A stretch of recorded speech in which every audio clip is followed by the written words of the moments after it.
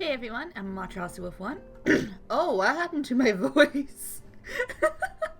Anyway, I'm Matrasi with one, and welcome back to. Well, now we are in post Heavensward.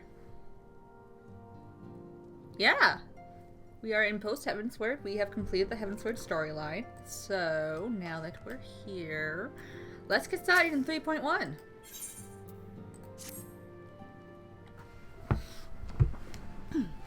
Fortuitous timing as always, Gaharu. Tataru was just about to brief me on the search for our missing comrades.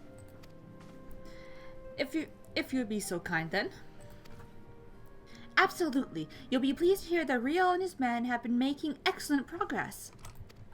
You remember how Flamin helped me escape the Crystal Braves in Limsa only to then disappear? Well, according to Rio, she crept aboard a ship bound for Rosat Han, where she's been hiding ever since. He assures me that it won't be long before we're reunited. As for Yida and Papalimo, the remains of their link pearls have been found, and in Pearl Lane of all places. Rio thinks he must have disposed of them after escaping from the Royal Promenade. Yes, that would make sense. They could not risk being eavesdropped upon by our betrayers. We're all but certain they fled the city shortly after, though we still don't have a clue where they went. I see. And what of Thancred and Minfilia? I'm afraid I've got nothing new to share about those two, but it's not all doom and gloom. The good news is we've enlisted the services of a Charlian scholar, one of the students of Baldessian, to aid in the search, who should be arriving any day now. One of the students, you say? I should very much like to meet this scholar, if time permits. But first we must attend to a more pressing matter, so Emmerich has summoned the two of us for a private audience. The messenger did not specify what he wished to discuss, only that it was urgent. Assuming you have no objections, Gaharu, I suggest we proceed to the congregation forthwith. And mayhap we can meet the scholar afterwards. Agreed? In that case, I think I'll return to the Forgotten Night for now. Things are liable to fall apart if I'm gone too long, you know. Sure, Tataru, sure they are. And yes, I did spend all my money on this glam I'm currently wearing. I have no regrets. Come, Tiny Alexander. Wait, where's the right? I went the wrong way. Of course I did. I have no sense of direction. Why would I go the right way? The Forgotten Night.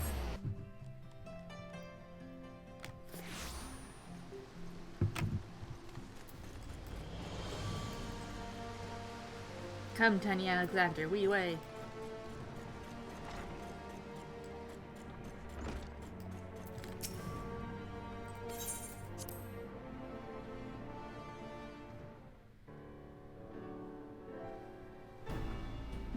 Hello, Emmerich.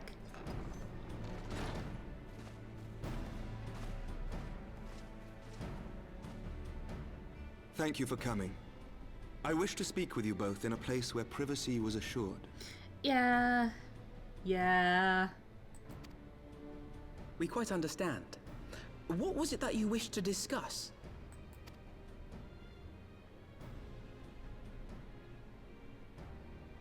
With my father's passing, the seat of the Archbishop lies vacant.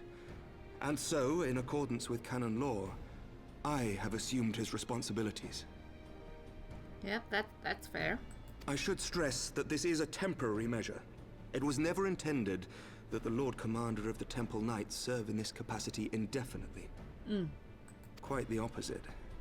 The statutes specify that I should surrender my powers as soon as a conclave of the senior clergy and the high houses have named a new archbishop. But in light of recent events, that would not seem appropriate. No. I confess I did not expect you to divulge quite so much quite so soon. The details of the Archbishop's plans, perhaps, but the true origin of the war and all it entails? I too had concerns. But when the Warrior of Light is witnessed returning to the capital upon the back of a dragon, one's options are rather limited. Sorry, Emmerich. Mayhap I could have concealed certain details, but for how long? And at what risk? Should the truth have come to light in the meantime, how would the people have viewed my silence? He has a point. He has a point. After 1,000 years of lies and secrecy, I could not well abuse their trust and hope to be believed. The time for deception has passed. I only wish the people agreed. That some would deny the truth I had anticipated, but not this many. And among the few who acknowledged that my father had to be stopped, no small number question our methods. Well, he turned himself into a primal, declared himself the God King of the world. What else was I supposed to do?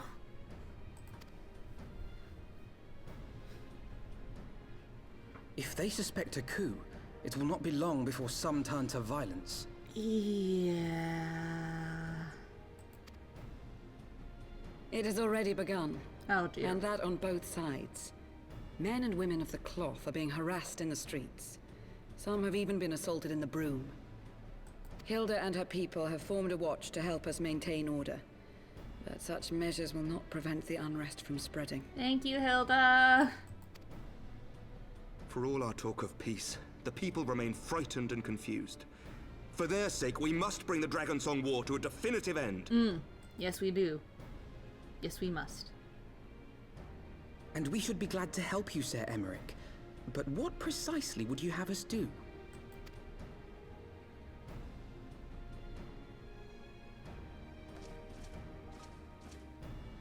We wish to treat with the dragons of Annex Trine. To that end, I would trouble you for an escort and an introduction. I mean, it would be a start.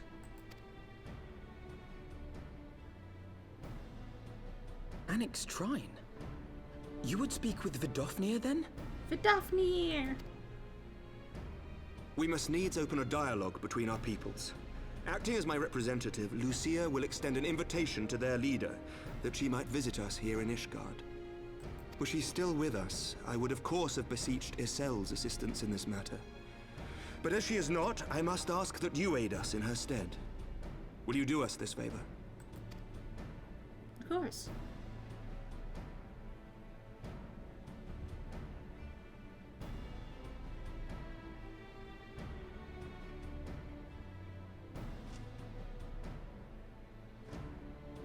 Thank you, my friends. Lucia, I leave the rest to you.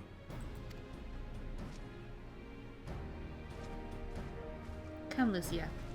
We will introduce you to dragons. It's going to be great.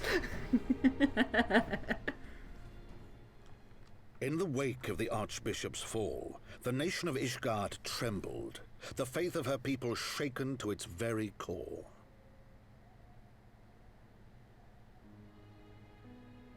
For 1,000 years had they fought and died, certain of the justice of their cause, only to be told that their holy war was born of the sins of their forefathers. What then for those brave men and women, thus stripped of their righteousness but to despair, to deny the truth and decry its speakers?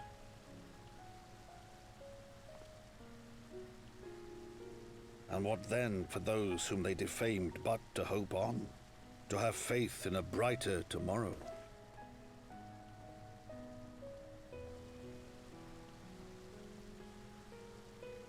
A tomorrow in which man and dragon might live together in harmony, then as distant as the very stars in the heavens.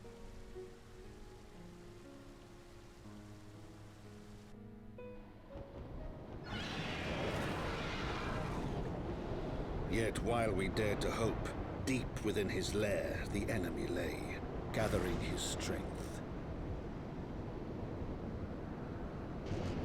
Nidhogg, now possessed of his 2 eyes and the body of the Azure Dragoon, prizes to which he had laid claim at the very hour of the hero's triumph.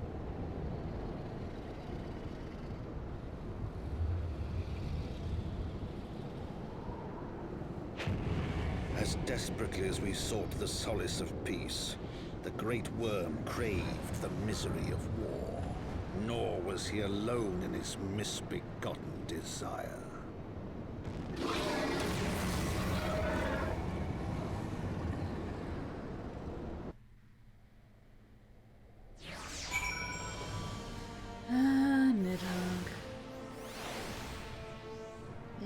Nidhogg. Nidhogg.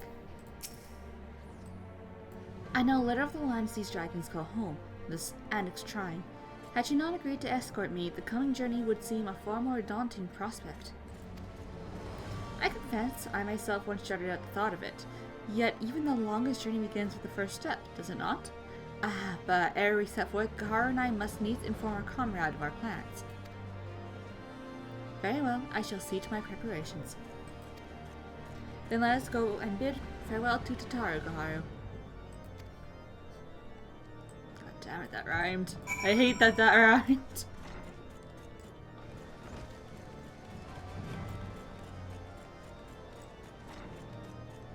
Tataru!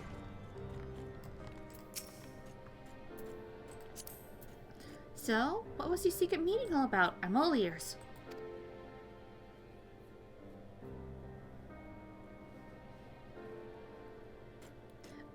A diplomatic mission to Annex Shrine, you say?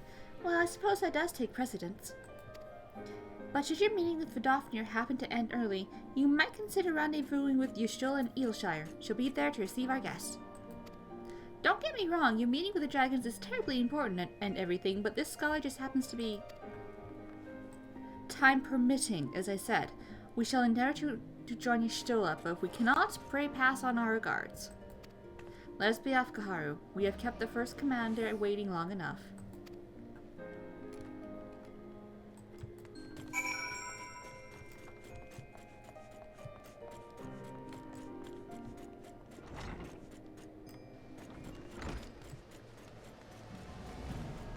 Lucia! You ready then? Good, so am I.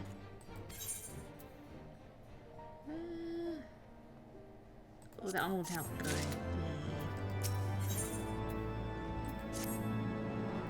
The path is long but known to us. From Falcon's Nest we shall cross the western highlands and make for Tailfeather in the Dravanian forelands.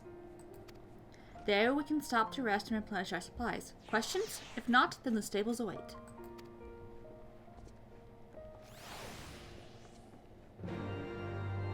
Teleport to Tailfeather.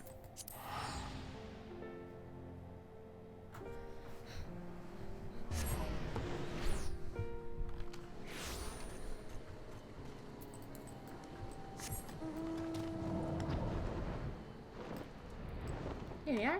Lucia! I always imagined that the first time I set foot upon Dravanian soil would be at the head of an army. And here I am, ready to treat with the brothers and sisters of mine enemies. For well do I know how difficult it can be to set aside the past.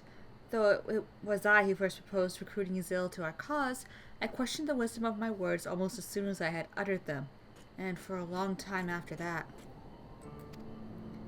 Here was a woman with the blood of innocence on her hands. Men, women, children, all slain in the name of the implacable Lady Iceheart.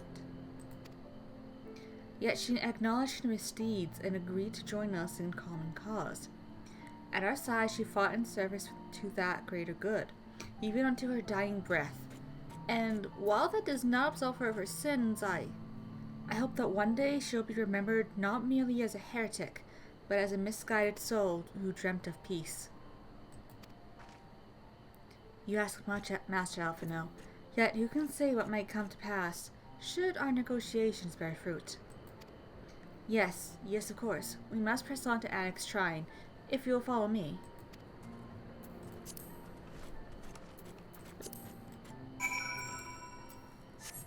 And going over here. I'm on a wolf.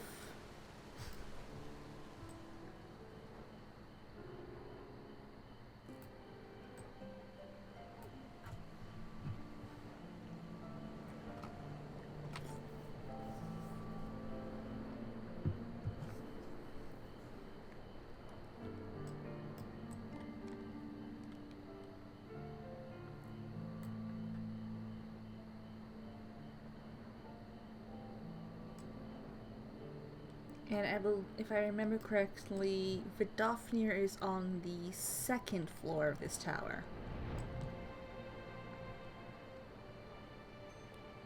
She would be in here. Yep, I remembered correct.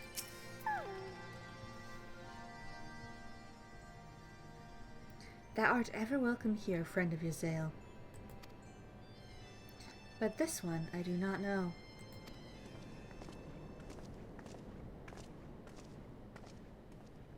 Pray forgive us this unannounced visit, Vidofnir. May I present to you Lucia, first commander of the Temple Knights of Ishgard, and our trusted friend.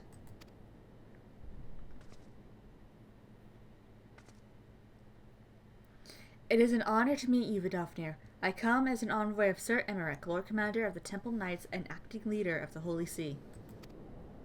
Indeed, you may speak, Knight. For 1,000 years, man and dragon have been locked in an endless cycle of bloodshed and sorrow.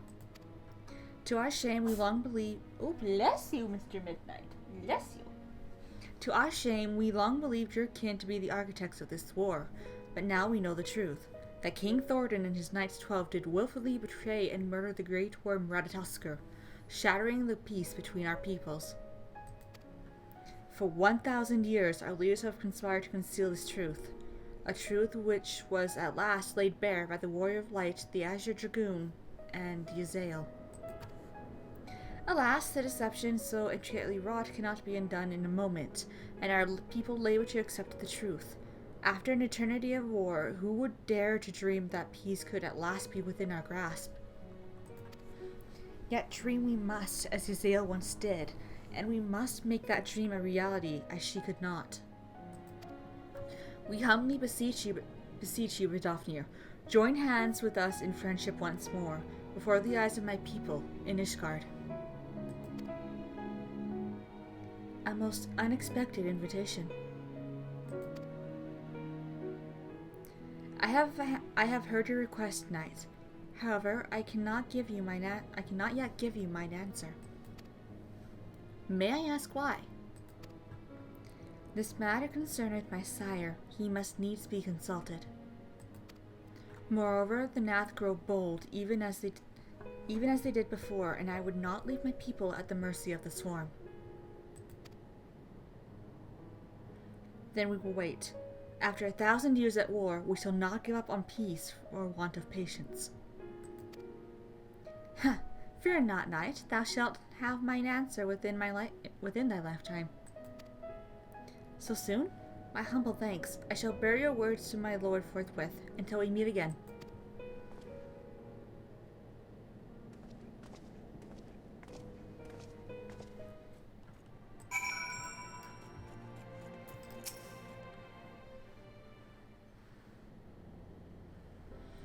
Given the circumstances, I would say that went rather well. To be frank, I am surprised her proposal was not rejected outright. Whether aught will come of it remains to be seen, however. Mayhap I should take this opportunity to speak with some of the other dragons. But you need not wait for me. The return journey holds no fears for me now. Well, if you have no further need of our services, we shall continue on to Sharlayan. We hope to welcome a scholar who has agreed to aid us in the search for our missing comrades. Then I pray your journey is as swift and uneventful as ours was, and thank you again for sparing the time to assist us, even with such grave matters remain unresolved. I think I can think of no graver matter than a 1,000-year war, one which our friends gave their lives to see ended. Suffice it to say, I would willingly make 1,000 such journeys to ensure that their sacrifice was not in vain. Of that I have no doubt, Master Alphino. I only hope the fates will not hold you to your words. Don't jinx yourself, Alphino.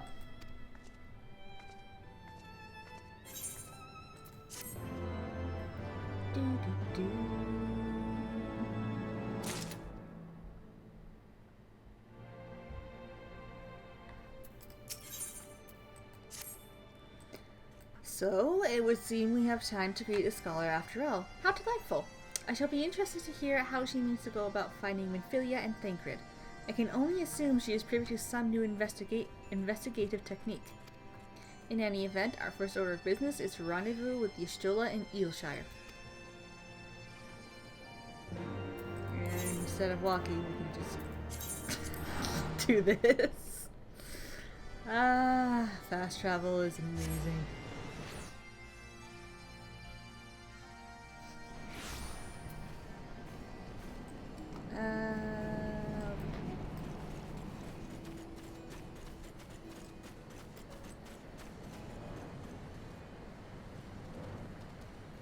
I don't often see people on those mounts. Ah, Gaharu, 'tis good to see you. I confess I had assumed your business in Annex Shrine would take you longer. Did your meeting with Vidofnir go well? As well as can be expected. She must discuss Sir Emmerich's proposal with Hirschfelger, of course, but she seemed amenable to the suggestion. What about Charlene Guest? Has she arrived? Midnight. I cannot see my computer screen. Midnight. I can't see the screen. Sort yourself out, please. She has, but when I explained that you would be joining us, she asked if she might use the intervening time to go explore. I agreed to meet Midnight. I agreed to meet her outside on Front Bridge. We should be on our way.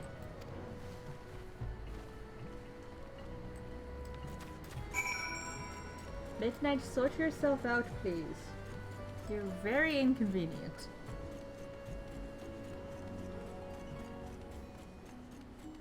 And by that, I do not mean lay on my arm.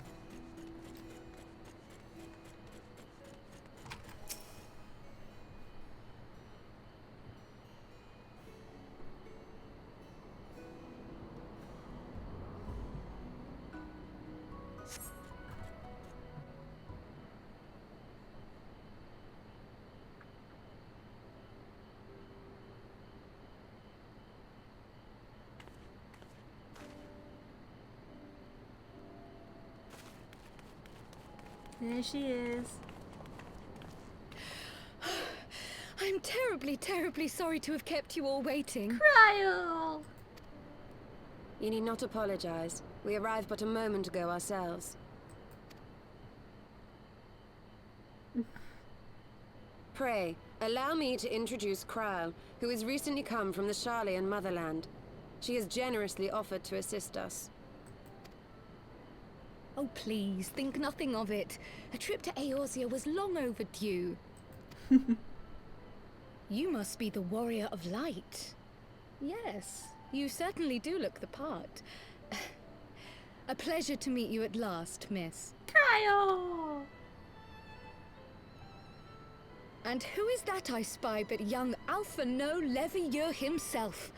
I dare say someone's grown an Ilmor too in my absence. Or are those lifts in your boots? We, Miss Kryle and I met at the Studium years ago. I shall forever be indebted to her for her sage guidance. It was no small task keeping him out of trouble, believe you me. The youngest ever to enter the Studium, him and his sister, 11-year-old prodigies. Suffice it to say, social graces were not among his list of talents. Striding up to his seniors on his first day, head held high. What was it he said again? Thank you, Kryle.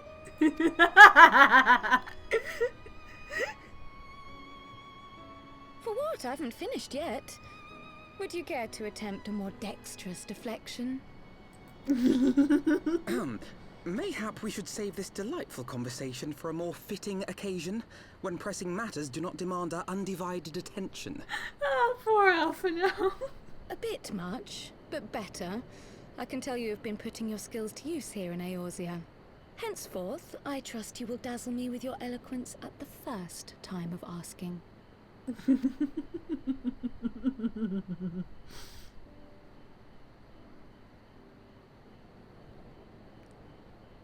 Right, on to more pressing matters. Finding Minfilia and the other missing scions. Yes. I gather you have new information to share with us. A new approach, actually. Tataru recounted the tale of your escape, and it gave me an idea. Simply put, assuming Thancred left some manner of trail when you whisked him away, as is almost always the case with teleportation magics, I am confident I can find and follow it. Then what are you waiting for? The wherewithal to do it. The fact is, my abilities aren't quite up to the task. Not in themselves, anyway. If I had Master Matoya's crystal eye, on the other hand... Then let us all call on her forthwith. I think it best that you explain your plan to her in person.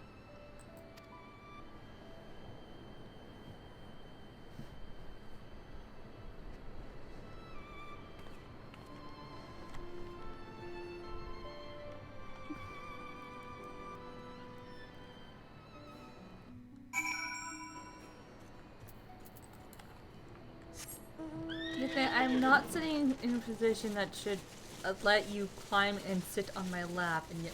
Midnight, get your paw off the keyboard. Don't you push the keyboard away, I need that.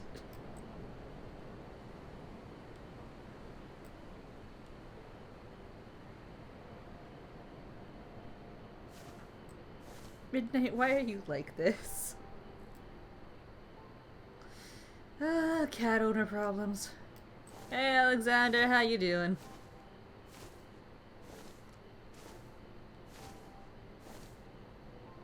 Look at you, cute. But you're kind of being an asshole right now, Midnight.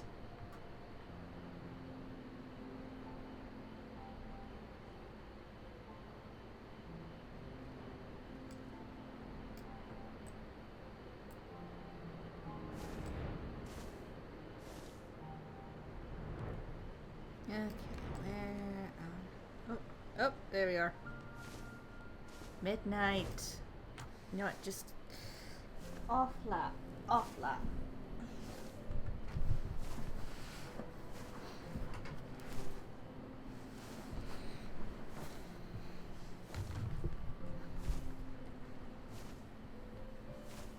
There we go. Cryo! You did say we were headed for a cave, did you not? Because I certainly don't see a cave nearby. Is Master Matoya meeting us on the way or something? You'll see, Cryo. I have heard many stories of Master Matoya. Some quite flattering, others less so.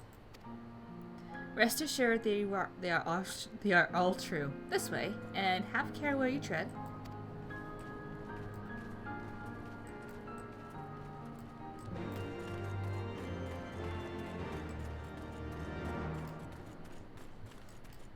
Let's go inside.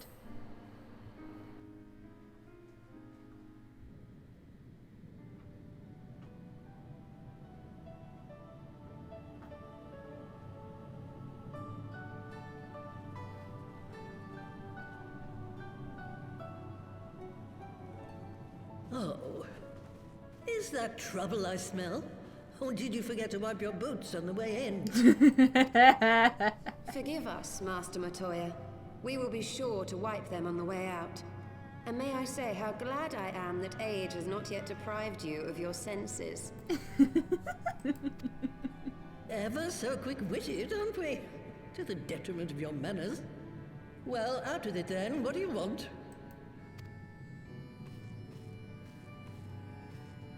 Pray, allow me to introduce myself, Master Matoya.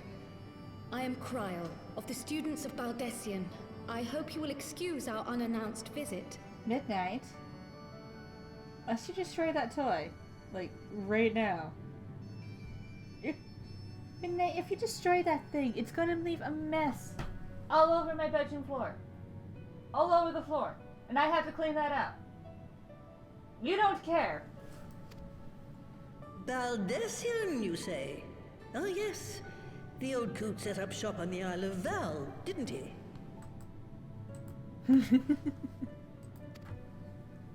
Regrettably, our order's headquarters and the isle itself were obliterated by a magic of immense power. I have the blessing of light to thank for my own preservation. Cryle, you too possess the Echo.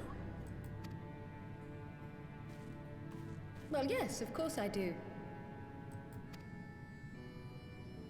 Our order is devoted to uncovering the mysteries of Hydaelyn and interpreting her will. particularly through the study of her gift to us. It was in the course of these studies that I met and subsequently befriended Minfilia. She and I have rather a lot in common. I had no idea. You weren't supposed to. Not that I wanted to deceive you, you understand, but precautions had to be taken. Yes, yes, that's all well and good, but you still haven't told me why you're here. Missy. The students of Baldessian are gone, and there is naught I can do to change that. But the scions of the Seventh Dawn can yet be restored, and my dear friend found. You have in your possession an ancient crystal of light, one you call your crystal eye. I believe I can use it to focus my abilities and locate one of the missing scions. And there I was, thinking you might want to make use of my years of experience. Oh, wait here.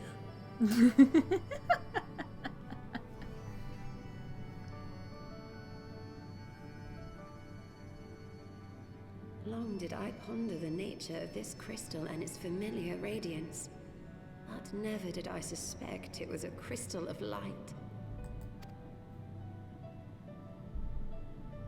On the cusp of an umbral calamity, souls blessed with the power of the Echo invariably appear. To aid these, her chosen warriors, Hydaelyn bequeaths to each a slither of her strength in the form of a crystal of light. This we know. I have like 6 of them. But as her strength wanes, so too does the potency of her gifts.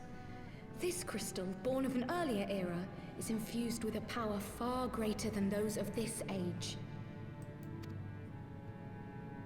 You could travel the length and breadth of the land and not find a crystal even a fraction as pure. Its value is beyond measure, as are the risks inherent in its use. No two manifestations of the Echo are alike. I, for example, can converse with beings of every shape and size, excepting beasts, contrary to what others would have you believe. Language has nothing to do with it, of course. Rather, I am sensitive to the whispers of the soul. Their intent, their very essence even, the traces of which serve to guide the elementals to Y'shtola. Far-fetched though it may sound, I believe that with your crystal eye, I may be able to pick up where they left off and follow the remaining trail to Thancred. That is, if I have your permission.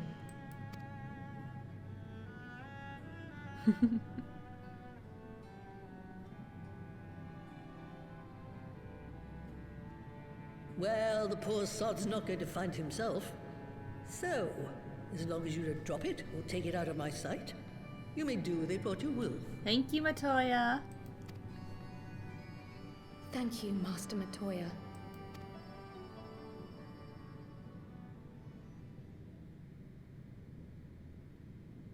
Then let us begin.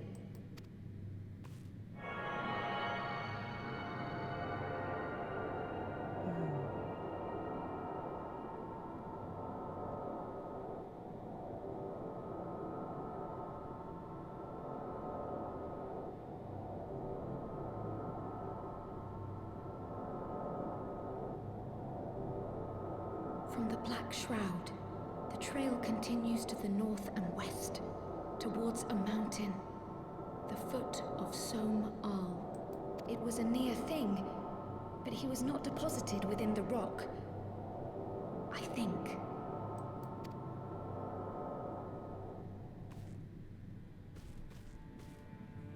The Hunters of Tailfeather know those lands well. I say we begin our search there. Good idea.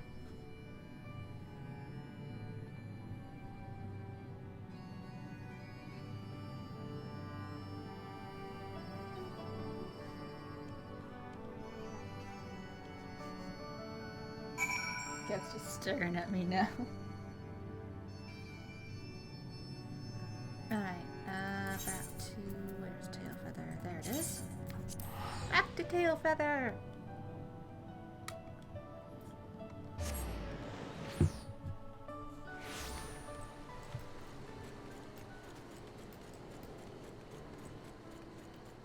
myself a no.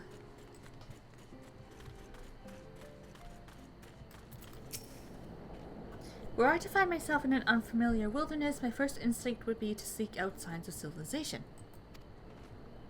Ordinarily, perhaps, but in his wounded state, he may not have wished to risk contact with strangers of unknown allegiance. Yet even had Thancred chosen to remain in the forest, the hunters would surely have stumbled across his trail. Tailfeather doesn't strike me as an isolated outpost, though. Merchants and traders pass through reasonably regularly, do they not? In which case, we'll need to provide a more detailed description when we question the locals. Fear not, Krell. I have already prepared several sketches of Thancred for that very purpose.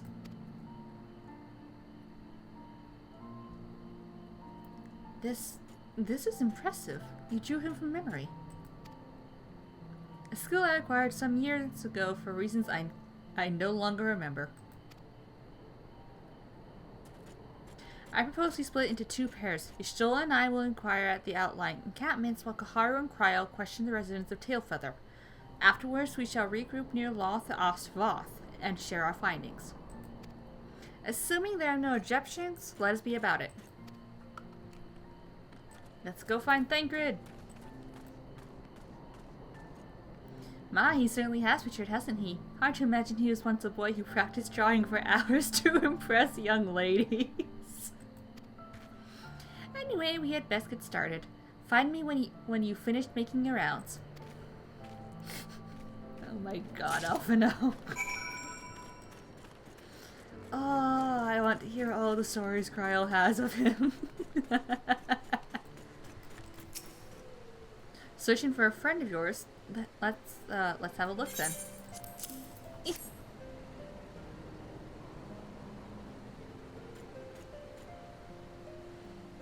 No, ain't seen him around. Sorry. Aw. Okay.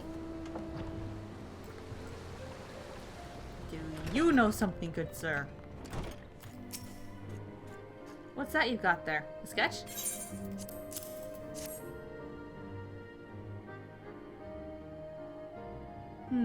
Can't say I know the face. You say he's something of a warrior? I heard a tale the other day about a Hurrian vagabond who brought down a bandersnatch by himself, and with style. Way they tell it, he was dancing with the beast like it was the bell with the bleeding ball. Sound like your man?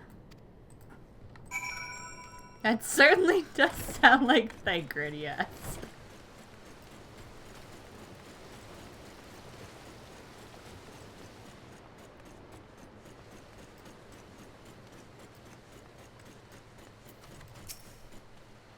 Huron man. We're not exactly rare, you know. Could you be more specific?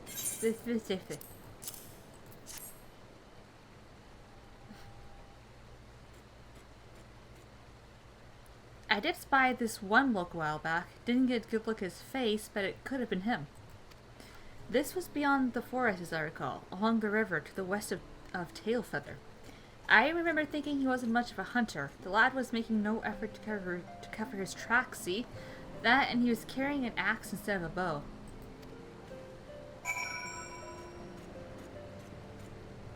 That doesn't sound like Thancred at all.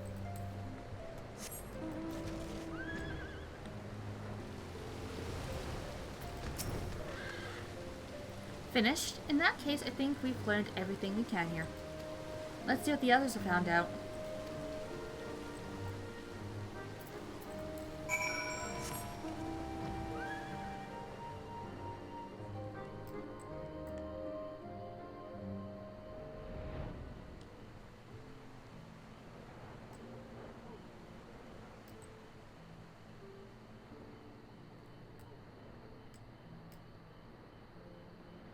There we go.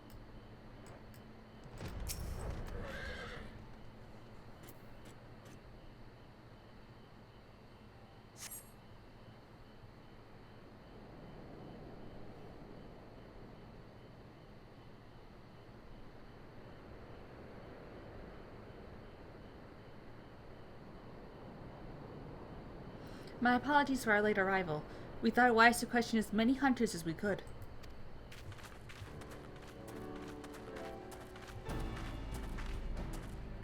Many have made camp in inaccessible locations, ideal for hunting game, not so receiving visitors. That is correct. Nevertheless, our time proved well spent. There have been countless sightings of an exceptionally capable Huron hunter with whom no one is familiar. Though no chance to see the man's face, his height and build match Thancred's description, as does his fighting prowess.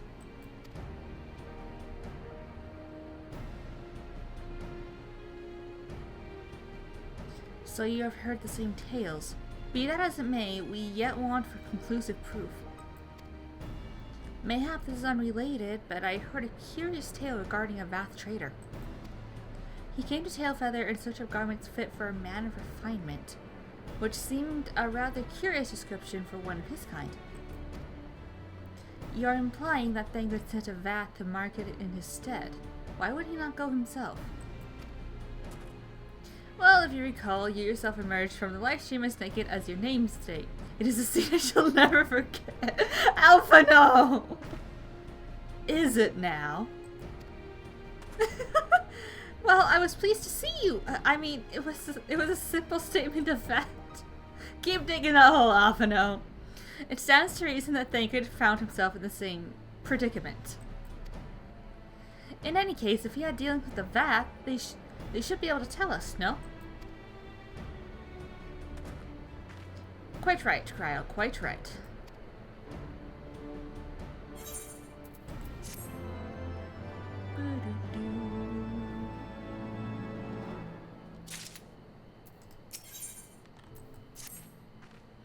Well, what are we waiting for? For all we know, Thancred could be waiting for us in Loth Ast Vath. We must go and see the Vath right away. Come along, everyone, come along.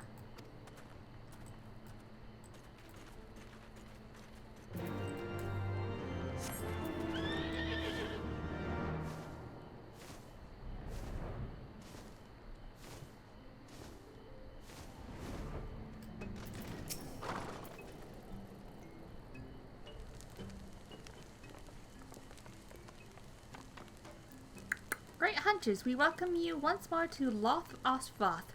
What do you seek this day? We seek a man with whom we are told you may have had certain dealings.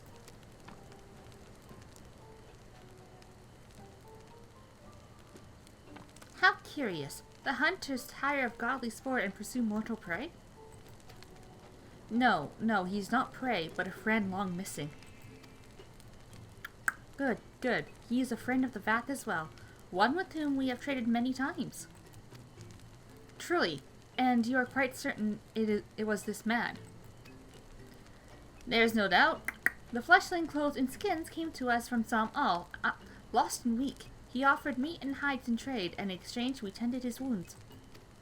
He brought us much flesh, so skilled a hunter he was. Much flesh. When he asked for garments, we were glad to provide them. And where is he now? Gone to Loth Ast Nath, not long ago, when he heard the One Mind had summoned our god once more. Oh, god damn it. Ravana is returned? Rodolphine did say the Nath had grown as before. But what could Thancred hope to accomplish by himself? Honored Elder, we thank you for your help. Would that we could repay this kindness ere we depart, but we must hasten to our comrade's side. Go, great hunters, lest the Nath claim him as a sacrifice.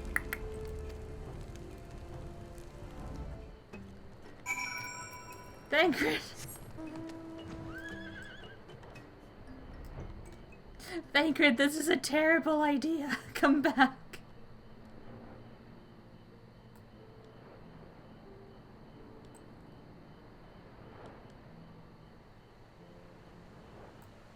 Thancred, this is a terrible idea. Come back. Oh, good lord.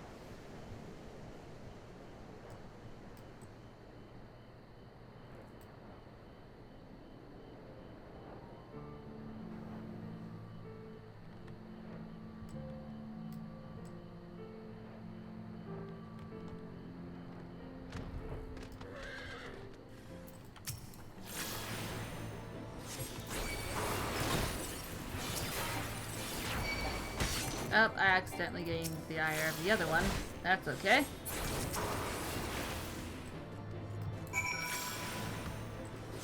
Go away. Thank you. Goodbye.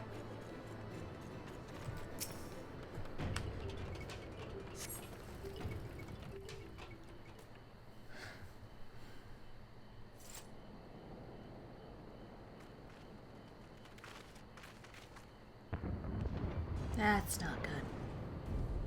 Who else could be? Thancred. It could be Thancred. We must hurry.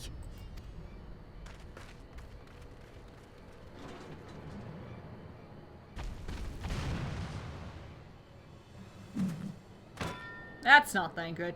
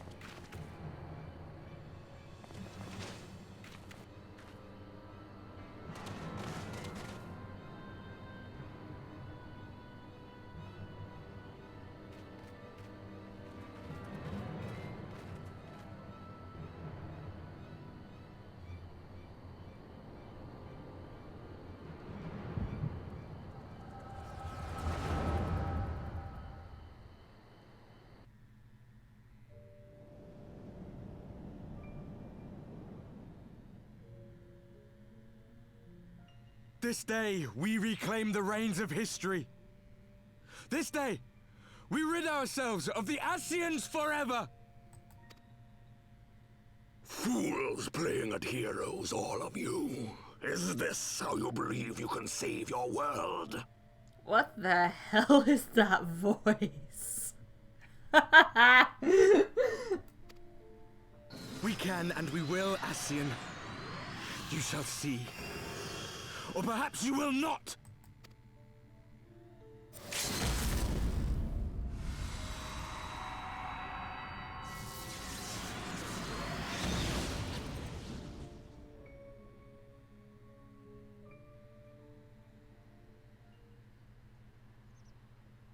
So you are the warrior of light, the savior of Eorzea. Yes, that is me. Hello.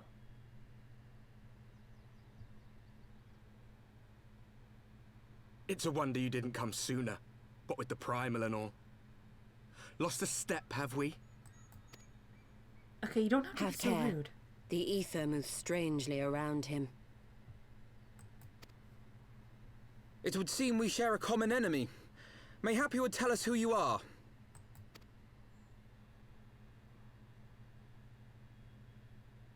Shall we show them?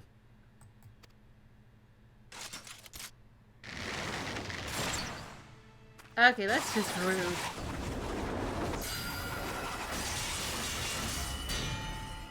Good save, Yashilla. Okay, ow.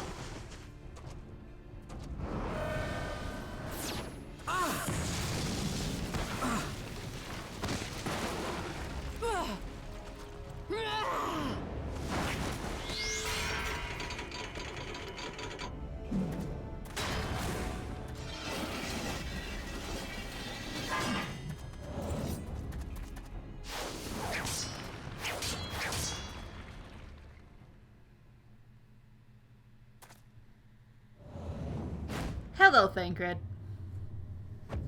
It's been a while. It's been an entire expansion since I last saw you.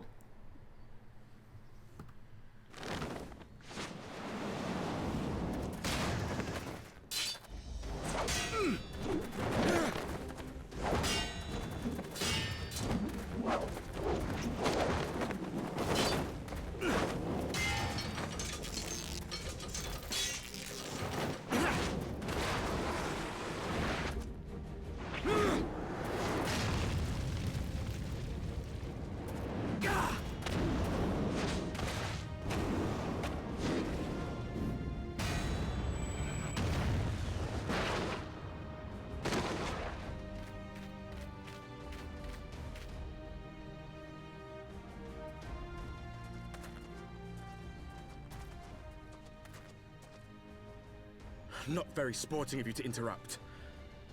But so be it.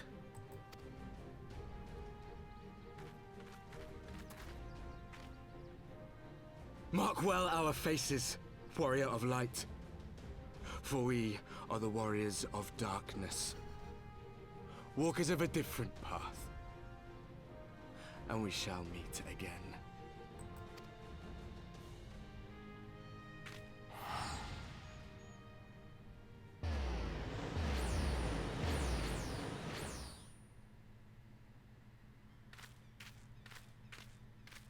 Warriors of Darkness?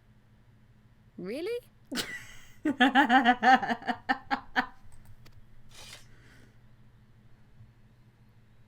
Hello, Thancred.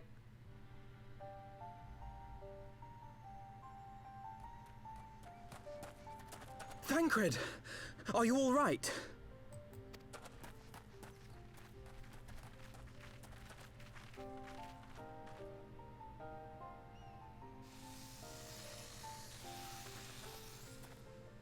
Pleasantries can wait. I'd rather not be here when the Nath arrive. Agreed?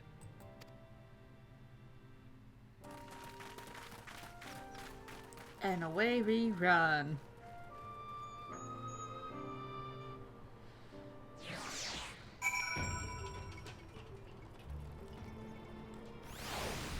Thancred! Oh, I miss this model so much. Suffice it to say, our reunion was not at all as I pictured it. Waiting until the last instant to join the fray. 'Tis plain you have not lost your appetite for the dramatic.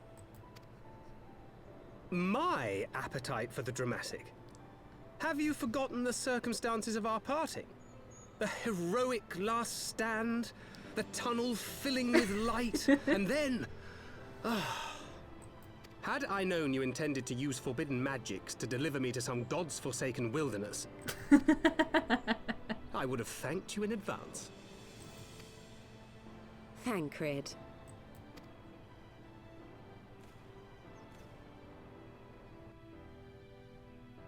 If nothing else, you might have warned me that I would emerge from the live stream in the altogether. Stupid nutkin. Eventually, I managed to fashion knives from some obsidian I found, and set about hunting for meat and hides. Given that I'm not all that skilled in leatherworking, it's probably for the best that I met the Vath before I was reunited with you. Stupid nutkin. So you were the fleshling clothed in skins of whom the storyteller spoke? A description which fit me as ill as the skins themselves. Happily, I was able to trade with the Vath for garments better becoming a man of refinement. From them, I learned of Ravana, and of the great warrior who had once laid him low. Oh, yep, that would be me. Hello. And thence did you conclude that were you to track the Primal's movements, it would surely bring you into contact with the Scions once more. It seemed a reasonable assumption. I could think of no one else with your enthusiasm for slaying beastmen gods. Until now, that is. Yeah. Ah, yes. The self-proclaimed warriors of darkness. 'Tis only fitting that they stand in opposition to the warrior of light, I suppose. Yeah, it does.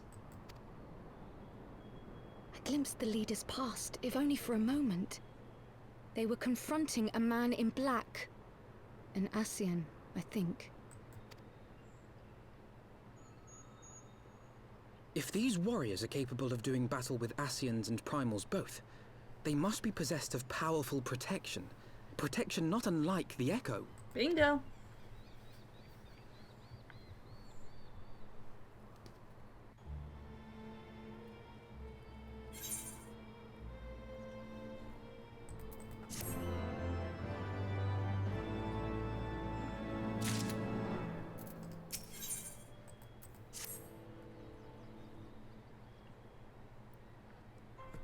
Blessed with the power of the Echo and driven to put down primals, Despite his declaration that they walk a different path, I struggle to see how their goals conflict with ours.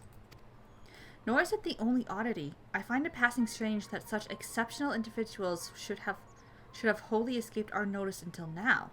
Surely we would have heard rumors and attempted to recruit them to our cause. Arca knows such adventurers, and I would not soon forget their like, nor would any of us, I think.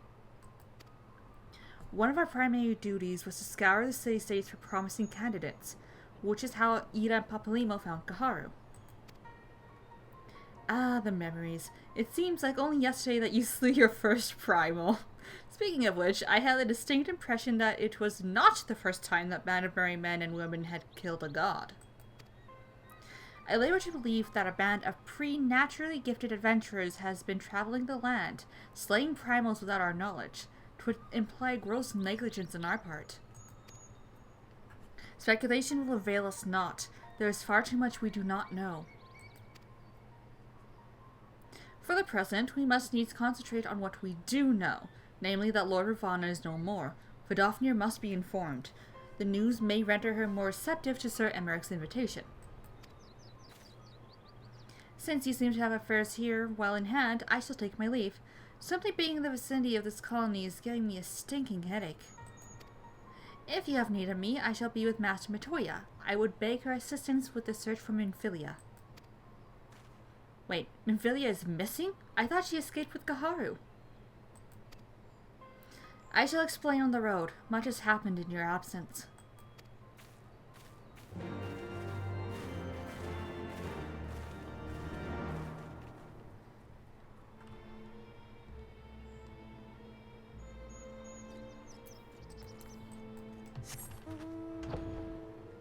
Yeah, a lot has happened since you've been gone, Thancred. We killed the Archbishop and his knights.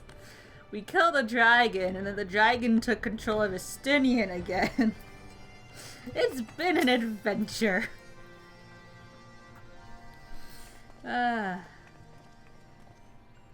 had not thought to see thee again so soon, mortal. If thou seekest the night, know that she hath long since departed for Ishgard.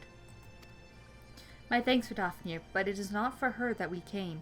We bring good tidings for you and yours. Lord Ravana, who had been summoned by the Nath, has been laid low again. Truly, once more you mortals have succeeded where mine own kind did fail. You have our deepest thanks. Would that we could take credit. The god fell by another's hand. Another? Revelation upon revelation. Regardless, it is cause for celebration. The Nath will have no choice but to withdraw. But to another matter, I have tidings for thee as well. Regarding the Ishgardian's invitation? As promised, I brought the matter to my sire. Hearken to his answer now. For 1,000 years I have mourned my beloved, who gave her life to forge a peace between thy king betrayed. Such was my lot until a child of Ishgard came unto me. For want of warmth she wrapped herself in a dream, yet the world will remember her deeds. For truth she fought, for justice she sinned, for redemption she sacrificed and became as light. To follow one's heart, to have faith in one's convictions, be it for weal or be it for woe, such is the folly and the glory of man, and of dragon. He hath entrusted the choice to us, and we have made it. We will keep faith with you who walk in the light. Then you accept Sir Emeric's invitation. Let it be known that I, Vidofnir, shall journey onto Ishgard on behalf of my people. We are honored to receive your answer, and will convey your words to our allies without delay.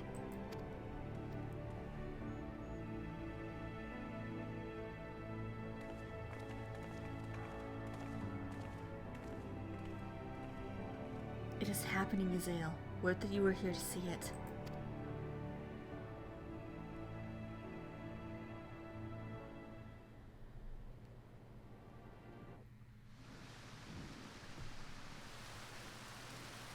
Oh, it's raining in Ishgard for once, not snowing.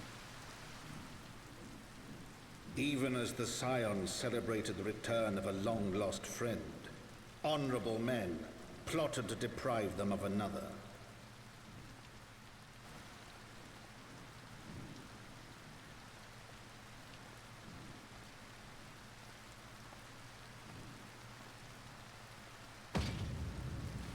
Honorable men, to whom Sir Emmerich was no hero, but a scheming patricide.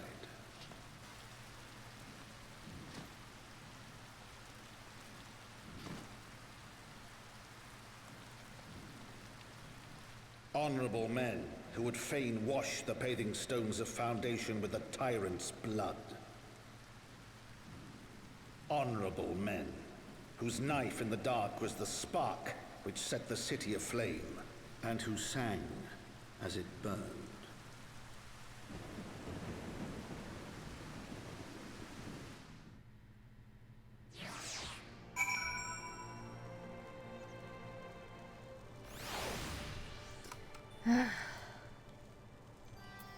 Add to foundation.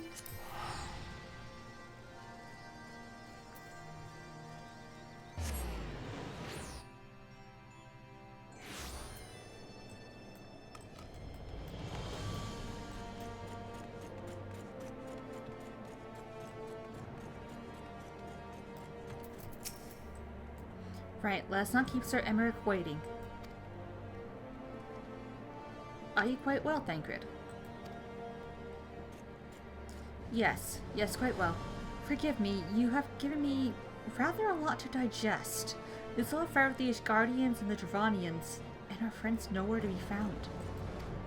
'Twould seem there's no end to our troubles. We cannot face them head on, one at a time. For now, we must apply ourselves to our allotted tasks and leave the others to theirs. Remember, Thancred, we found you, as they found me. In time, we will find Ida and Populimo and Minfilia as well. These troubles will soon be but a memory, one which we'll look back on together. Pray, do not misunderstand. I do not mean to imply that it would be otherwise. I merely wish that I had rejoined our grand adventure at one of its more triumphal moments. Despite your recent accomplishments, the mood here is less than celebratory. But I have no doubt that we will enjoy many more glorious victories soon enough, and you may rest assured that I will play my part in them to the very hilt. I know you will. So then, to the congregation.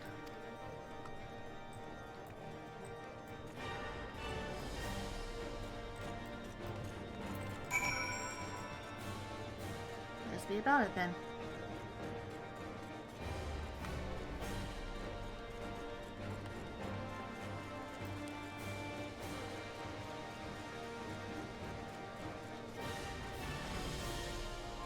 Lucia, hello. Oh, there's a Hilda here too.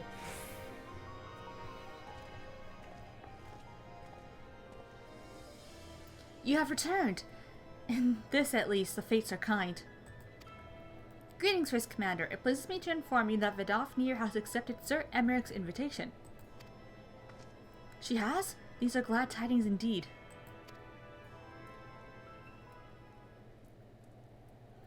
Or that the Lord Commander were here to hear them. Ah, is he otherwise engaged? Aye, sleeping off a knife to the gut. What? What happened? Will he live? The Chirurgeons tell me he will make a full recovery, but had Lord Enmont and Lord Artoral not been on hand when the assassin struck, he would not have been so fortunate. For a mercy, they subdued the fiend before he could land a telling blow. The attack was just the beginning, though. Not long after, buildings all around the city, including several of ours, burst into flame. Bastards caught us completely by surprise. We've been dousing the fires, but for everyone we put out, it seems like 2 more start up. Casualties are mountain, especially in the Broom. To explain, these fires were started by the assassin's conspirators. Until they have been rounded up, there will be no end to this. Will you help us find them? Well, duh. Then let us be about it. People should not be setting buildings on fire. That is a terrible idea. Oh yay! I leveled up. I can't do my class quest because I'm not in Stormblood yet, so there.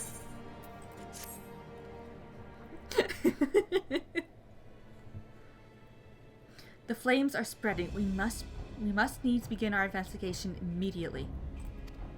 Witnesses must be found. Suspects must be identified. Have you been able to determine the precise locations where the fires were set? Mayhap there is a pattern. If there is, we have yet to discern it. Fires have been reported throughout the city, both in the pillars and foundation.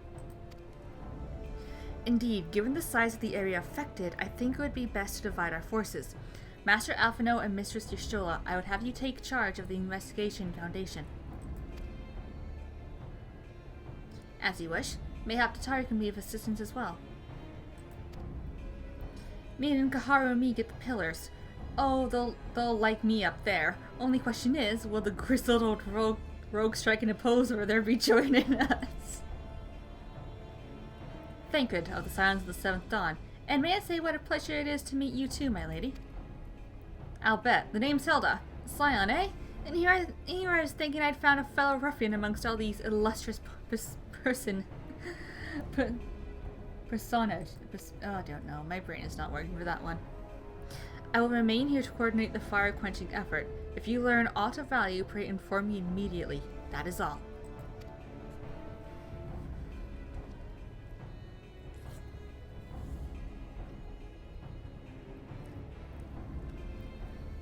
While we could begin by sifting through the charred rubble and questioning random passerbys, in my experience, every town has at least one individual who can be counted on to know things he or she should not.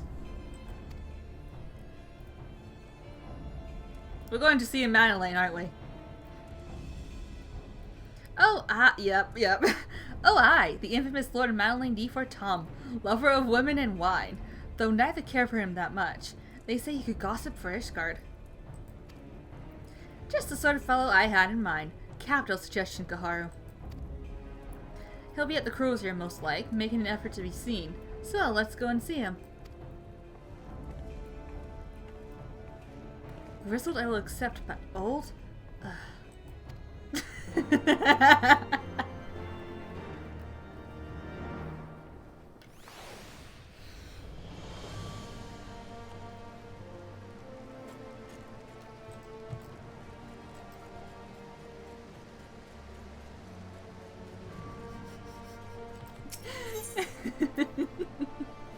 Ah, thank you. It's nice to see you again.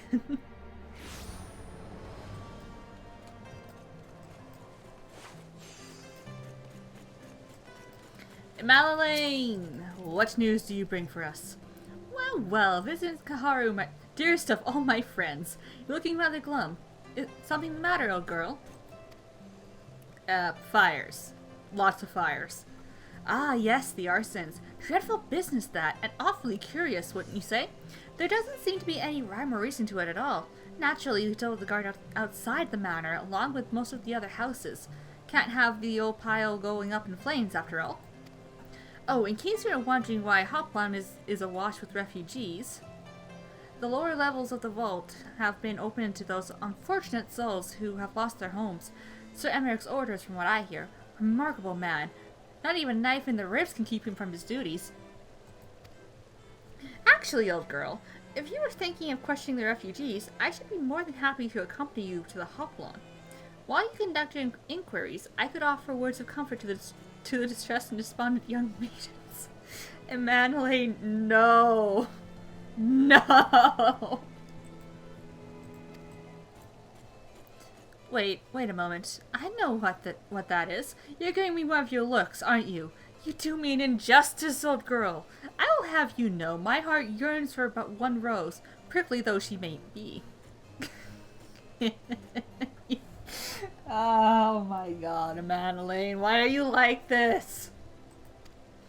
I sense you remain unconvinced. Very well, if it will help prove the purity of my intentions, I shall gracefully rescind my offer. Now run along and catch those arsonists.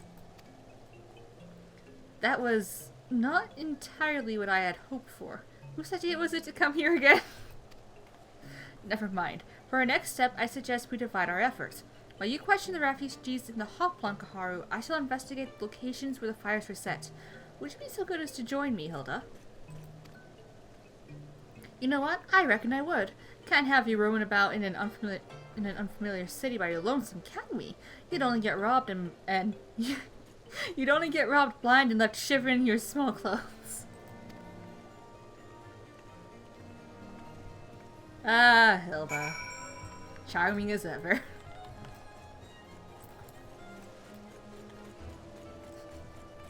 Charming as ever.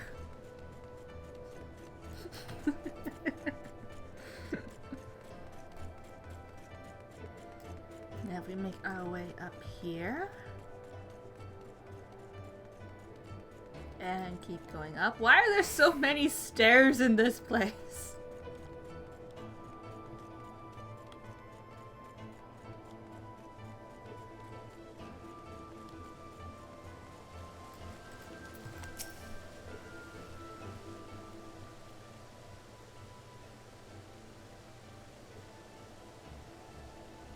Come, my brothers and sisters. There is food and shelter enough for all in the Basilia.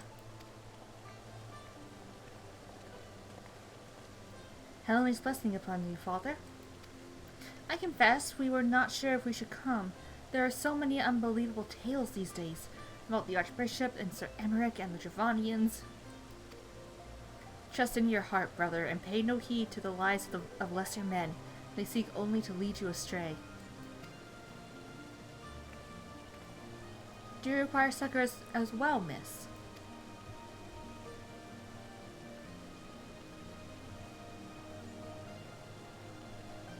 So the Temple Knights have begun their investigation at last. Good. This madness has gone on far too long. Would that I could do something to aid you in your search, but I have a duty to these poor souls.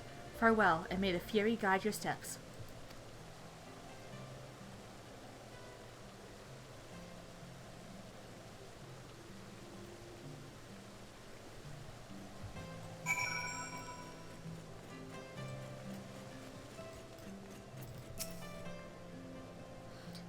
There's the man with a satchel. I saw him kneeling outside the window, and then there was smoke everywhere, and it was so hot and I couldn't breathe.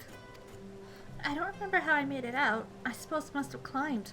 Maybe my arm is getting better after all.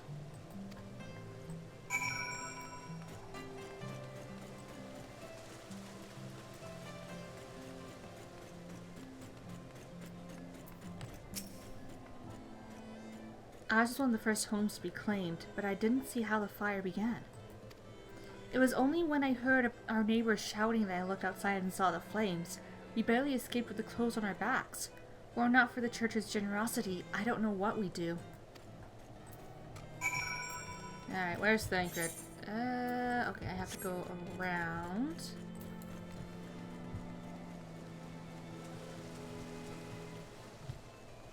Go around.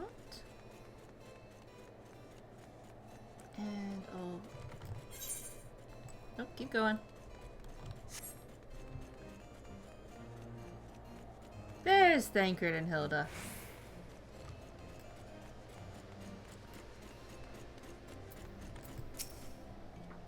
Ah, there you are. Anything to share?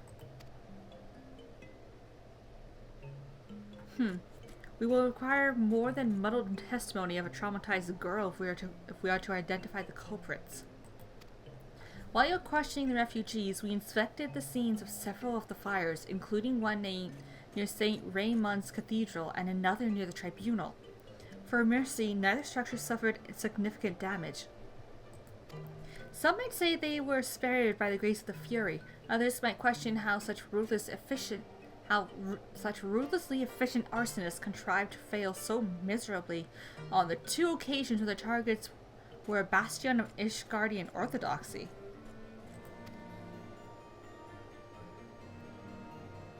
Nothing conclusive, of course, but it does give one cause to wonder. Alphinaud will doubtless have an opinion. Okay. To the broom! Why are there so many stairs in this place?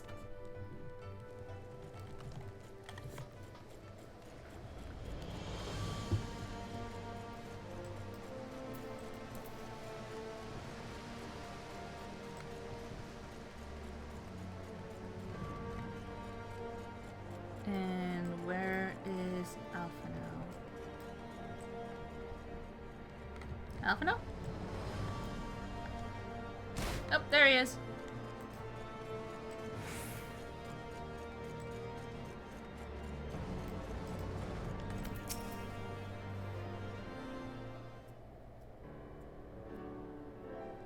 Silence will avail you not, sir.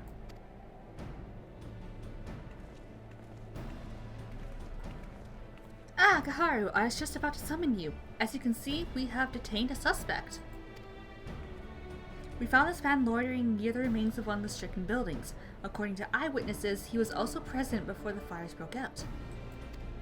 We wished to have words. He did not, so we insisted.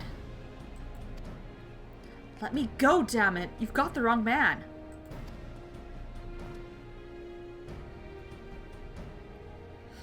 My, but you reek of oil. And all those burns on your hands. An occupational hazard, I suppose. But tell me, does arson pay well? I'm a victim, you imbecile. Look at me. Aye, that you are, after a fashion. You should know that your pious patron has already spun us a delightful yarn about how his pet mongrel slipped the leash and set about burning half the city to the ground.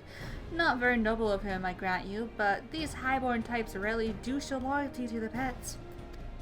In fact, he called you Rabbit and begged us to put you down. But that's bollocks! He's the one what told me to keep going!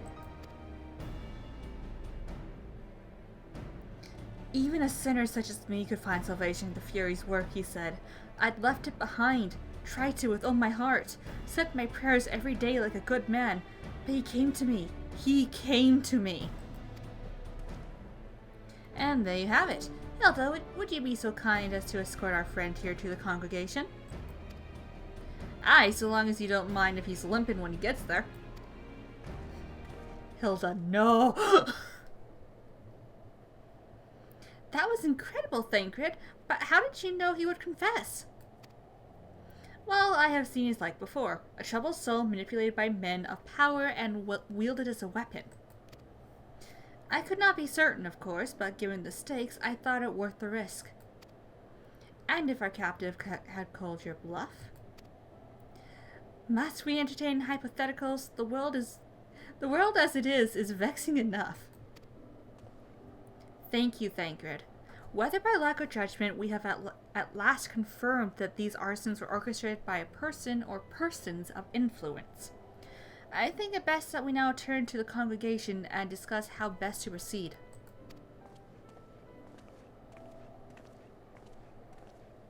Thanks, Blackie.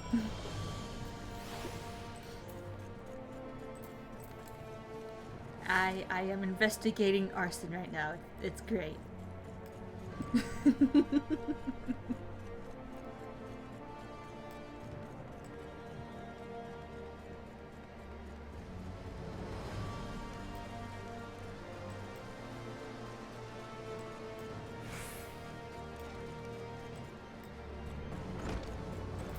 Lucia, I have come again. I return with more information.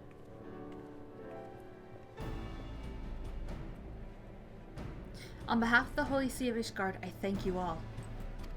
The man you apprehended is being interrogated as we speak, though he fell silent upon realizing that we had not turned his master. He will soon tell us what he knows, one way or another.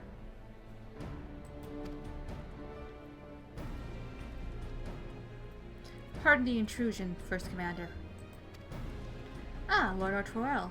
Are you come to see your father? He is attending Sir Emmerich in his chambers at present. I am. He bid me bring this salve. Then do not let me detain you, and thank you for your kindness, my lord. In times of trouble, every man must do his part. Would that I could do more.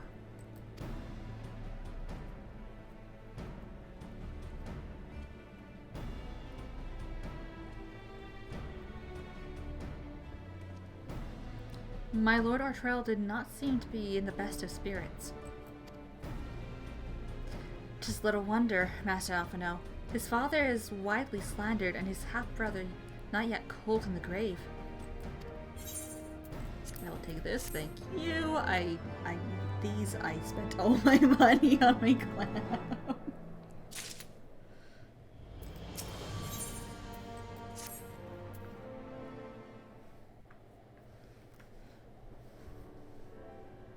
I do not mean to diminish our accomplishments, but until we identify the ones who ordered the fires set, our work is far from finished. That is correct.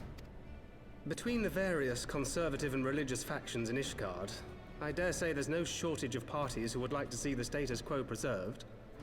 Do any likely suspects spring to mind? Far too many to count. Emmerich! You're on your feet. Lord Commander, your wounds. Are healing well. Thank you. Time is of the essence. Lest we forget, these men would sooner put their own city to the torch than see it change. When our enemies learn that we have apprehended their arsonist, there is no telling how they will react. Yeah.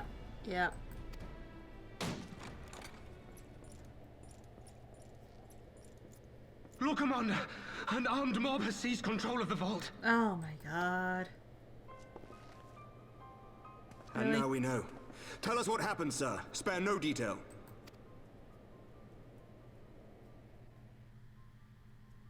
We were directing refugees into the Basilica, as you ordered, when all of a sudden, men brandishing weapons were all around us. It happened so fast, my lord. We had no time to respond. They've taken the refugees hostage and barricaded themselves inside the vault. And they sent you to deliver their demands. They, the true brothers of the faith, demand that a conclave to select the next archbishop be held forthwith. Furthermore, they declare that you, Lord Commander, are guilty of patricide and high treason, and that you must surrender yourself at once to receive of the Fury's judgment.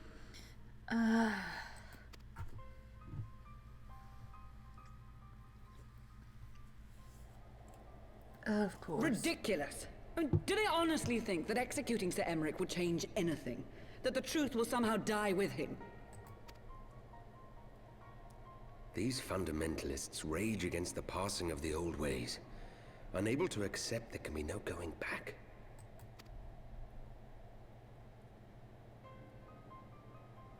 Given the fanciful nature of their demands, a peaceful resolution does not seem likely. If the hostages are to be rescued, it will be by force, I fear. Agreed. Lucia, take a contingent of knights and establish a perimeter outside the entrance. At once, Lord Commander. Hilda, I need your people out in force throughout the Broom. When word spreads of the situation, the friends and family of the hostages may try to take matters into their own hands. I will not give these militants more targets.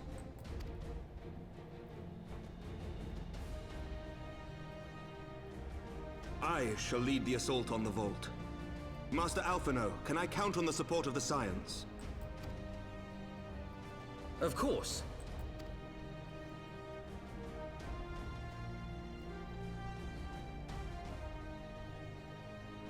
We are in your debt. I shall join you as well, Lord Commander.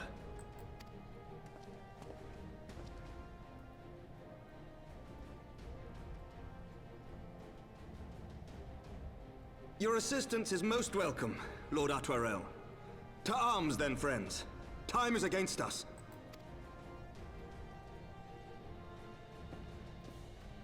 Alright, back to the vault.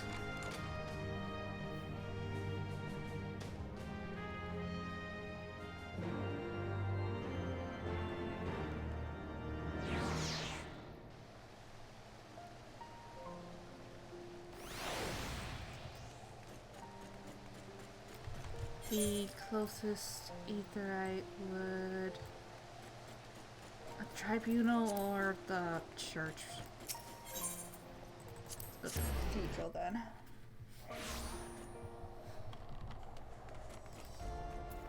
Oh, not into the cathedral. I have no sense of... No, where am I going? I'm going over here. I have no sense of direction, okay? I have no sense of direction.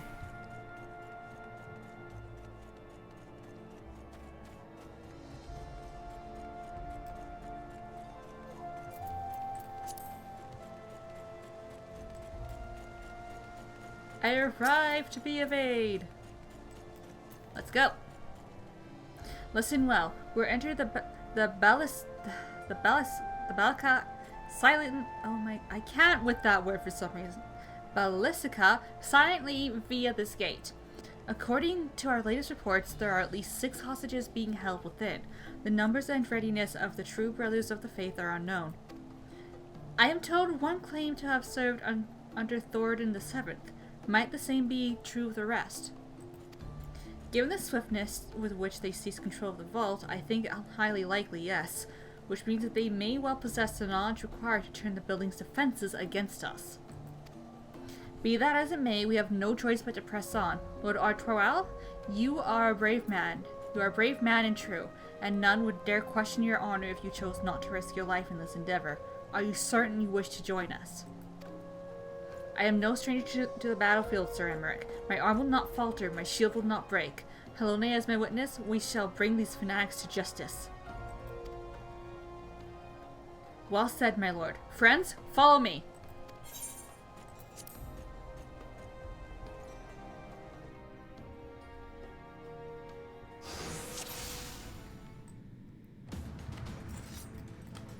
Let's go! Saving the hostages. Okay.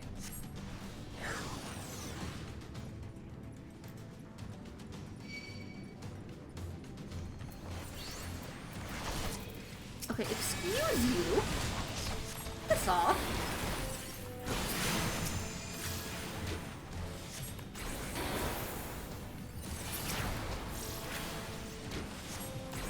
Bah!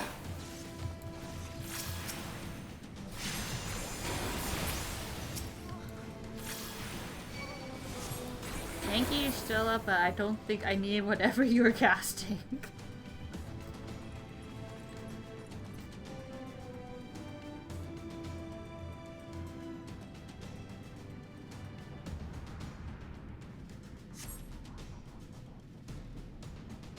Oh, that's just lovely. Artroel, you need some no, Artroel, come back! I need to heal you! That's good enough.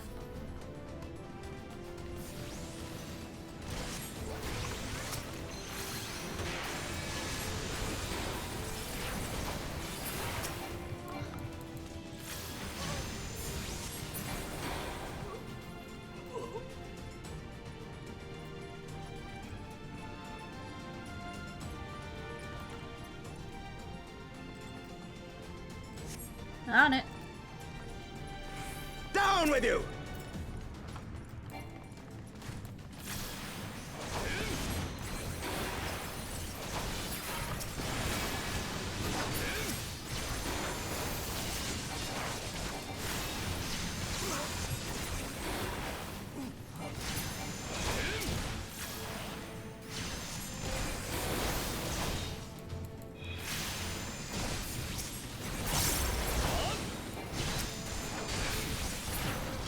Go.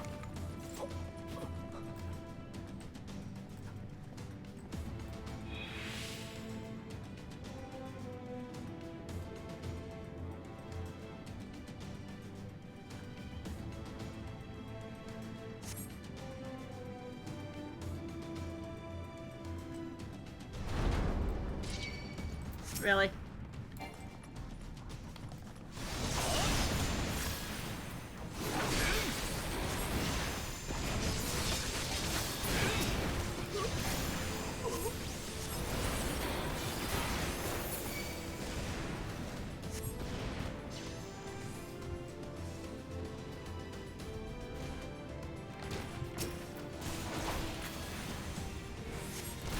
You underestimate me!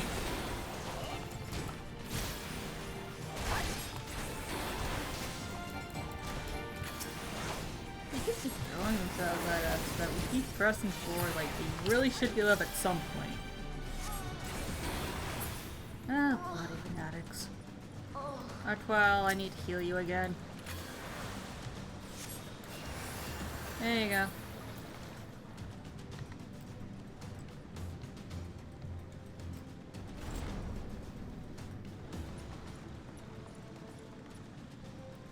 So Simeon, lay down your arms and release the hostages, and you will be shown mercy. I give you my word. Ha! The word of a heretic and kinslayer. I would sooner trust a dragon.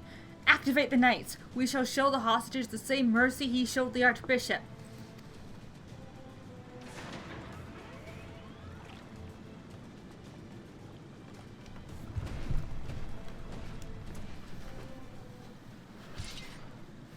Unlike you, Sir Emmerich, I am a man of honor. By my hand you shall receive of the Fury's judgment. So it is to be a trial then. Lord Artrell, Kaharu, leave us and save the hostages. I will deal with Sir Simeon.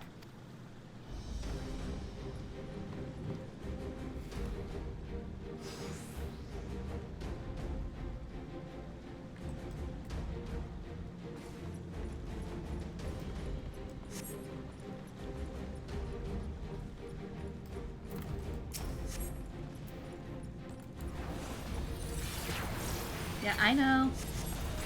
Why do you think I started moving?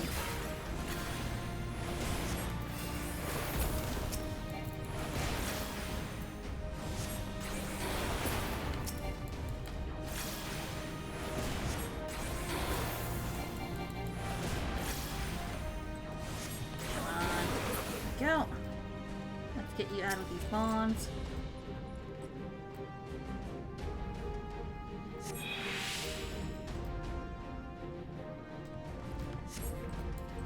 Over here.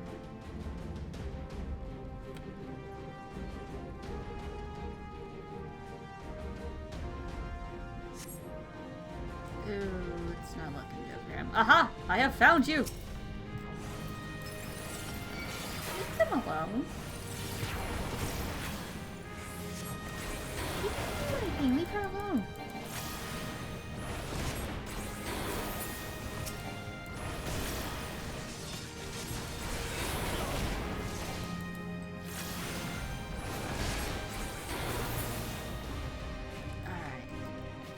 You out of this.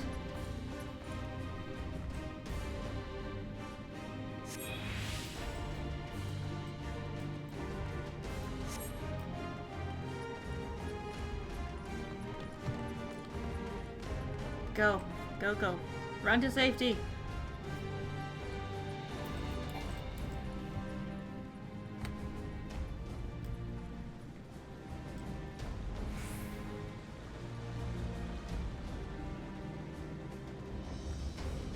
Emmerich, your health. This is why you don't deal with things alone. It's a good thing I can heal you.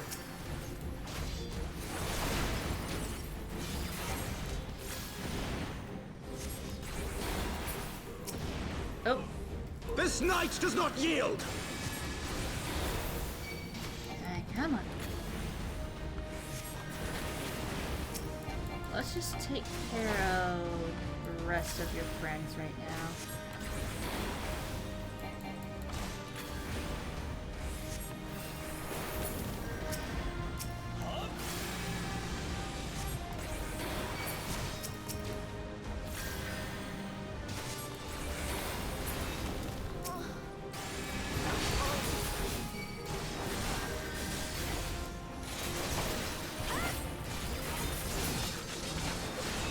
There we go.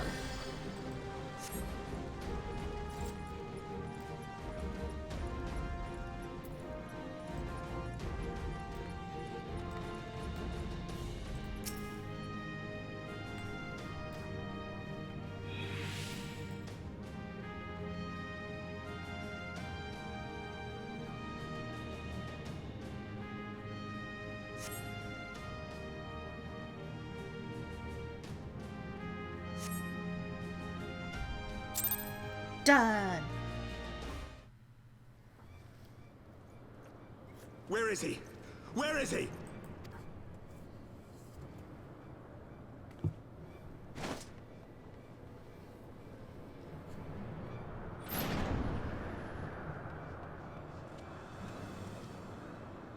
Really? Really? This is what you do? Come no closer!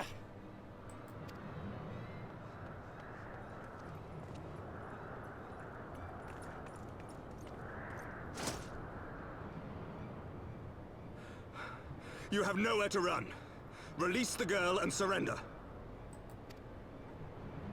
Surrender to whom? The blasphemer who throws wide the gates to our enemy? Who breaks bread with him and calls him brother? Ungodly swine! I would sooner die than surrender to you. Oh my god. Why Is are you it like godly to spill the blood of an innocent child? To burn the homes of your brothers? Tell me, priest, is that godly? That is very much not godly. What the hell are you doing, you stupid ass priest? Do not speak to me of godliness, heathen! Your father's blood is on your hands, as is hers!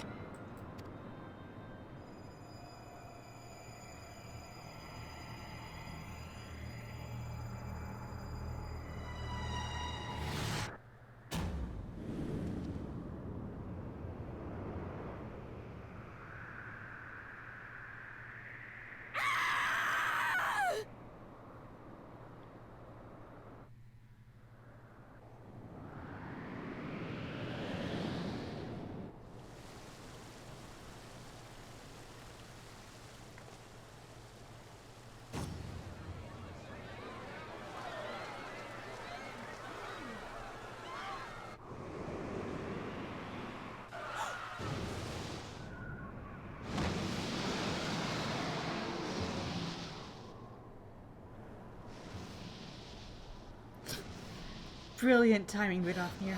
What? But I...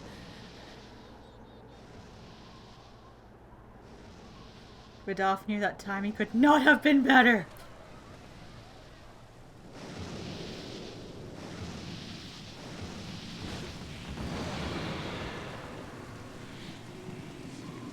Vidofnir!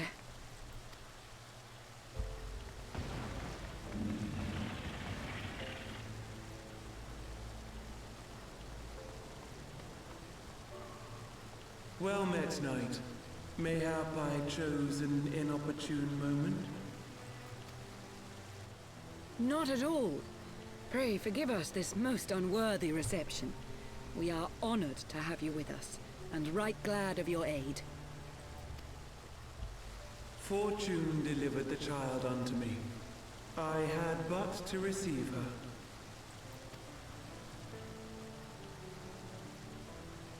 Thank you for saving me. Thou art welcome, child.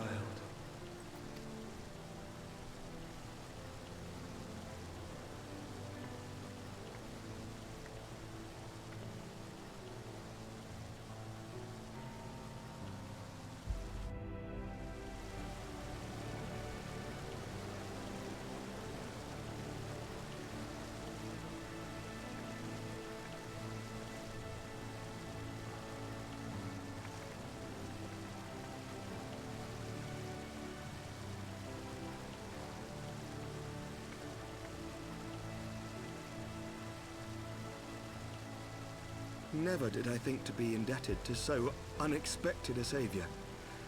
But full glad am I to be so.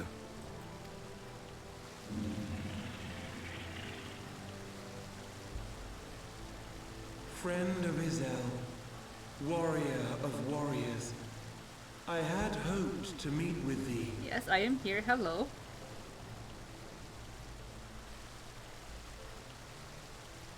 I bear a message from my sire. From Gracefelder?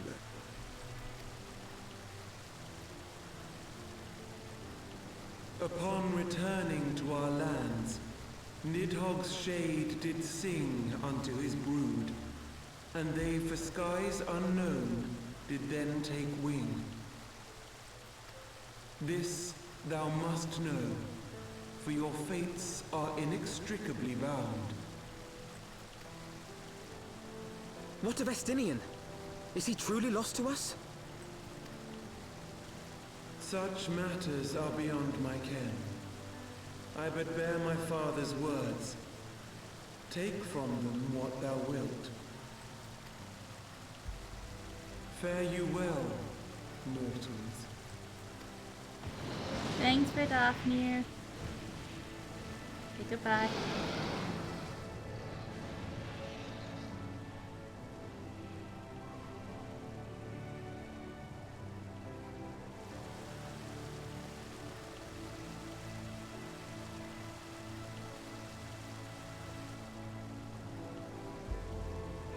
So it is as they say then. A great white dragon swooped down from the heavens to rescue an innocent child.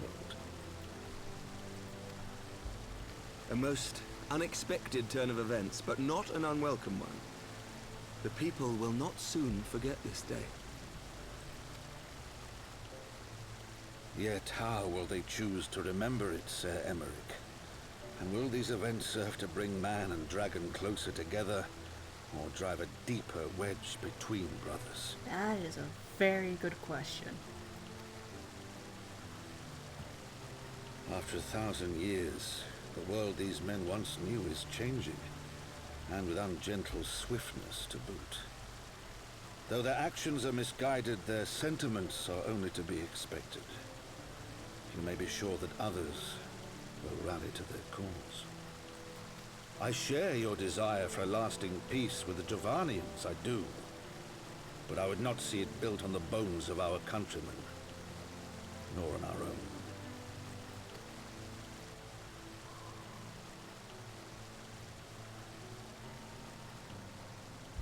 I see much of Horsefon in you, and I could not bear to mourn the passing of another son.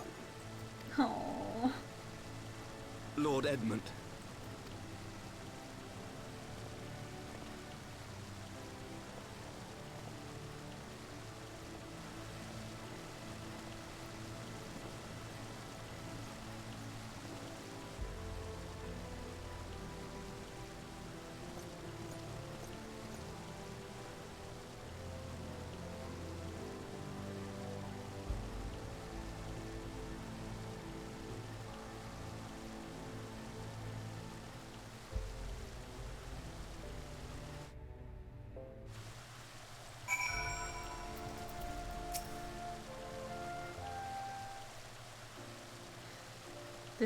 This has been a day of surprises, has it not? 'Tis but a pity Vidofnir could not stay longer. Yes, I think it's fair to say that she timed her departure rather less well than her arrival. Well, time scarcely does it justice, but 1 moment later would have been a moment too late. Let us pray that the Guardians who yet harbor doubts will take these events to heart and accept the truth of Sir Emmerich's words. 'Tis only meet that I inform Tataru of what has occurred here. If you have need of me, I shall be at Forton Manor. Allow me to accompany you. Tataru would never forgive me if I left for the Rising Stones without saying goodbye.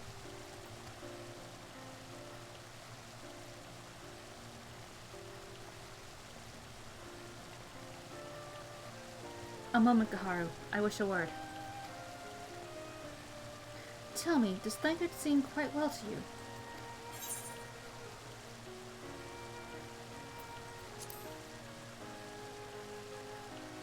Well, he held his own in the vault. That he did, which is especially remarkable given the injury to his eye. I can only assume that his time in the wilderness afforded him ample opportunity to compensate for his impairment. However, I speak not of his physical state, but rather his etheric flow, which I fear has been irreparably disrupted. As a result, I strongly suspect that his ability to manipulate ether has been compromised. Simply put, Thancred may no longer be able to wield magics. It would do much to explain why he chose to remain within the wilderness instead of seeking us out. He would have been compelled to rely solely on traditional methods of travel, significantly prolonging his journey. And when he learned that a nearby beast tribe was making preparations to summon a primal, it may well have seemed more sensible to wait. But this is still little more than speculation.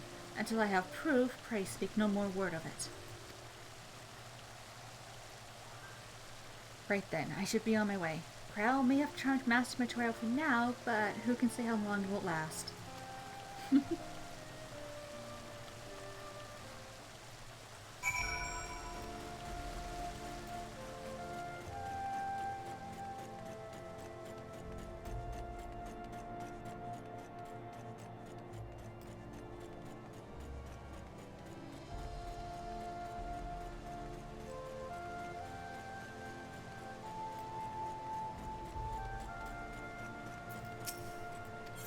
Let's just go inside.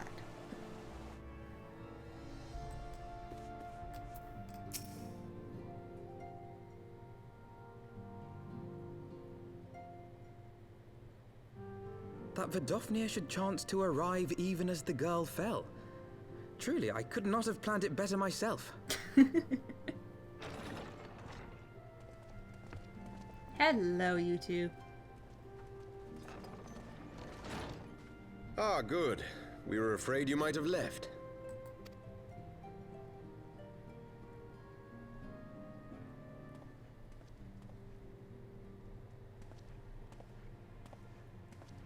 A shield, my lord? Fit for a true knight. An expression of our gratitude to you and yours. Long overdue.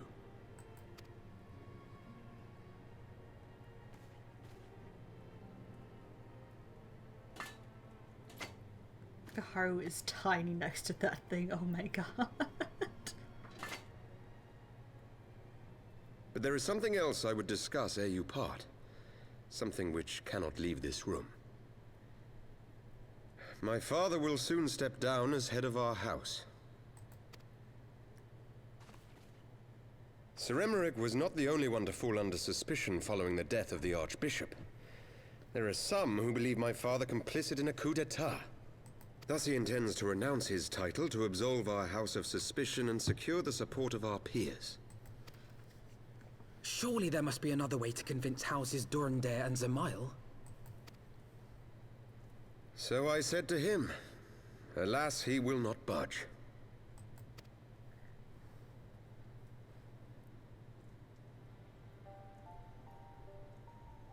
Ever since I was a child, I knew that I would one day succeed my father. The thought of it filled me with pride. Yet once I learned the day was at hand, my heart was filled with naught but dread. Our legacy is built upon the lies of our forefathers. In accepting this title, am I not perpetuating this injustice? Why should I become the next count? Oh, Hartwell. A knight lives to serve.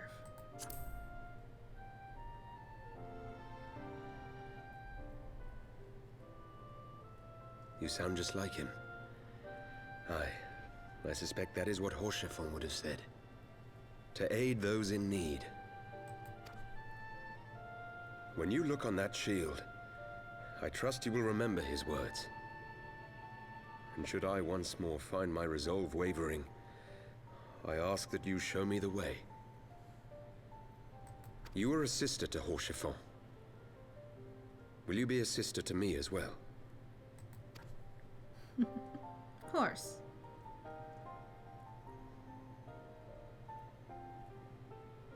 Come, Emanelaine. There's much to be done. For father, and for Sir Emmerich, and for Ishgard.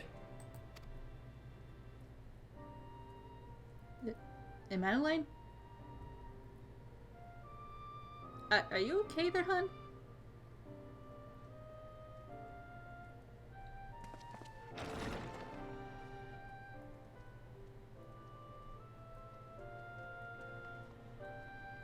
Well, that happened.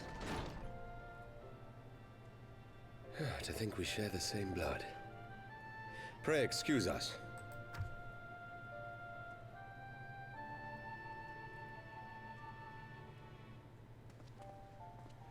Those were the days of promises and vows, of tentative first steps into an uncertain future. A future shaped by the choices we made, in ways we could never have foreseen. Born of good and evil, of light and darkness, and shepherded by our hand. Be it for weal, or be it for woe. The Memoirs of Count Aemon D. Fortom, Heavensward. As goes light, so goes darkness.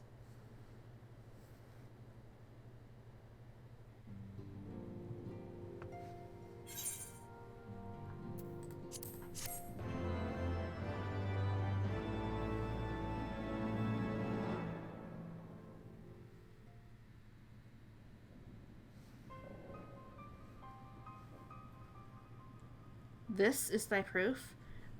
The J1 oracles? Apocrypha. It is a truth long forgotten, the tale of the beginning and of the path we have been set upon.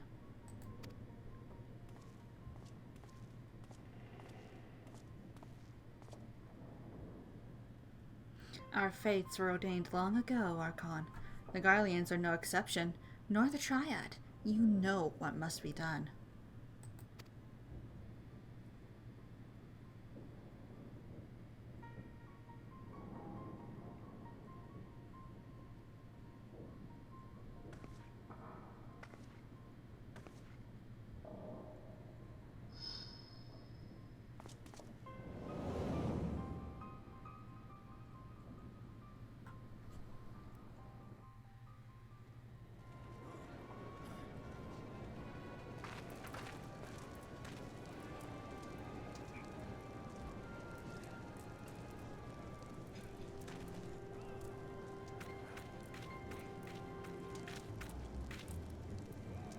Well, everyone has their orders. The mask will attack as soon as all units are in position. The Imperials won't know what hit them. I fear will be bloody. By Roger, it had better be. We cannot stay here forever, Ida. We have other responsibilities. I know full well what my responsibilities are, and I mean to fulfill them, every one.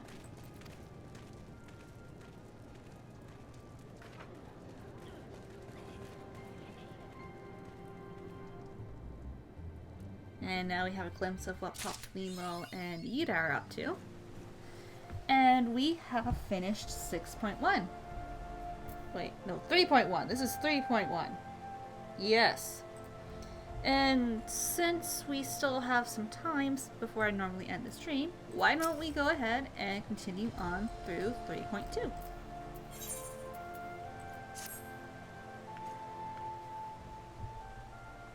Afanel Gaharu, I've been looking all over for you.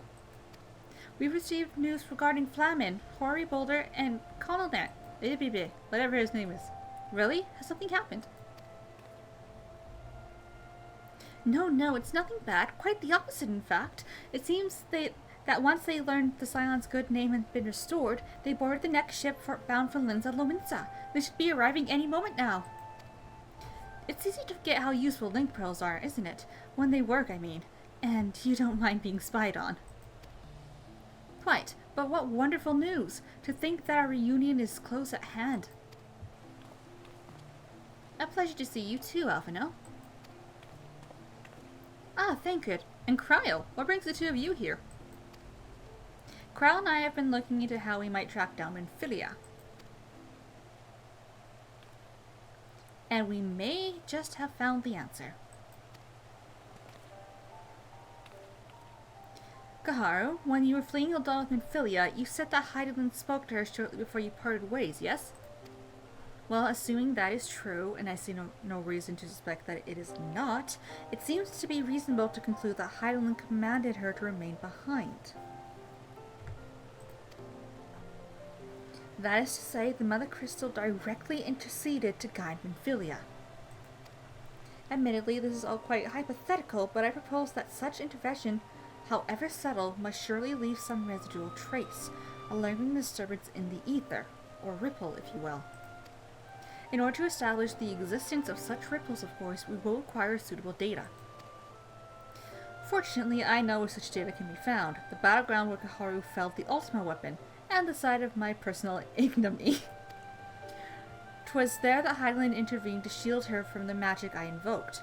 Kryl and I will infiltrate the castrum and analyze the ether therein. The two of you? Alone?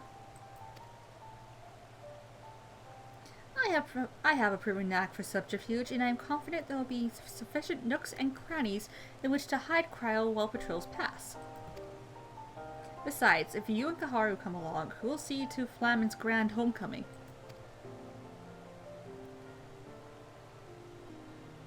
When you put it like that, very well, I trust in your plan. I know not whether this data will yield a means to finding Philia, but it will at the very least illuminate another avenue of inquiry. Tataru and I will return to the Rising Stones and make preparations for our comrade's return. May I impose upon you to meet them at the Lomincian docks? Then I shall see the four of you at the Rising Stones. Safe travels.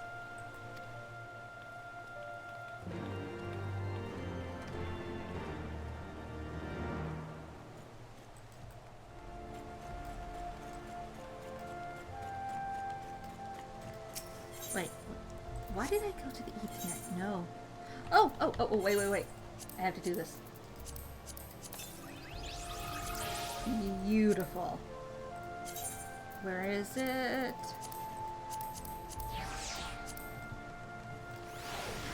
Tiny horse font. I love it. Alright, to Limsa! Away!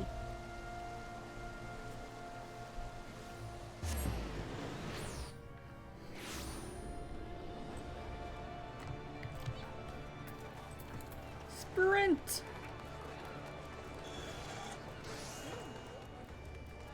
There's always so many people in Limsa.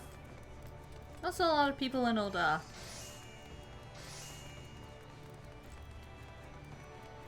Oddly, not as many people in Gridania, though. But that's okay.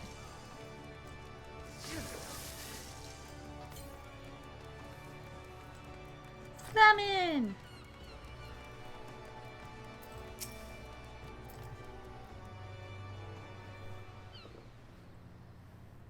Oh, Kaharu, how have you been? Come here, let me have a good look at you. Thank the 12. One hears the strangest tales in foreign lands. I worried about you all every day.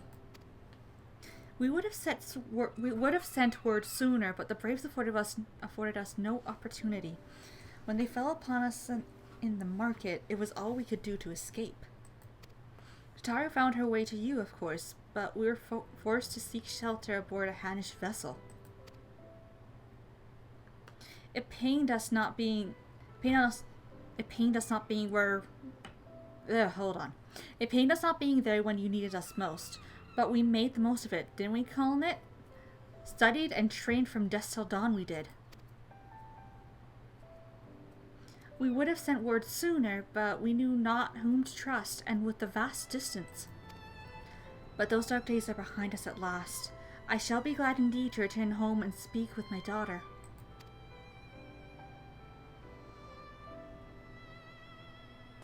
What do you mean she's missing? How could you let this happen?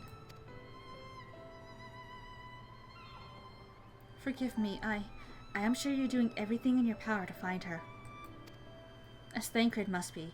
He watched over her from the first, long before me, and he will watch over her to the last. I shall pray for her safe return and busy myself in the meantime. For a certainty, there is much and more to be done. The Braves may have bloodied us, but the path remains, and we shall not be swayed from it. Aye, that's the spirit. To the Scions, and a long overdue reunion. Huzzah! Well, there you have it. To the Rising Stones.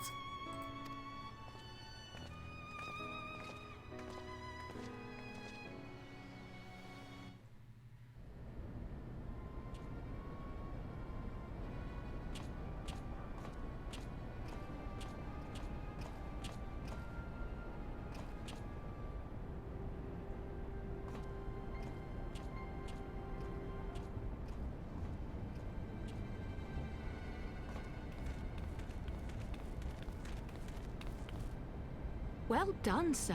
And with that, I believe we are ready to proceed.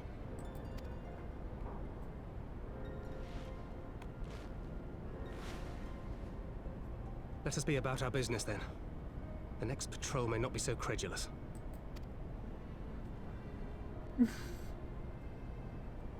Why must you be so disappointingly brusque? You're not at all as Min Philia described, you know. I don't think you favored me with so much as a single compliment since we set out. Tell me, did your time in the wilderness sap you of all your charm? Or are you holding it in reserve for your beloved? This is neither the time nor the place. Well, call me old-fashioned, but when I'm risking life and limb infiltrating an Imperial castrum, I like to be sure of my comrades' motivations.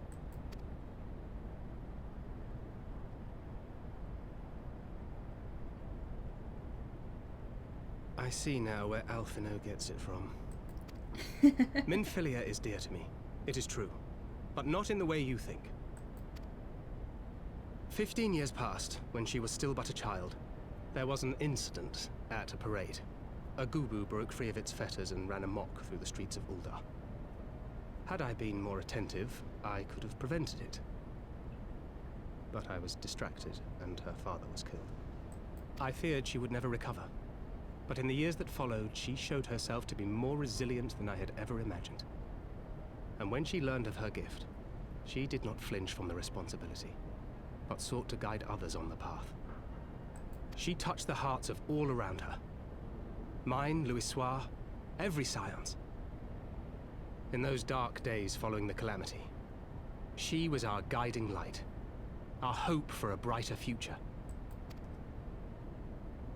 She had so many dreams, and I would give anything to make them come true. No. My apologies. I can see she means the world to you. I did not mean to pick at old scars. No harm done, I assure you. But fair is fair, my lady. What is Minfilia to you? You mean you don't know? Only my dearest friend. When I finally emerged from my torpor, I learned that nary a day had passed without her asking after me. She never gave up hope. And neither will I. Then for Minfilia's sake, let us pray that these vestiges of Hydaelyn's intervention will lead us to her.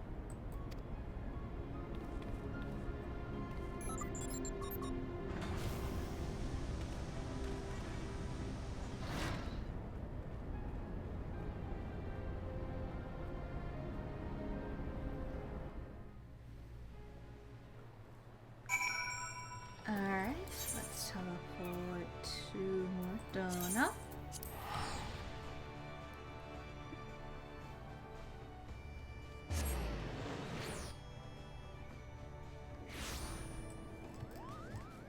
Flamin! It feels good to be home again. To think that everyone is waiting for us just beyond those doors. Friends and family with whom we have shared so much. God's help me, but the older I get, the more sentimental I become. Come, let us not keep them waiting.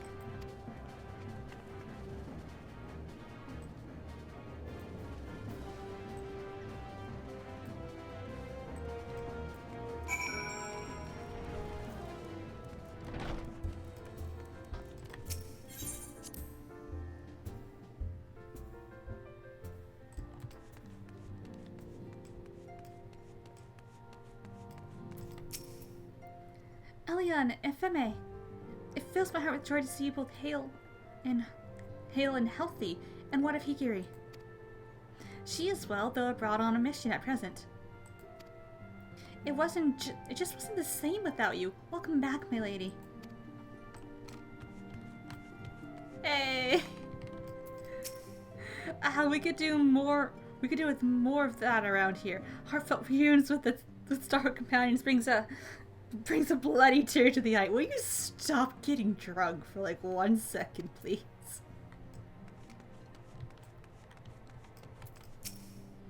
To secret oneself in a ship, hold to secure passage to a faraway... Hold on. To secure oneself in a ship's hold to secure passage to a faraway land. This is a tale we know all too well.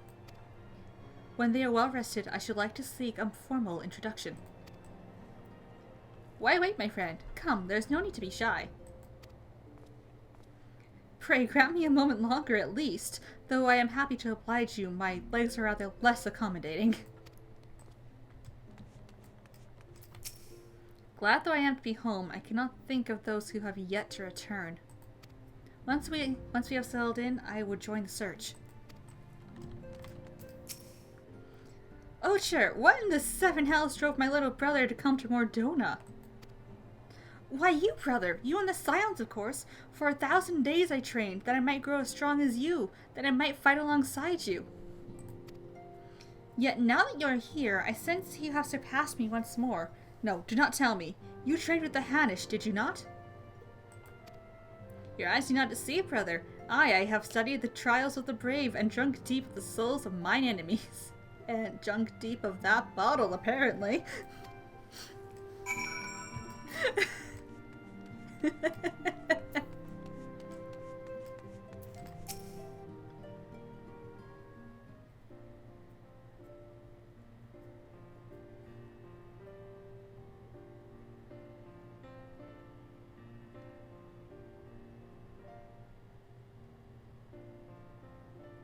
It's been so long since I've seen them all like this.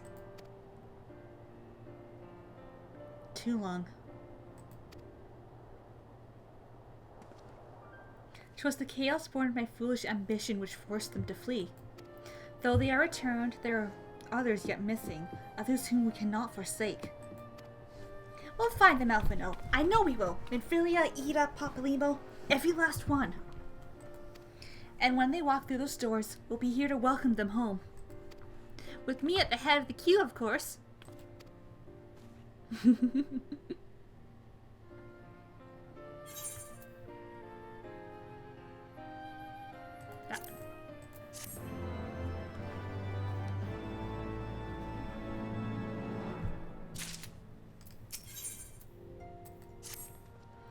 Thancred and Krau contacted us a short while ago. It seemed that their foray into Castle Meridianum bore fruit. They asked that we rendezvous with them and Y'shtola in Edelshire, where they will share their findings. Rude though it is to depart without speaking to the guest of honor, I expect she'll forgive me if I return with her daughter.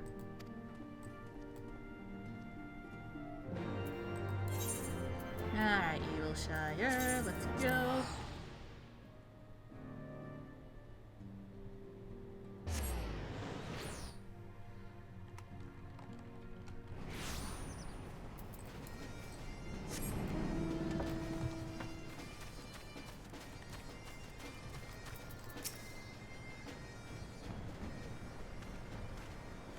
My apologies, I see I'm the last to arrive. So, what news have you for us? Well, as we postulated, there were indeed what appeared to be the remnants of an unexplained disturbance in the ether at the scene of the Ultima weapon's destruction. A ripple at odds with the presiding pattern. Though faint, the waveforms bore a strong resemblance to those observed following the destruction of the Isle of Val, when I believe Hydaelyn shielded me with the blessing of light. To confirm our findings, we paid a visit to the Sildil aqueducts. There we detected the same waveform, but orders of magnitude larger, as one would expect of a more recent disturbance. Hydaelyn, there is no other explanation. But there is more. When I studied the site where Y'shtola used flow, it appeared that not 2, but 3 beings had been affected. Unlike Y'shtola and Thancred, there was no trail to follow. Our unknown third party was simply there, and then not there. Now, recall your visions of a vast crystal floating in a sea of ether. Though this too is but a theory, studied of gifted subjects suggests that, when communing with Hydaelyn, we briefly leave our bodies behind. So let us consider the facts. 1. Hydaelyn interceded. 2. A third being was caught in Y'shtola's flow and vanished without a trace. And 3. Hydaelyn may have the capacity to summon the consciousness of gifted individuals to her side. You're implying, I take it, that Hydaelyn guided Minfilia into the compass of my magic, and that she might summon her body and soul onto the ethereal sea? In which case, we must needs continue our search there. For a blessing, the means to do so already exists. I speak of the Antitower, a Charlian construct conceived to provide scholars a vantage point over the ethereal sea. Though I know not where its entrance lies, we need only ask its last custodian, a contrary old crone who, for another blessing, refused to join the Exodus. Master Matoria was the keeper of the Antitower? I had no idea. Then our course is clear. We must petition her aid once again. Alright, we gotta go find Master Matoria yet again.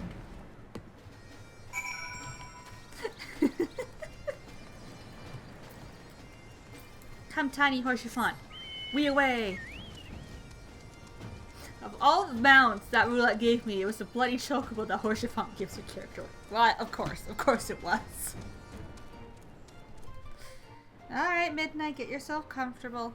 I'm sitting in a position that actually lets you sit comfortably in my lap this time. He's a good boy. Good kitty. When you're not pushing my keyboard away from me. There you go. Oh, comfy. Comfy and happy.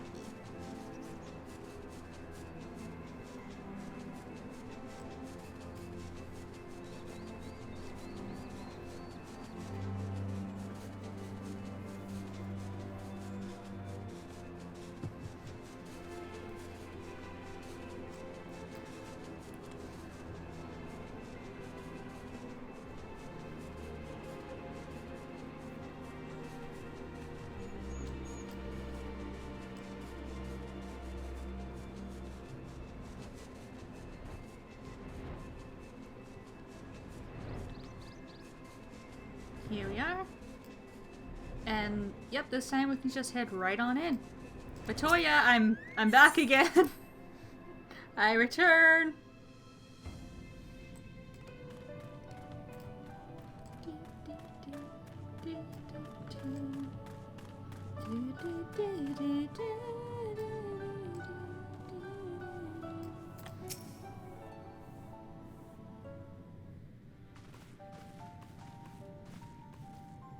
Oh, what a surprise. Well, what secrets have you come to extract from me this time? Ah, though it pains me to admit it, your words strike me close to the mark. We humbly ask that you grant us entry to the Antitower, that we might use it to seek a friend who we believe has been transported to the Ethereal Sea. And who told you I could do such a thing, I wonder? Who else? The tower was abandoned to its magical keepers 15 years ago. They have the run of the place now. If that is no deterrent to you, then by all means. Is that all? I felt sure you would seek to dissuade us from our course, given your role as custodian. Role? Hardly. The Forum foisted that title on me. During the Exodus, every entrance to the Antitower was sealed save one. My role consists of making sure no one with ill intent sneaks through it. Such was the Forum's final order given to me. Well, I can remove the wards right now. Will you be going or not? We will, Master Matoya. We will do whatever it takes to find Minfilia. We'll see about that. Gaharu can go. Take the magicless rogue too if you like. He's no use to me. The rest of you will stay and work, and I'll hear no argument. Those are my terms.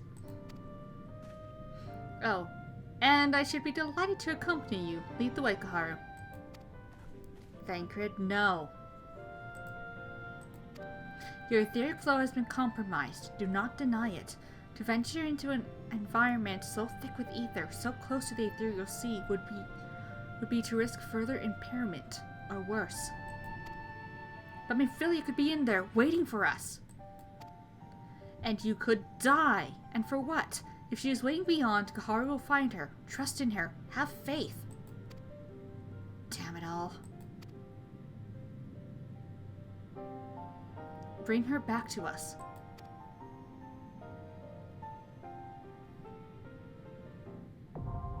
Alright, Antitower, let's go!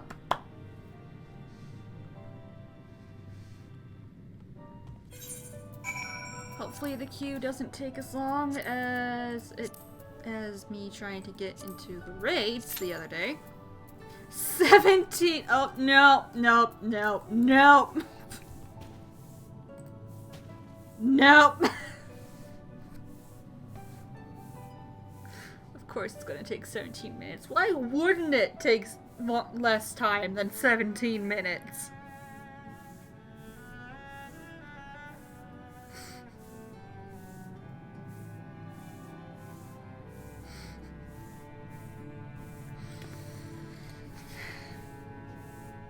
Of course it would take 17 minutes to get into the stupid dungeon. Why would it take less time to get into the dungeon?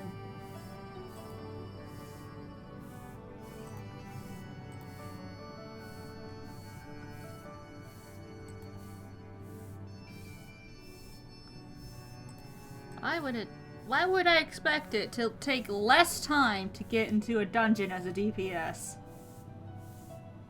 I have been spoiled with my healer queues.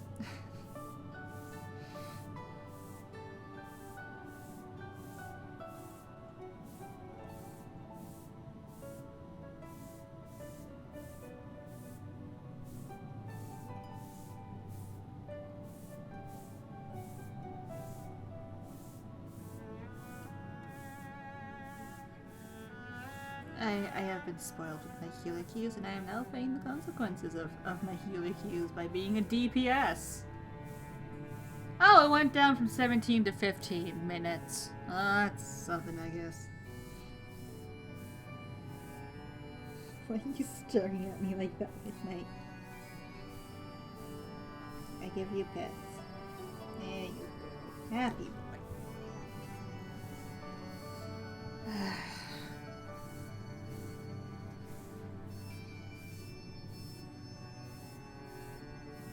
So how are you guys doing?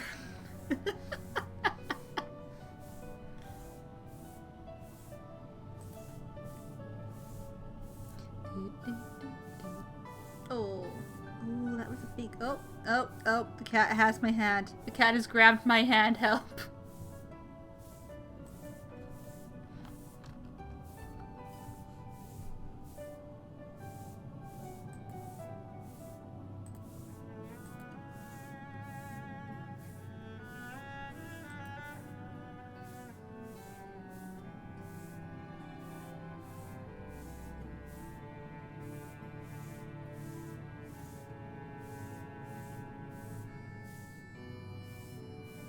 Midnight, Midnight, honey, I'm going to need my hand back. Thank you.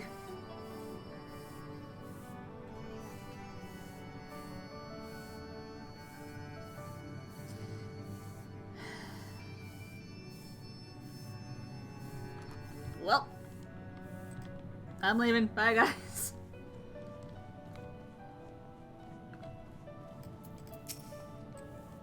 Don't mind if you take others with you. I expect you'll need the help, but the slot is staying with me. Okay.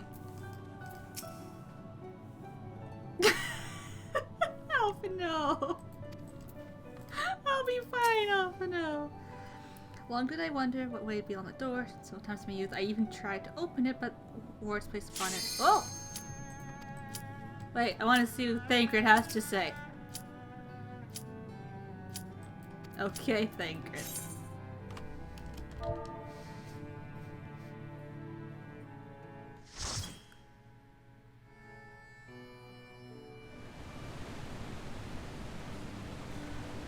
Yeah, anti-tower. We're going in the upside down dungeon.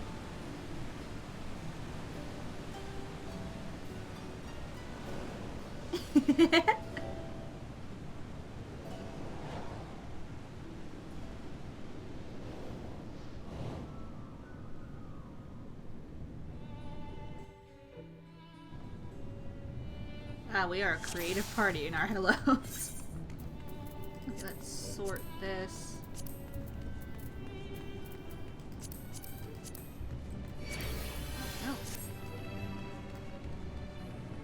Oh. Someone was not paying attention to their chat.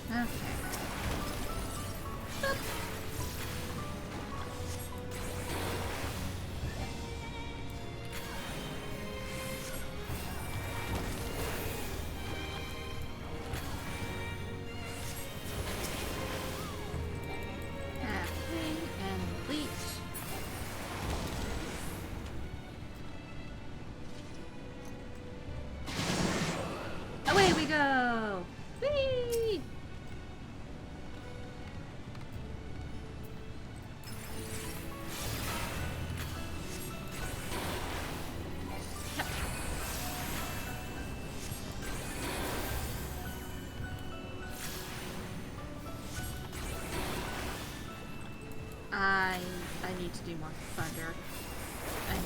I need more black meat on my gauge. And this is doing the trick quite nicely.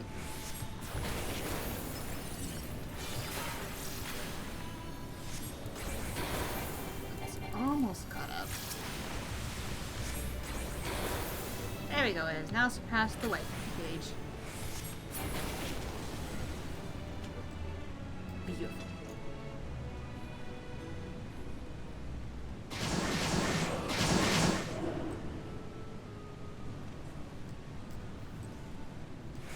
Oh, this is beautiful. Look at that! That is just absolutely gorgeous.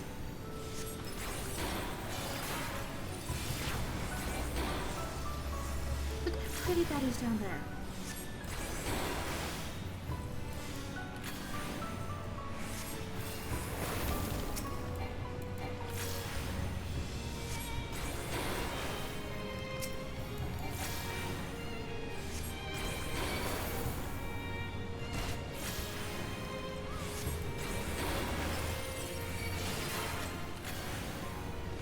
Thank you. I should not have had that. Oh, okay.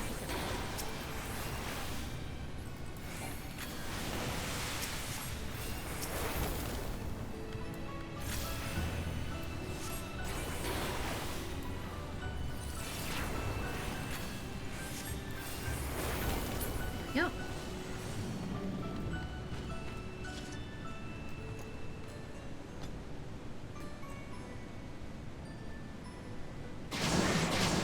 That down there is the ethereal sea, isn't it? Like, that is literally the ethereal sea beneath us. Look at it.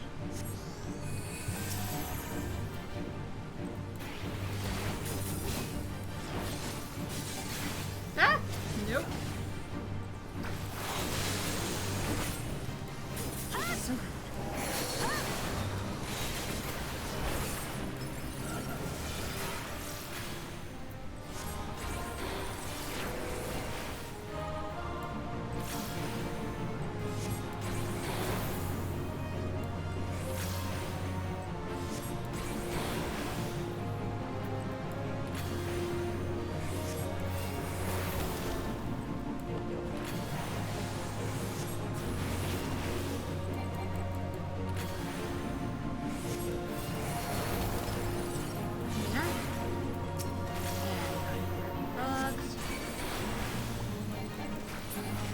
oh no, no, no, no.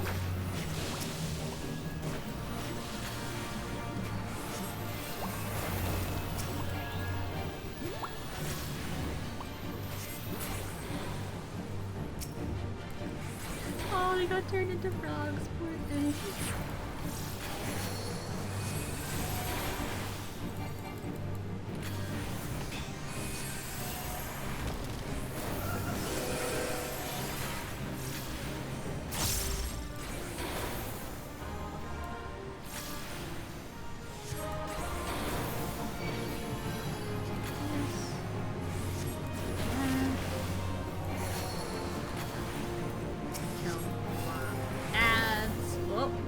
Get out of that. That's a bad thing to be in. Excuse you? That was just rude. Stop it.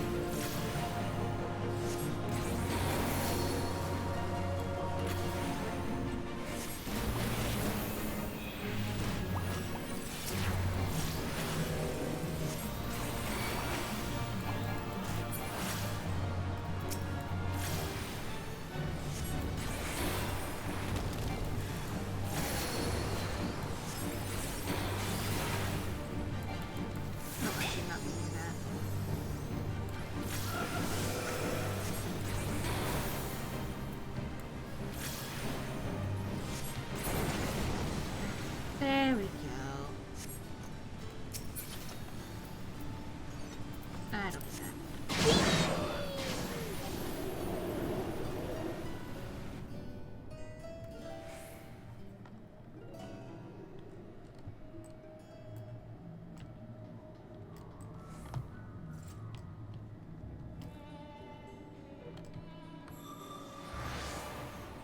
And I think we're somewhere in the Ethereal Sea.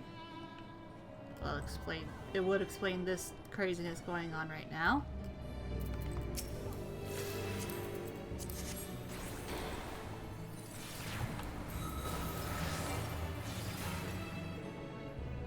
Though we're most likely just on the very outskirts of it.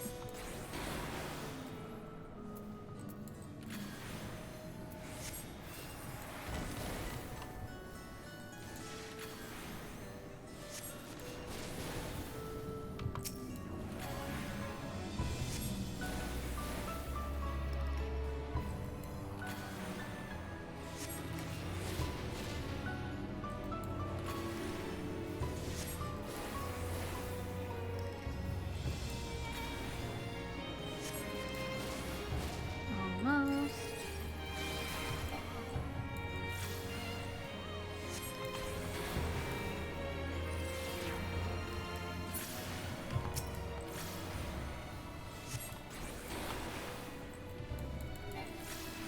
Why is that one so high in the air? There we go. Now we can attack that one properly.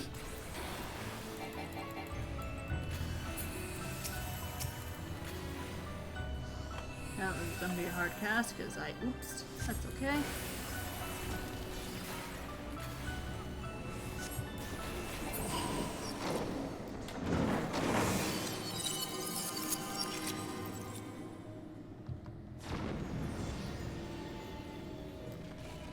Now, this.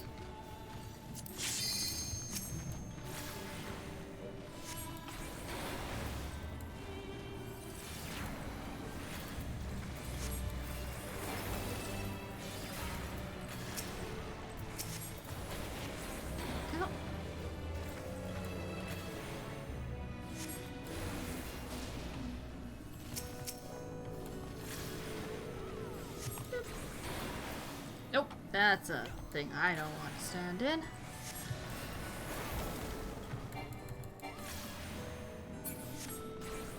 Yeah, this is like the very surface of the ethereal sea, isn't it? Okay.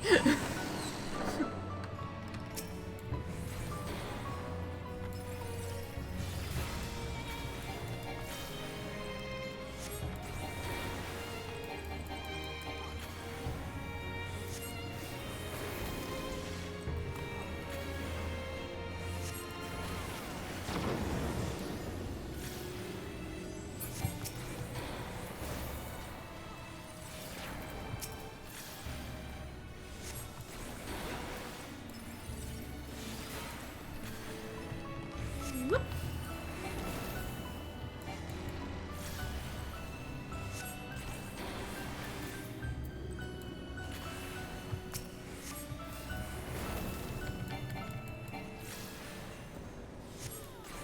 Now.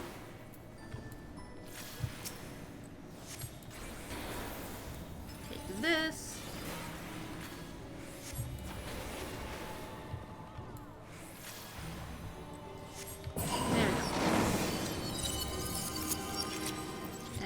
Reach the next boss.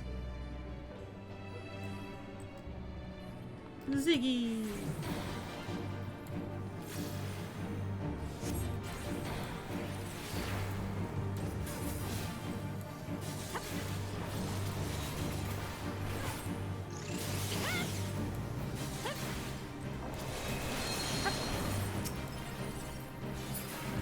Okay, get Stardust. I think I just one-shotted that one Stardust in the middle. That was great.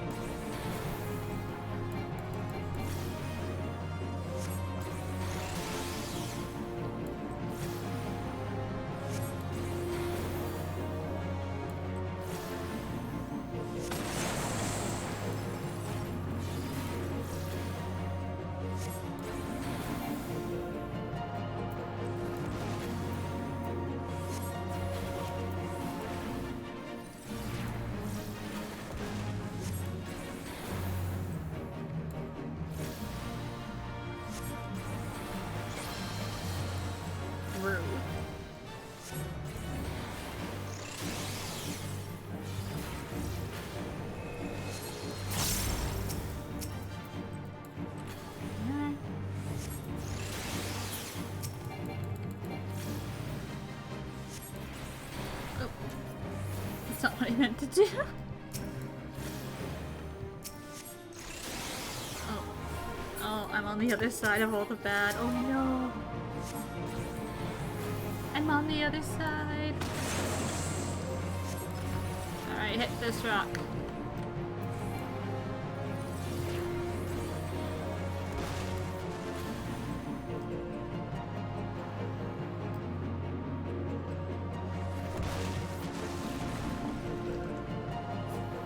Hit the rock, Ziggy.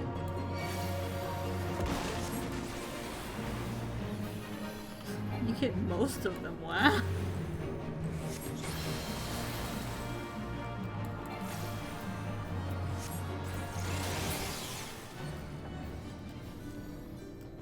Alright, into the closet.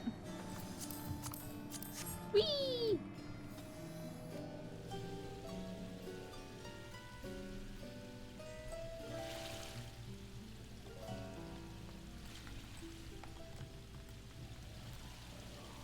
We're missing one. There we go.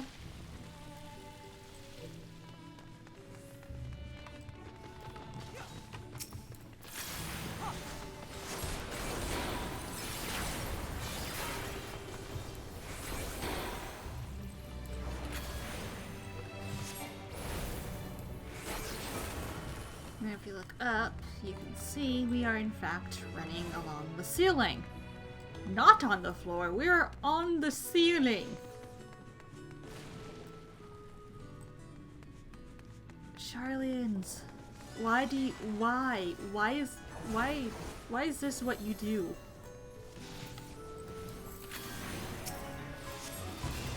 I don't even want to know how you managed to build a place like this, honestly.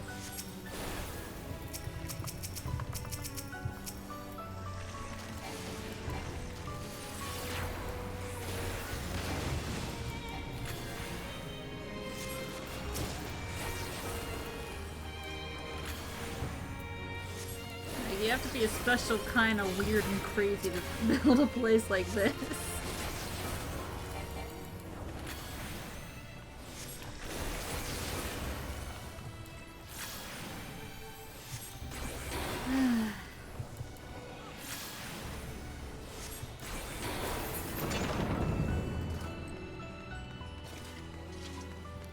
Look at that waterfall. It's flowing back. It's flowing up. Up! Not down like it should. I hate it. I love it, but at the same time, I hate it.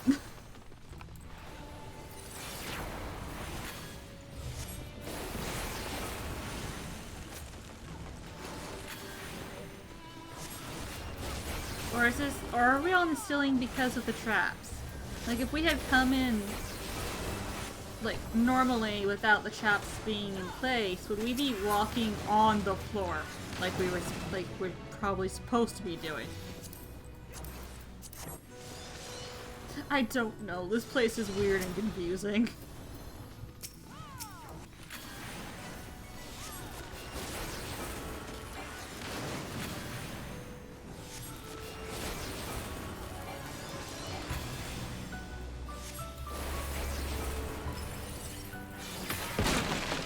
Knowing the Charlians, they probably built it like this on purpose for whatever reason.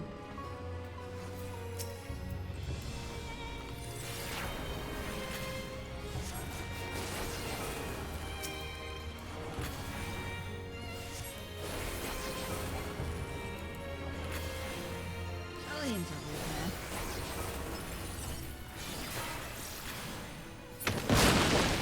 Oh, hello! When did you get there?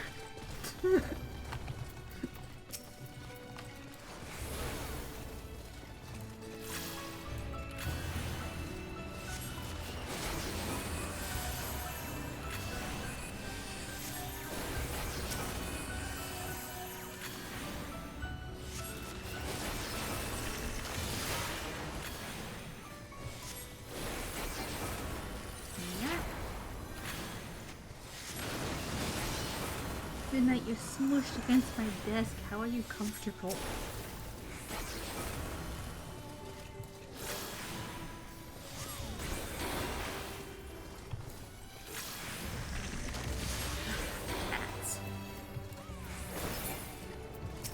with you. I wanted to get that attack off, but no, you wouldn't let me.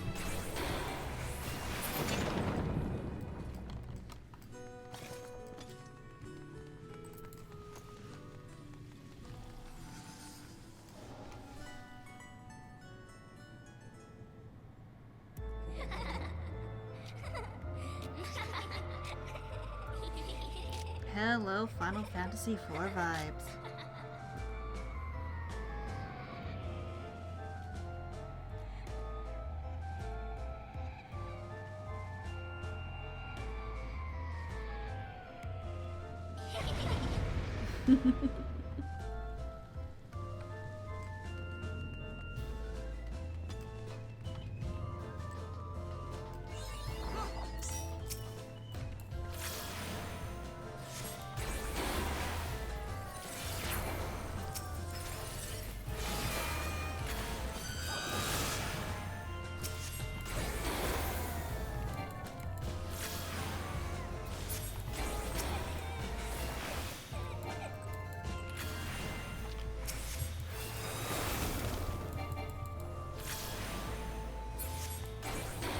Go.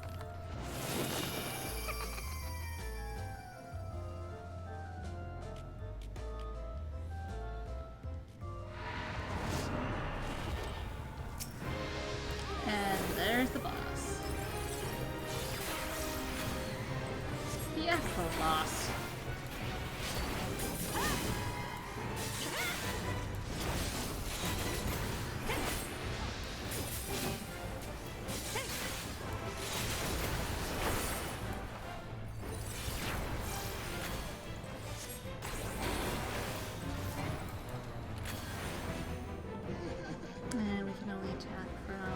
Right now.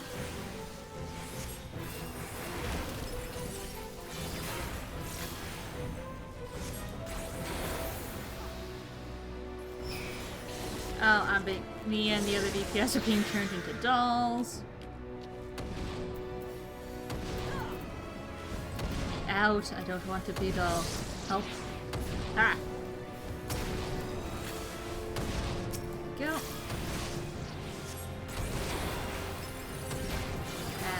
Meanwhile, the giant doll is having a temper tantrum or something. Something's happening here.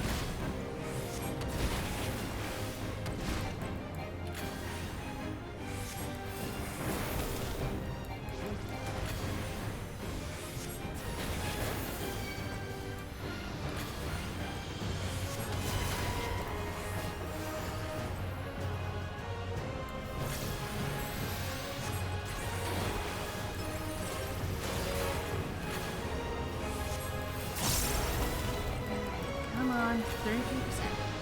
Let's go, let's go. Rude. Oh, I have to be in the front, right, okay.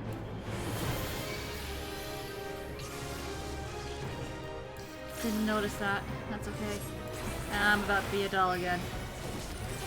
Oh, no! It's the tank and the healer's turn. Normally we don't get far enough for the tank and healer to get turned. That's interesting. I didn't know the tank and healer could get turned into the dolls. I thought it was only a DPS. Ah, you learn something new every day.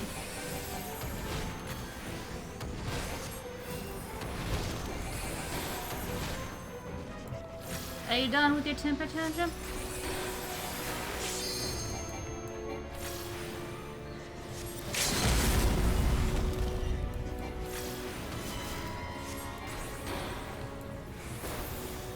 Why did the tank LB? Ah.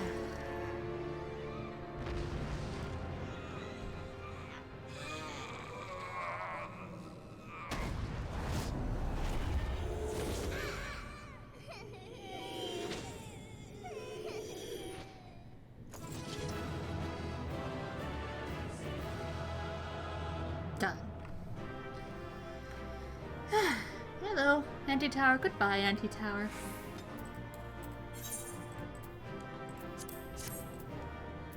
What is this? I'll pass.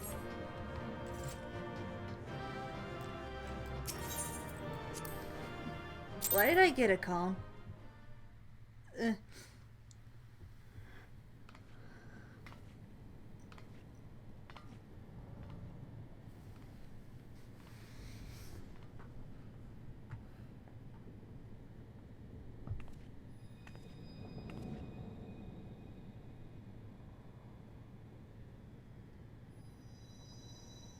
My crystal.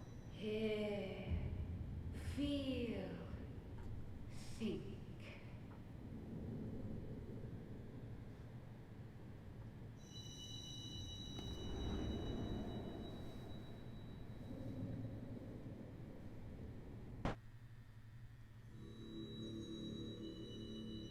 Hello?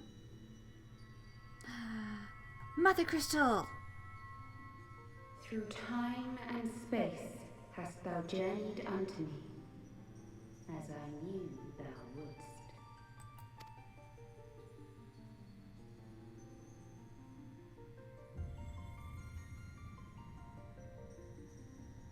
We are the word of the Mother. We, who were once called Minfilia. Hello, Minfilia.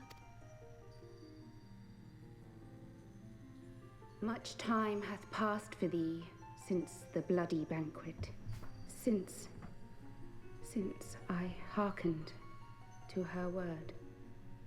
Mother, Hydaelyn guided me towards Y'shtola and Thancred, that I might be swept up in their flow and delivered unto the ethereal sea.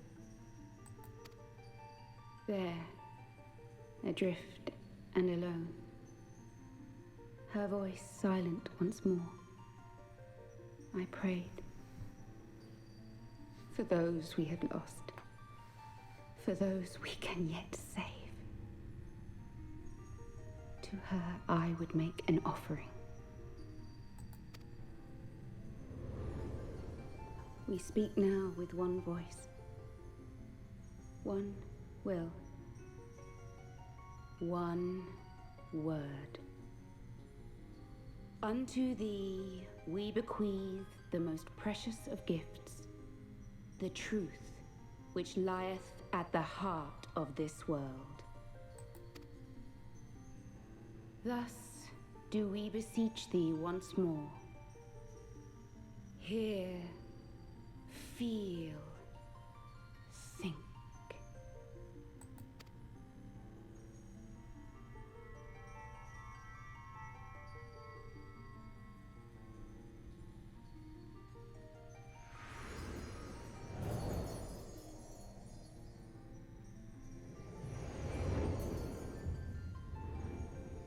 Before there was life, in the depths of the ethereal sea, light and dark did once dwell as one.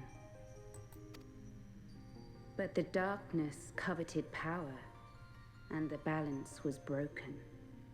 Thus was I forced to banish him unto the distant heavens, to forever remain apart, a moon bound. In sundering the star did we cry out, and the barriers twixt planes chanced to falter. Across 10 and 3 were we then divided, reflections of the source, each possessed of a shard.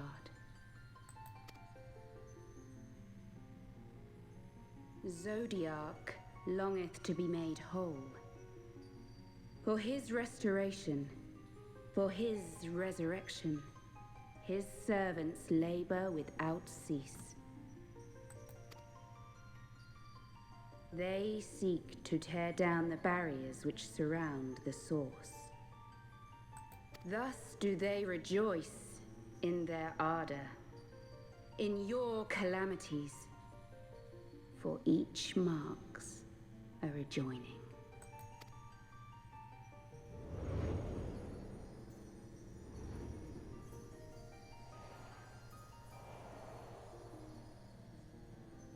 Seven times have they succeeded.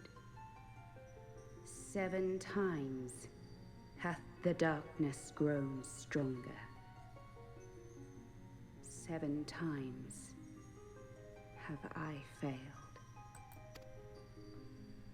The Ascians cannot be suffered to continue. This is my final.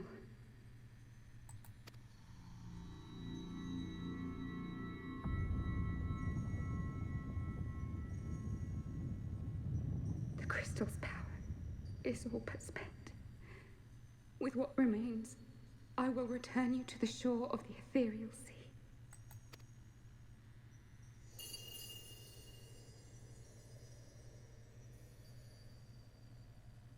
Blessed children, go forth and seek. Seek.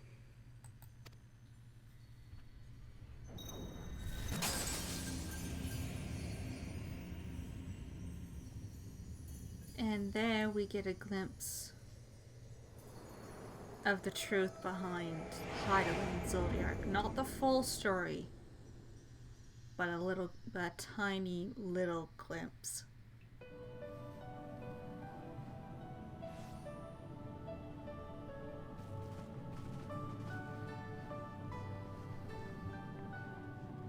Thank the 12!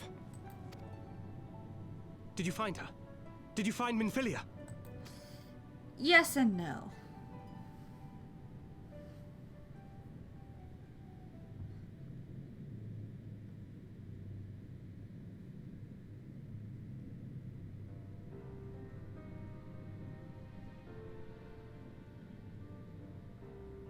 The word of the mother? I'm not sure I understand. Nor am I. Cryle?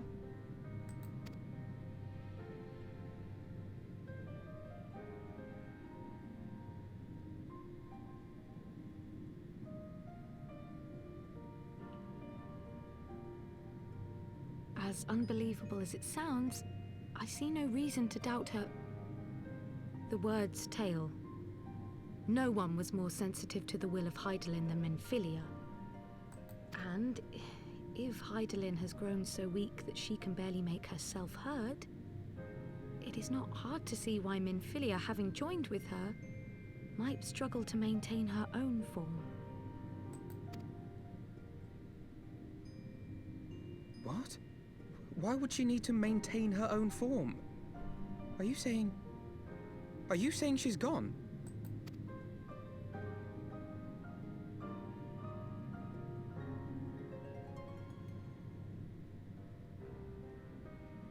But that cannot be! Not now. Not after all we have accomplished. We were meant to usher in the dawn's light together. She threw herself on the fire to fuel your dawn's light, boy. You'll just have to usher it in on your own. Matilda, you're not sensitive to anything right now, are you? Must you be so ungentle?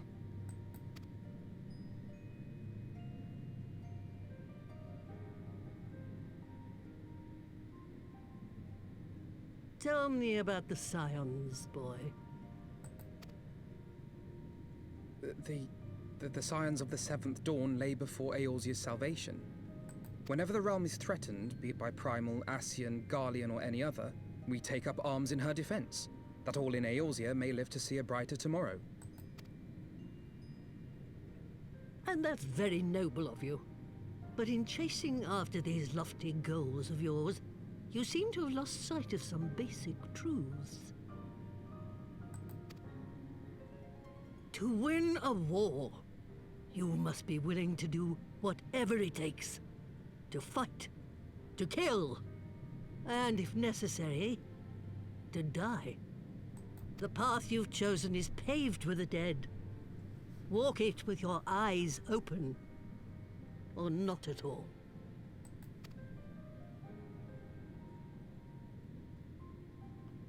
I know the truth of which you speak, and have from the first. If the Ascians will go to any length to resurrect their god, then we must needs be as committed to our cause, to unmask them and their schemes, and to crush them both utterly.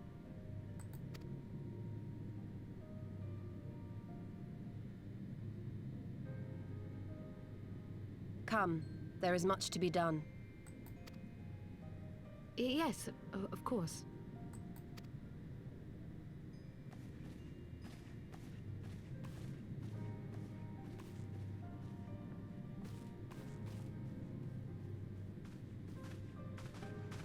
Thancred, wait!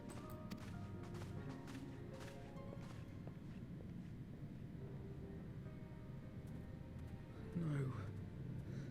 No, this is all wrong.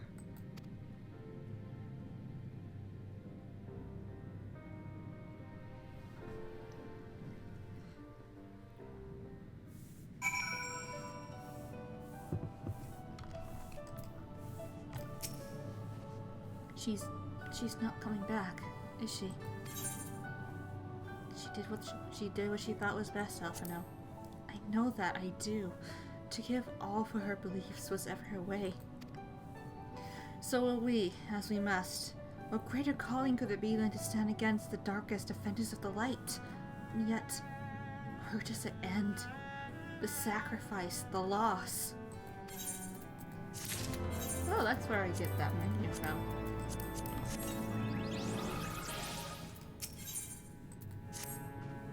I must ask that you not breathe a word of this to any of the others at the Rising Stones, especially Flamin.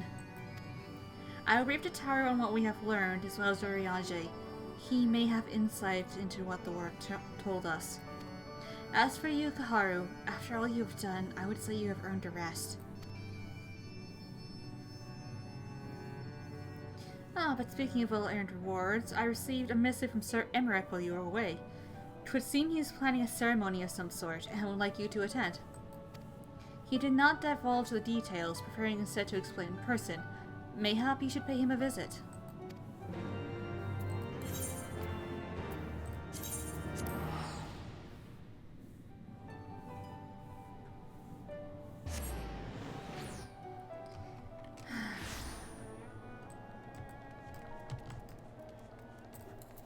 It's never easy for the Warrior of Light, is it?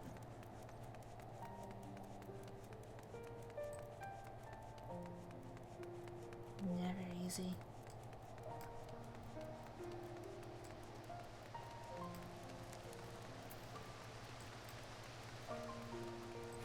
Wait. Really? Of all the things to find while I'm streaming, I find an Estinian. Why?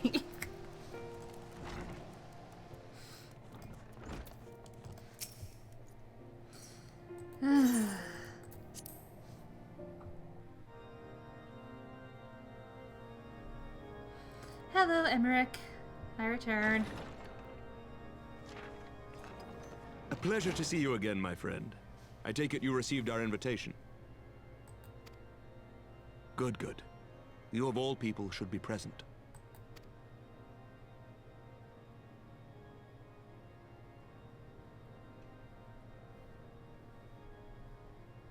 When the true brothers of the faith seized control of the vault, I feared the worst. Yet in adversity were we blessed with the promise of peace between man and dragon, through Vidofnir's timely rescue of an innocent child. Timely, I say, though miraculous or providential might better describe the event. The gods themselves could not have devised a more fitting symbol of hope. Needless to say, we could scarce let such an opportunity pass us by. Which is why I set about making formal arrangements for a peace conference between our peoples.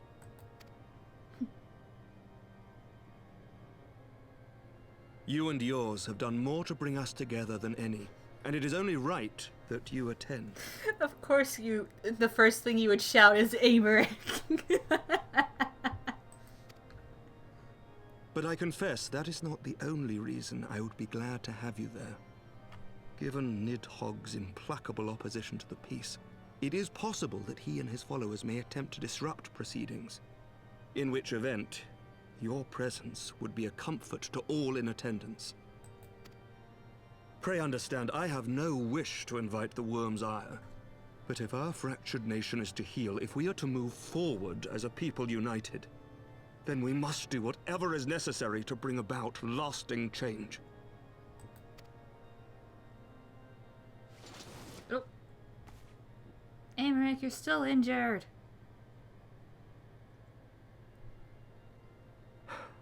Tis nothing. Tis nothing. Lucia cautioned me against giving vent to my passions, lest my wounds reopen. It has not been easy reaching out to our opponents in Ishgard, many of whom sympathized with the actions of the true brothers. But in so doing, we have limited the influence of the zealots. Oh, that's good at least. The people are ready, my friend. This conference must go ahead.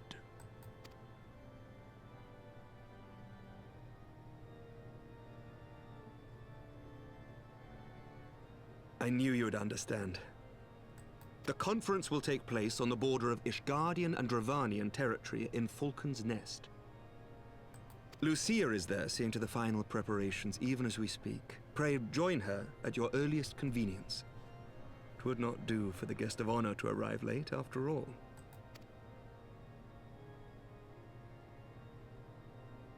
Oh, and one more thing. A drink! We should make time for one. Once the conference is concluded, I mean. By my reckoning, 'tis long overdue.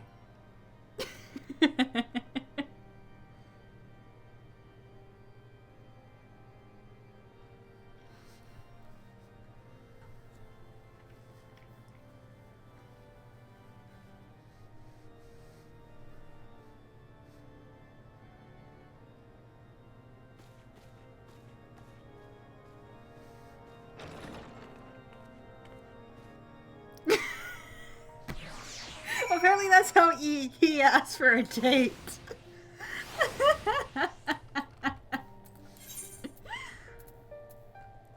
Where's Falcon's Nest? There it is. Oh, hello, Midgard-Stormer.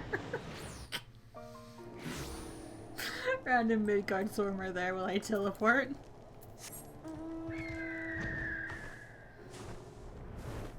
Right, where's Lucia? Lucia! Is... okay.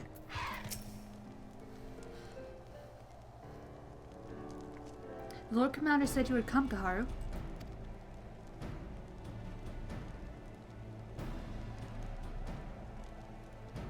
As you can see, preparations for the conference are proceeding apace. Mark well the curtain above.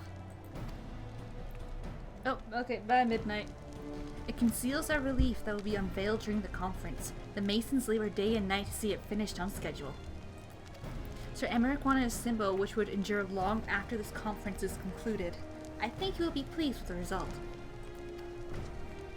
'Twas not my war, but I made it mine, and to see it draw closer to a resolution fills me with a strange hope. His faith is infectious, is it not? His certainty that we can be better than we are. Forgive me, I am rambling. You must be tired from your journey. Go, rest. I will not keep you.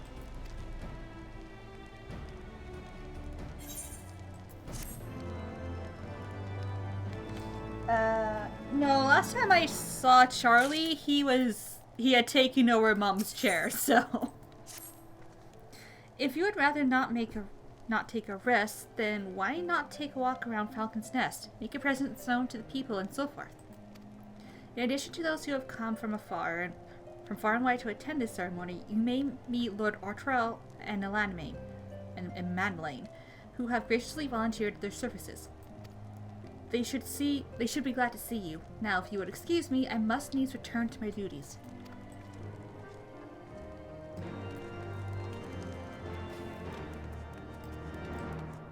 Redwald! I'm glad to see that the rumors were true. Well met, Mistress Oral. And fear not, I've no intention of begging your aid with this or that. Everything appears to be in order. My only lingering concern is that one of the convictors might not have been informed of our plans. As I recall, the Dofnir may pass directly over their encampment. Last thing we need is a glory-seeking nobleman attempting to slay a Dravanian ambassador to a peace conference.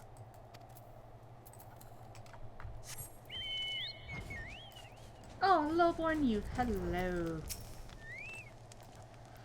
So, do you know when everything's set to begin? I wasn't sure how many might come, so I thought it best to come early and find a spot with a great view.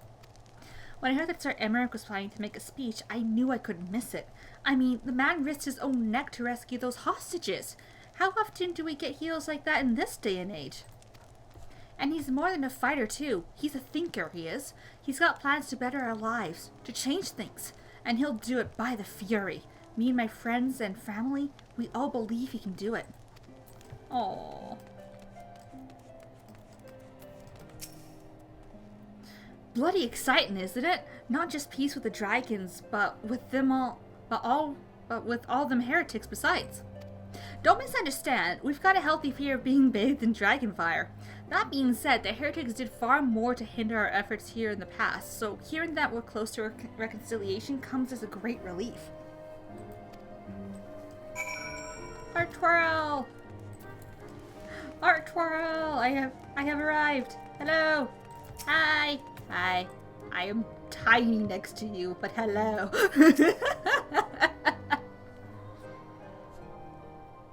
How much has changed since we fought alongside each other in the vault? If you had told me then that we'd soon be hosting a peace conference, I would have thought you a naive fool.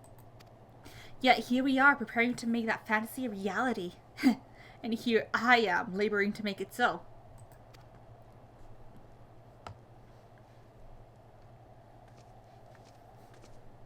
Lord Artwell, if I may.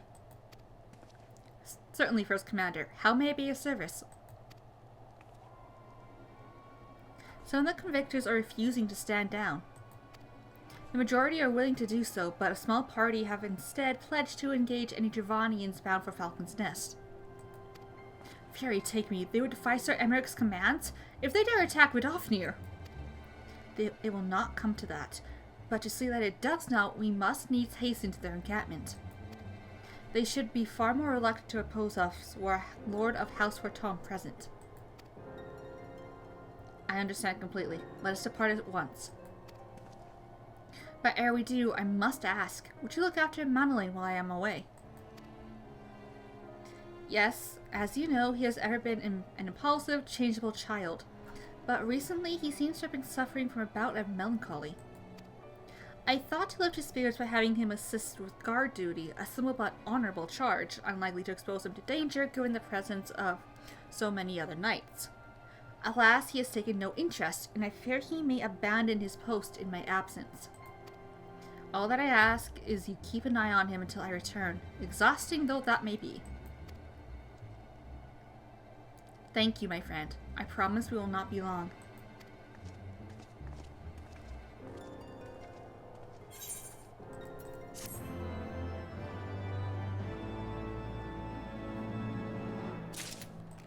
Madeline?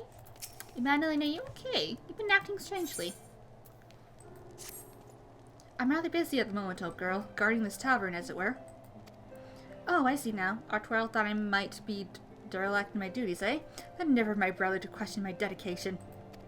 But since you are here, mayhap I can put you to proper use. The wasteland beyond the walls must be kept safe for travelers, yet I have been forbidden from leaving Falcon's Nest. It wouldn't do for our esteemed guest to be devoured by wolves, oh no. Yet that is precisely what will happen if we do not cull the roaming packs. Your map, if I may? Right there. Those are the points. Right there. Those are the points our scouts marked for patrol. I'll leave you to it, old girl. Come on, Honori. I must return to my rounds. Oh dear. Do be careful, my lady.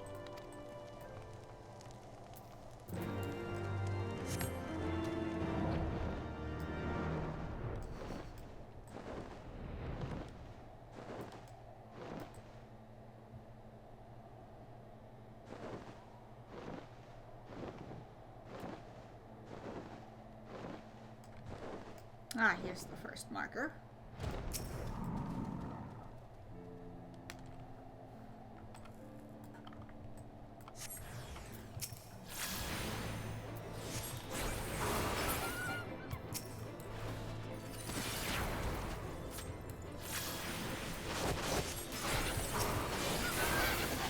Go away.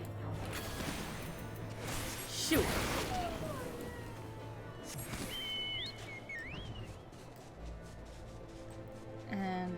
second marker is just over here.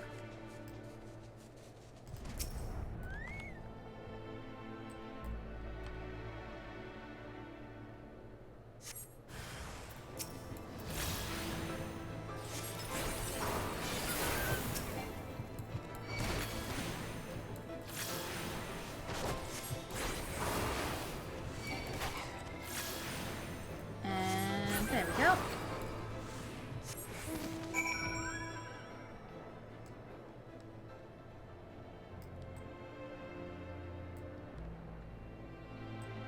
Let's go find Madeline.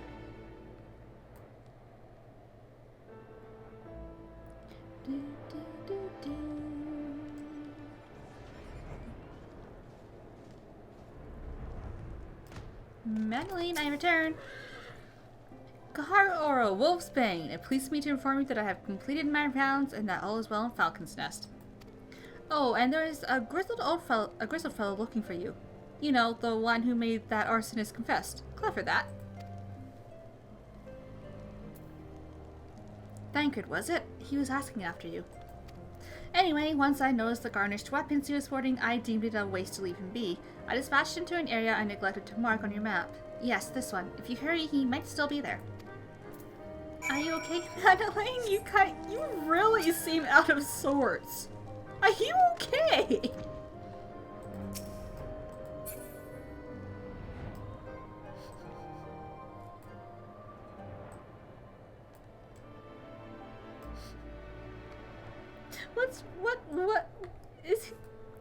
What happened? Why is he acting like this?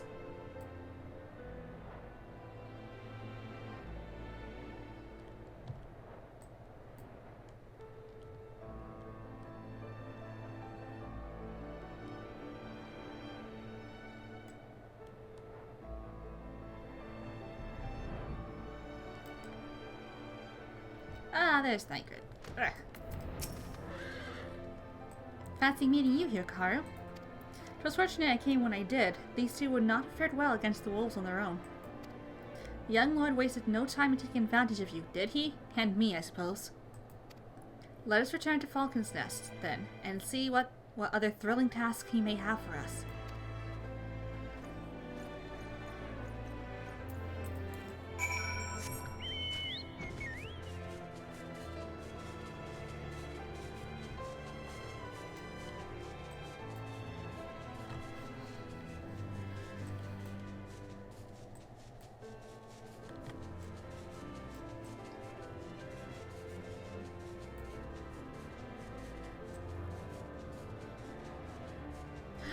Pretty burb.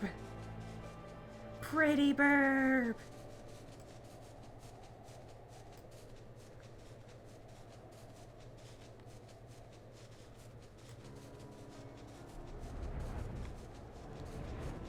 And Madeline, I'm back again. Ah, there you are, a pair of gallant heroes if I ever saw them. Comrades in arms, reunited at last. By your selfless sacrifice, have you guaranteed the safety of our many guests? On behalf of Ishgard, I thank you both. And with that, there is naught else left to do but enjoy your well-earned respite.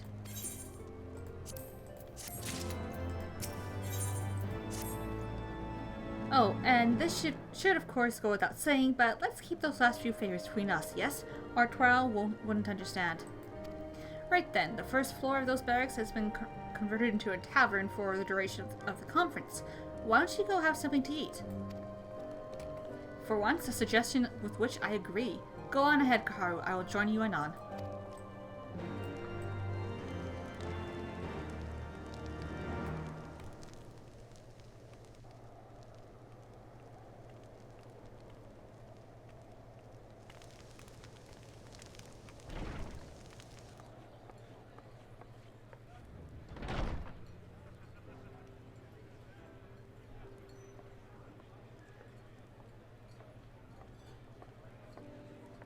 Welcome, welcome. Find yourself an empty seat and I'll be with you in a moment.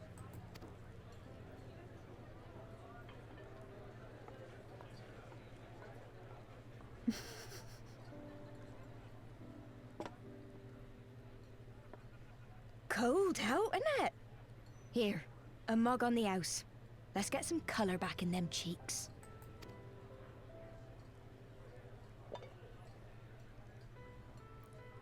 No cup is as big as her head.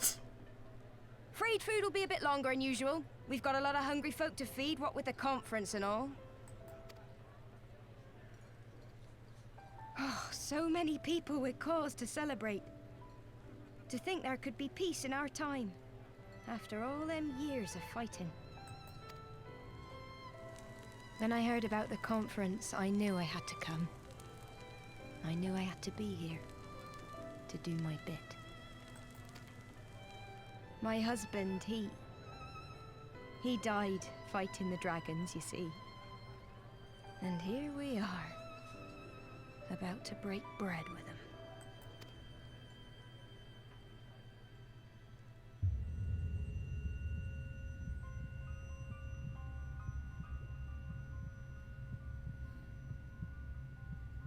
You were right, my friend. You look tired. Reckon you could do with a good long rest?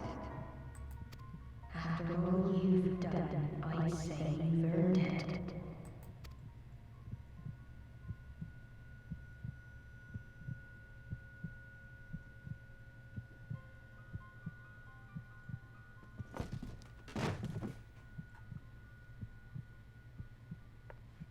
Sleep now. Sleep. Sleep and leave us to our affairs.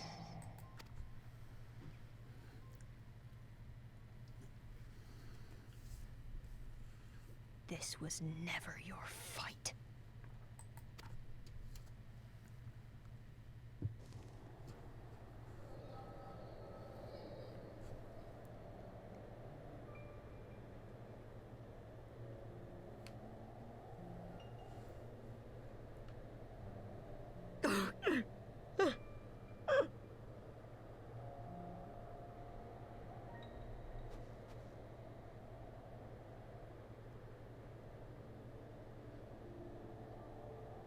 My son.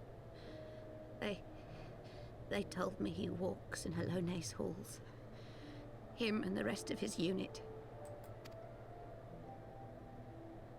They told me the same.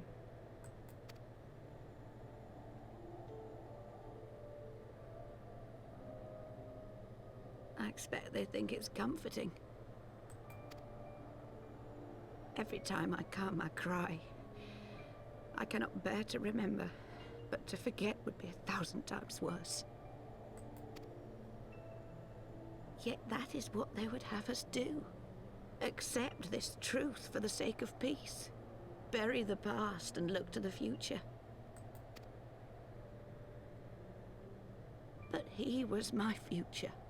My flesh and blood. My heart.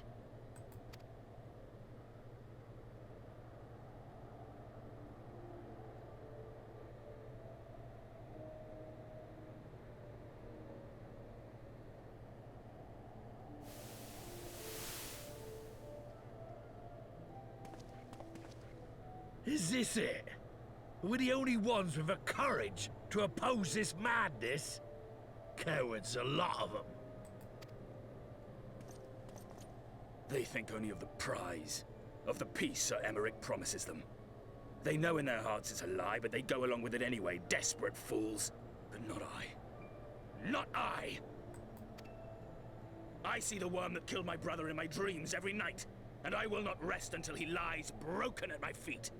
Him and every last one of his accursed kin.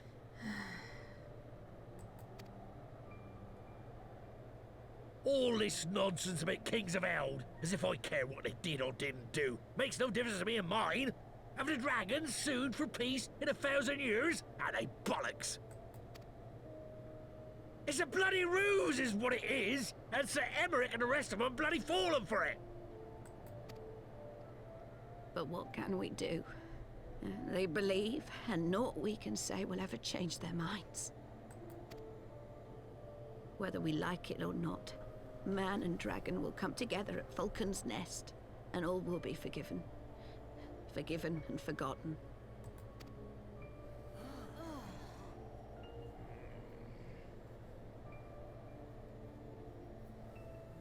No.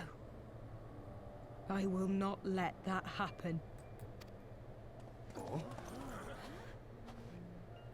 They will remember the true face of the enemy. I will show it to them. And we will rise up against them once more.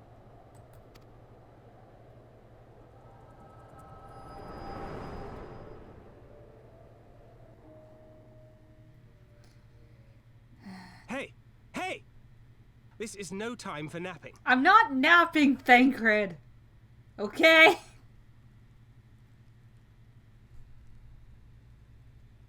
Oh, she probably feels really weird out of that. Do you have your wits about you? Good. Come with me. We have a crisis on our hands.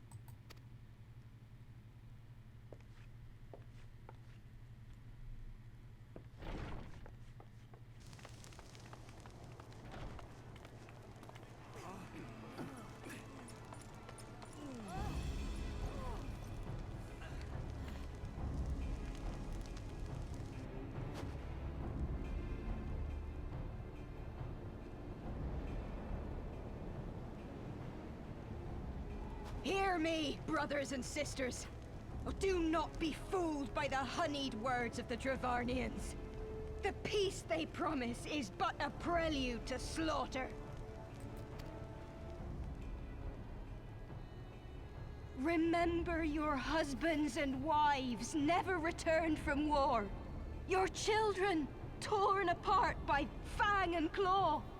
All your loved ones shown no mercy. Does not your heart cry out for vengeance? Your blood boil at the injustice? Remember the face of your enemy, brothers and sisters. Remember it, and strike back! This would not solve anything. It would just continue the cycle.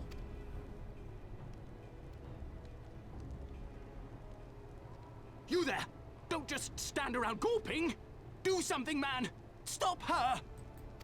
Yes, my lord.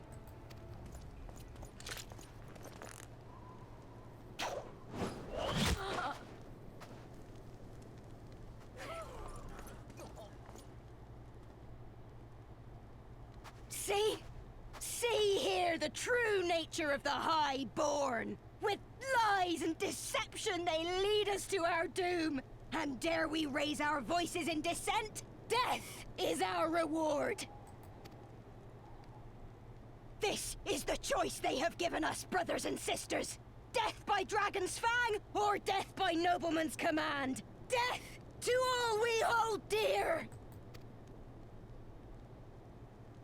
I spit on your choices, noblemen! You will take no more from me! No more! No more!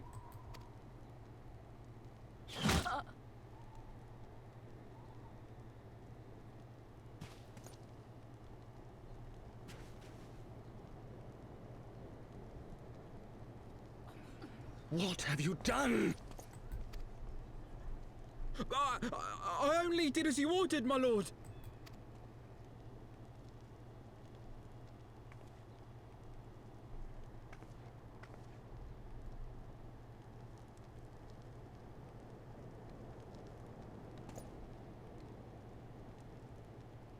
I gave no such order.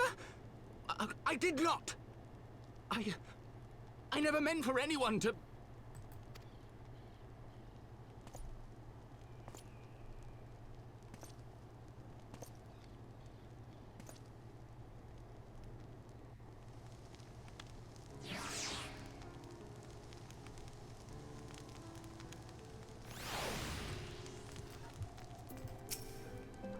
I dare say that could not have played out any worse, given that the First Commander and Lord Artorial are not here to take control of the situation. I spoke with the messenger who said that they would be returning shortly, but until they do, naught will be done. Warder Madeleine has retreated to the barracks and is refusing to speak to anyone. Therefore, it falls to us to ensure that order has been fully restored. Come, let us walk the streets and speak with people.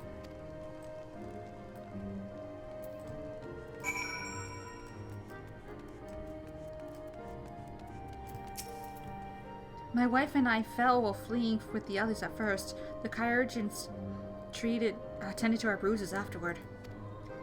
Those mad fools ruined everything, and for what?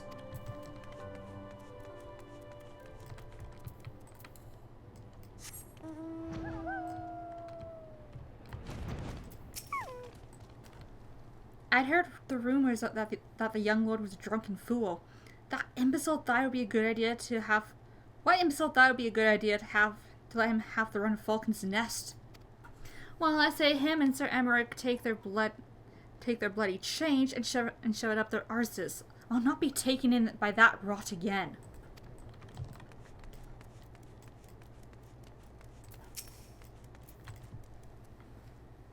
They were wrong to resort to violence, but when I heard her speak, her words were as a dagger in my heart. Who are we to decide that enough is enough? That their calls for justice can never be answered? Will this be the end of it, or will there be others like them and the true brothers? I do not want to bear steel against my kinsmen ever again. I do not know if I even can.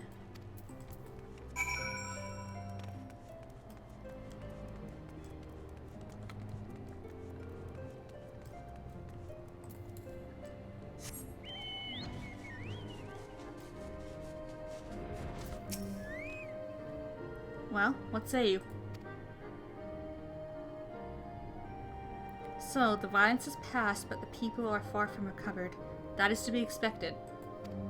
For the moment, it appears that no innocents were harmed by the guards. The blame for all casualties can be placed squarely upon the protesters. Nevertheless, the people will not soon forget the image of a young lordling ordering the public execution of an unarmed protester, one whose words resonated with the hearts of many.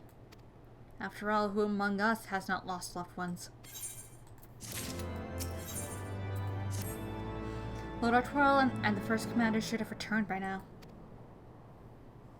To the tavern, then. Their first order of business will be to speak with Lord Manelaine, and I somehow doubt that he has moved and ill since last we saw him.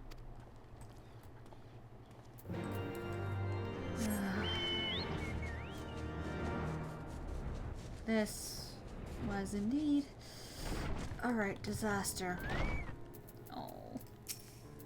Oh, honey.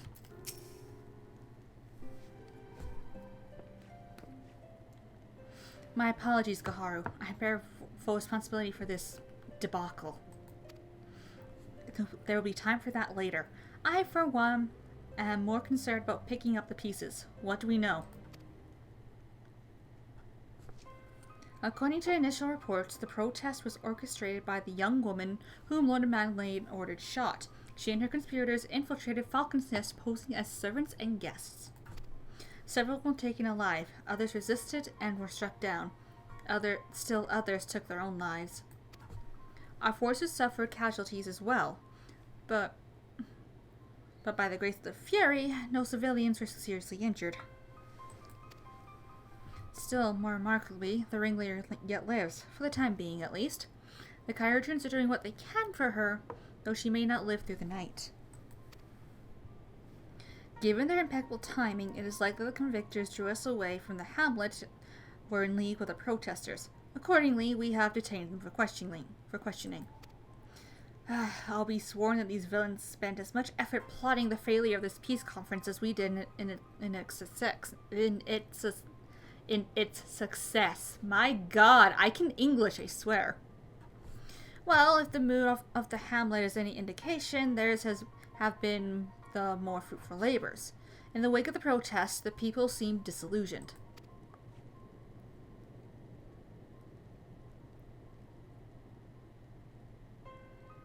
You spoke with them then. I see. Sir Emmerich placed his trust in me. It will be difficult to explain what has happened here.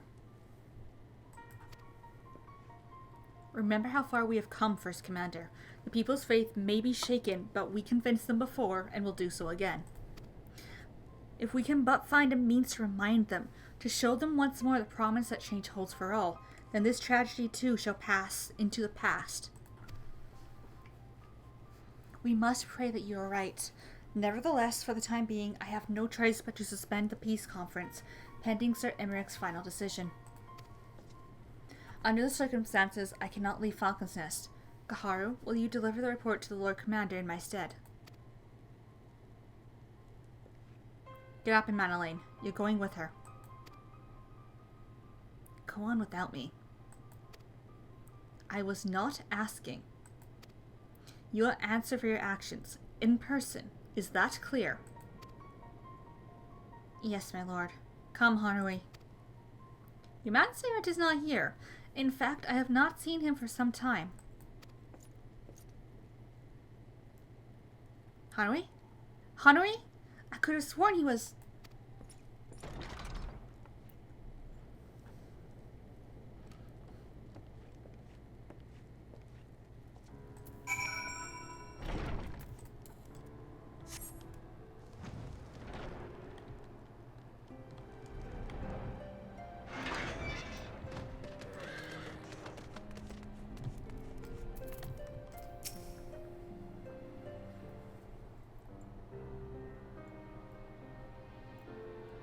Onawa!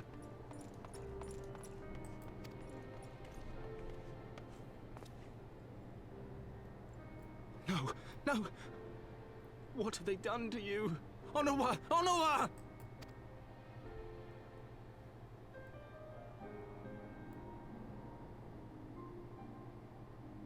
Is that you, my lord?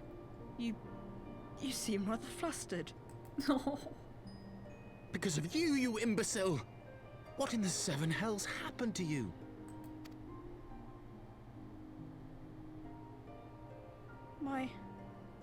My apologies. Some few of the guests expressed a wish to leave, and I implored them to stay. It would seem they took issue with my request. Oh, gods forgive me. If I had only been more careful with my words.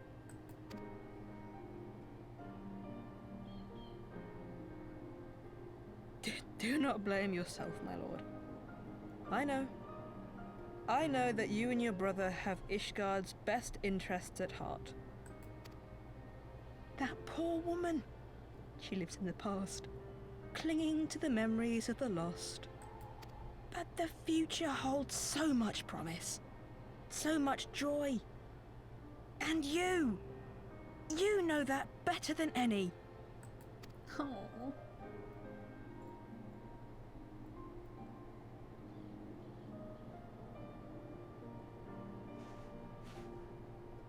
Onawa? Calm yourself. The boy will live. But it's imperative we get him inside and into the care of a Kairujin without delay.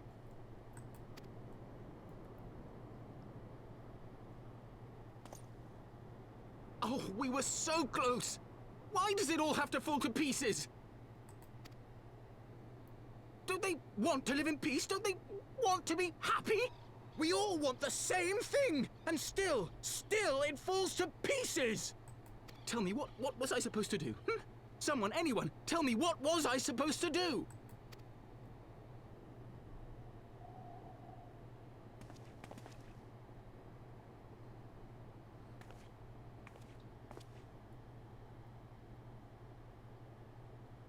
Stop looking to others. You make your choice and you live with the consequences.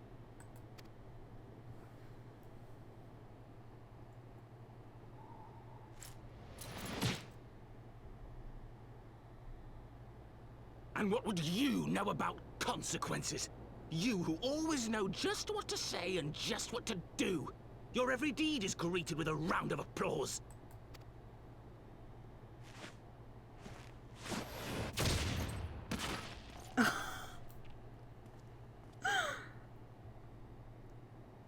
You know nothing about me. I have fought tooth and nail for the people I hold dear. Done everything in my power to save them. And I have failed. Learn to live with it. I have.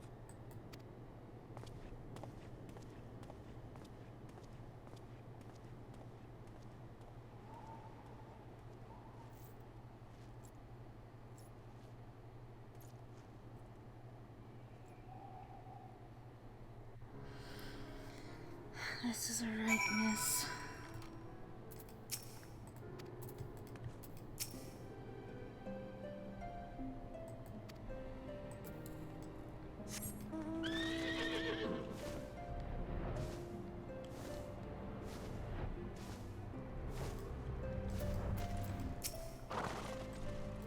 I may have overreacted, but it needed to be done. He was becoming hysterical.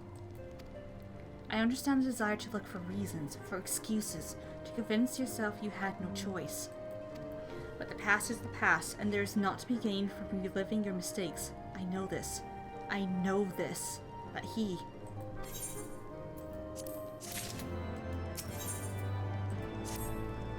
I have no desire to wait for the lordling to emerge from his puddle of self-pity. We have important matters to attend to in Ishgard. Anchor just straight up punched Emmanuel in the face. Just... Yep, that happened. Oh, this is a right mess. This is a right mess.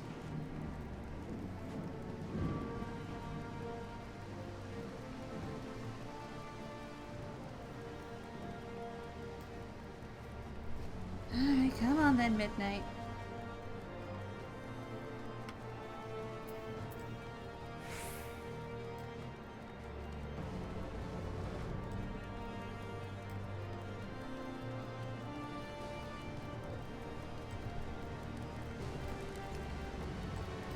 And Sinian is still there. He has not moved.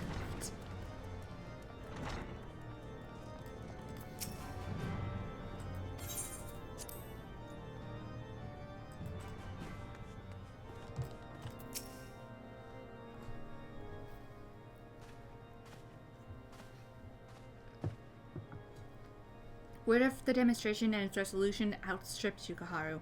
Every man, woman, and child of Ishgard has heard the tale. It is rumored that my youngest's lack of judgment was to blame.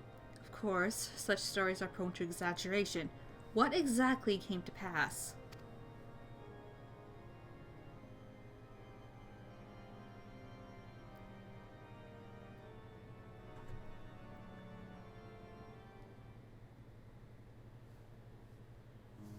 I see. So that is the truth of it.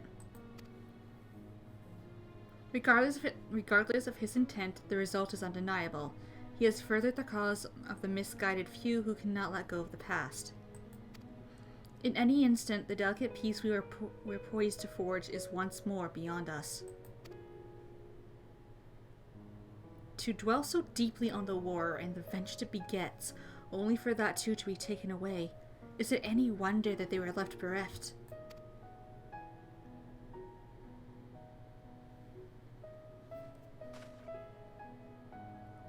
For what was the sacrifice? Have we not to show for our suffering?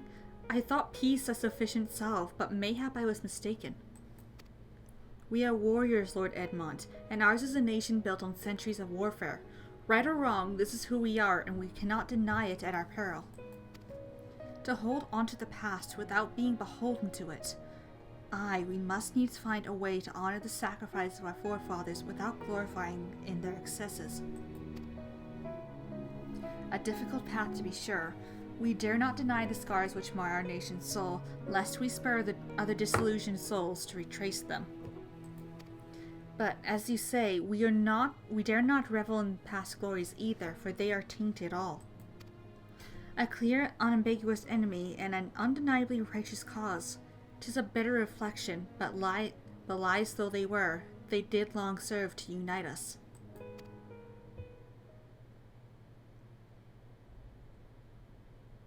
No truth will ever serve as well, I fear. Yet, we are not without options. At our last meeting, a proposal was tabled by the other members of the Eorzean Alliance for joint military exercises, to strengthen the ties between our nations and test our readiness to meet a common threat. I had thought to delay these exercises until after the peace conference, but mayhap the Grand Melee would be just the thing to lift our beleaguered spirits. Better still, an occasion for the Temple Knights and the Watch to take field as allies, as a unified Ishgardian force filled with men and women from all walks of life, which would stand against a coalition of the Allied Nations' finest. Hosted by Ishgard in the shadow of the Gates of Judgment. A victory under such circumstances would serve as a reaffirmation, nay, a declaration to all and sundry that we are strong and united as ever. Such a victory would do much to fan the flames of patriotism, it is true, but if we should be defeated, though even to hold our power against the cream of the three nations might be presented as a triumph. Very well, you may count on my support for what little it is worth. However, I have a request. I would have my son and Madeleine take part in the Grand Melee. By his deeds he has brought shame upon Ishgard, and so by his deeds I would have him bring our nation honor. As you wish, my lord. If that is his desire, then it shall be so. Now then, we have no time to lose. Kaharu, would you be so kind as to deliver my instructions to Lucia? I shall write to the Alliance leaders at once and begin making arrangements for the Grand Melee. Should you chance to see my son, pray inform him of his duty. If he has not already returned, he will soon enough, making every effort to avoid me. I'm on it.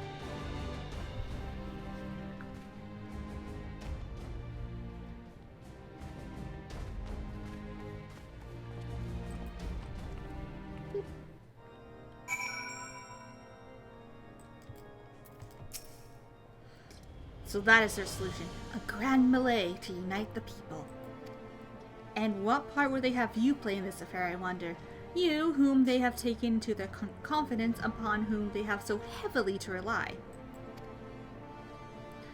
And will you oblige them when the proposition is made? Will you stand for Ishgard once more? We have come this far, have we not? Well, when you put it like that, I suppose it would be a shame not to see it through to the bitter end. So, for this grand melee of his, Sir Emmerich wishes to field a force comprising of both his Temple Knights and Hilda's Watch, yes? I can only imagine what she'll have to say about that. In fact, curiosity compels me to go see for myself.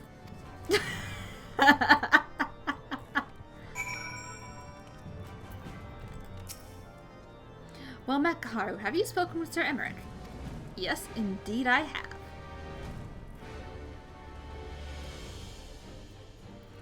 I was aware of the Alliance's request, so Sir Emmerich would turn these exercises into a spectacle for the masses. It is not that I doubt the efficiency of such a plan. Indeed, I know its effectiveness only too well, having witnessed it firsthand. Nevertheless, he has not once given me reason to doubt his intentions, and these are desperate times indeed. I will select knights for the event forthwith. As for the watch, did he now? How considerate of Master Thancred to seek out our young watch commander of his own volition. Alas, he acted prematurely. Pray deliver this list of watch candidates to Hilda. I would have her best men, not her most dispensable.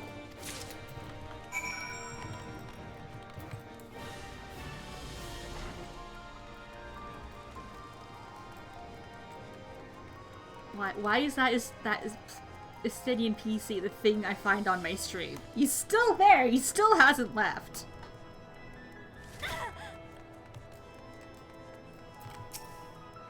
Thancred's been telling me about Sir Emmerich's grand soiree. Seems we're expecting to join in. It's nice of him to invite us and all, but I hope he knows what he's doing, because we ain't dressed to dance with professional bleeding soldiers. Well, well, it seems First Commander's gone and handpicked her guests. I can't say I disagree with her choices, though. She's got a good eye. Will you be fighting too? Reckon it'd inspire the lads if you were. Might take their minds off getting their hides tanned and all. Think about it, eh? I hate to ask, but you haven't seen our favorite lordling, have you?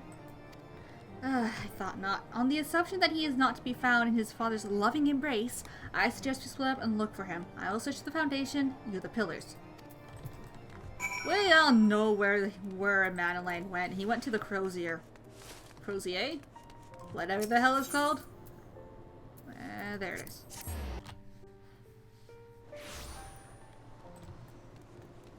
He is right here.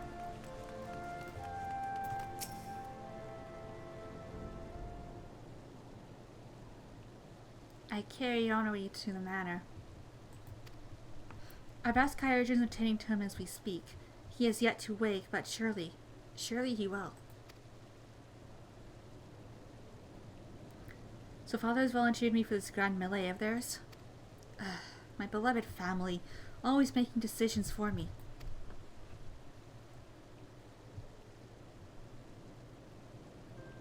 No, it's not like that. It's just... Oh, you wouldn't understand. How could you? You are free to be the woman you want to be, whereas I am a son of House Ratom, don't you see? My future was determined before I was born, and what I could and could not do. Right or wrong, that's the way of it, until the old order began to crumble. Now we wander amidst the rebels, searching for a purpose, for a place. All around me, brave men and women rise to the occasion. With faith and conviction, they dedicate themselves to their causes, but not I. I was terrified of making the wrong choice, which is why I let better men make them for me. Do this, do that, take this duty, go to this conference. I suppose I had convinced myself I was above it, until your friend showed me otherwise. When I saw Honoree, I wanted to scream. I wanted someone to blame, but in the end, there was only me. Only me. So you see, I canonically bow my head and accept Father's command. Such cowardice is what brought me to this point. I'll go to Sir Emmerich and I will make my own decision.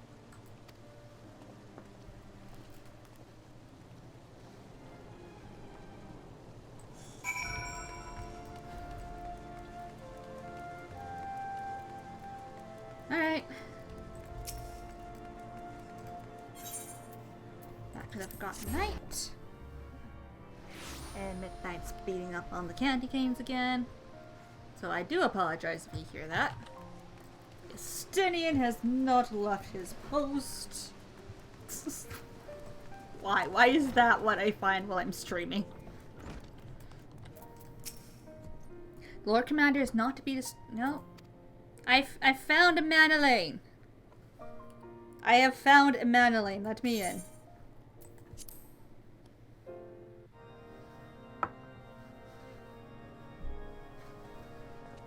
Midnight, that is not attractive.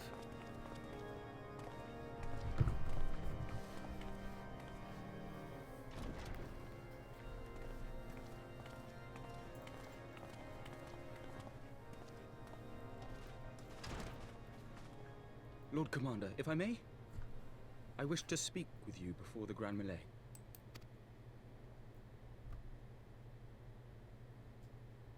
Proceed. How do you do it, my lord? How do you lead with such certainty, when so many of our countrymen will not hear of peace with the Dravanians? Some of them hate you almost as much as the dragons themselves. They decry you as a patricide in the streets. They even tried to kill you, for God's sakes. Yet still you march on, undaunted, where no archbishop dared to tread. What is your secret? Where do you find the strength?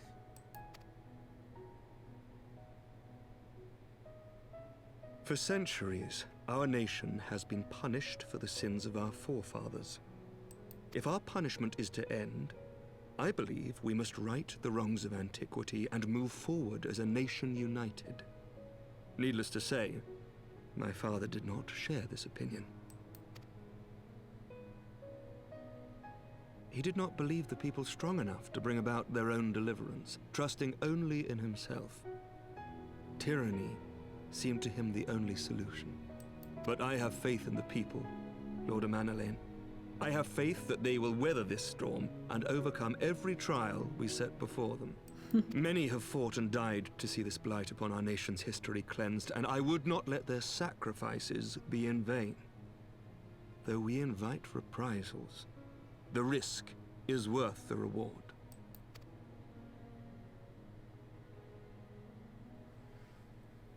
I want to believe. I do.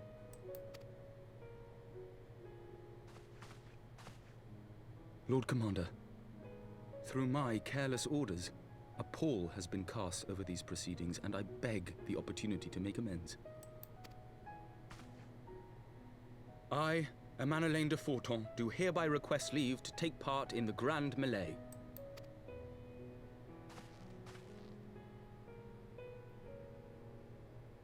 And Thancred is proud. Who am I to deny such a heartfelt plea? We would be honored to have you join the fray, my lord.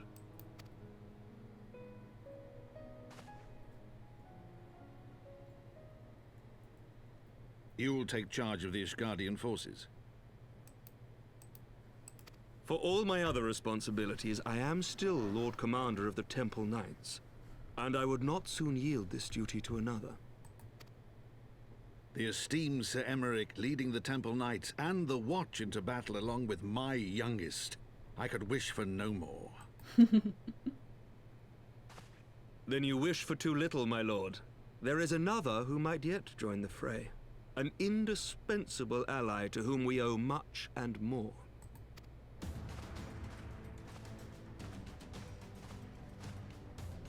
An adventurer beholden to none who nevertheless chose to champion our cause, who has shared in our suffering and in our glory. A warrior without equal, who I am privileged to call a friend. There is no one I would rather have fighting by my side. I ask this in full knowledge of your obligations, and will not think less of you should you refuse. But if your conscience will allow it, might you oblige me, my friend, one more time?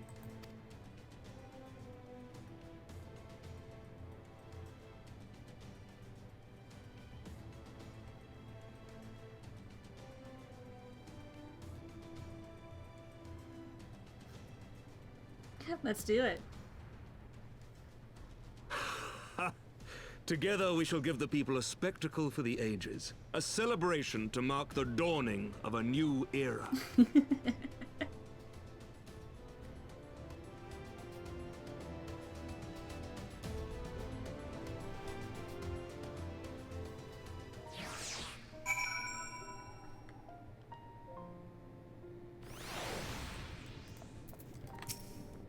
Gods help me, I think it might be love.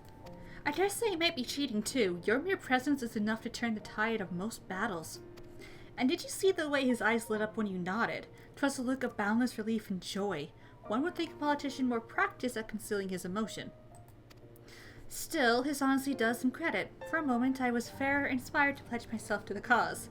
But that would be improper. This is their fight, and yours, but not mine.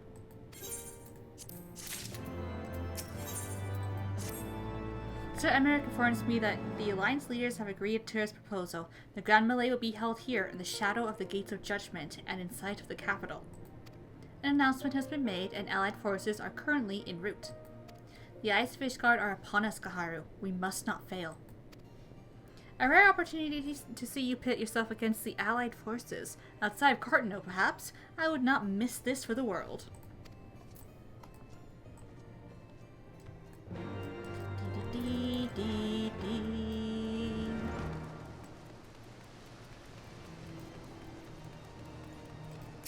Alright, let's go to the Gates of Judgment. This is gonna be fun. Emmanuelaine, let's do this. There she is. I say, when you didn't appear, I began to question. Nothing, never mind. To think that we are mere moments away from facing the cream of Eosia's solitary in battle.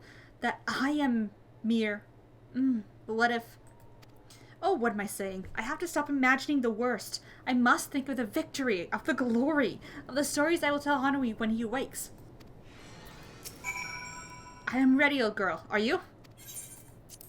By the Fury, how could I forget? Father bid me present this to you. I know it is sudden, but we believe the men will find it inspiring if you bore the colors of Heavensward Tom into battle. Pray, do us this honor. I will. My armor is going to be glamored.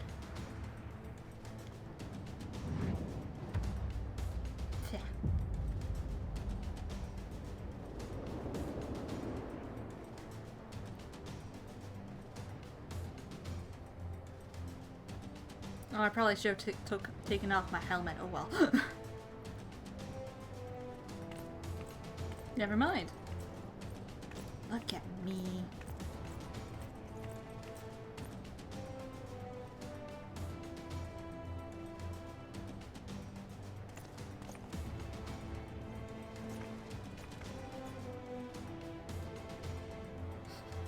So tiny. Let all here present heed well the rules of engagement.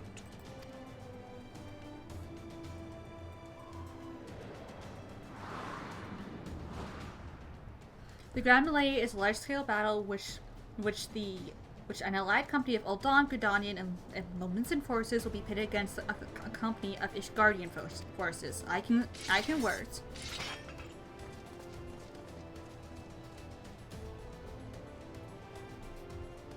When a combatant is incapacitated, the opposing company will be rewarded tactical points. The first company to attain the designated tactical rating of 100 points is declared the victor.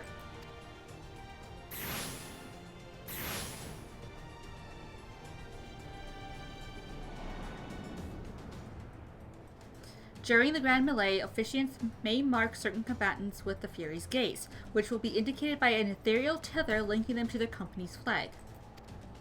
While defeating most combatants will award your company 1 tactical point, defeating marked combatants will award your company 10 tactical points. Marked combatants also possess enhanced attributes, rendering them more powerful and more difficult to defeat. Defending and defeating these combatants is the key to victory.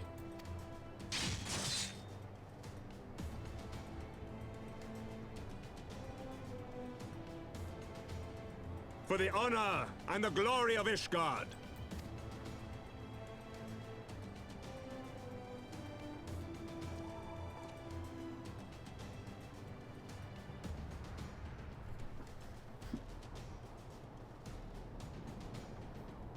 And there's the girls.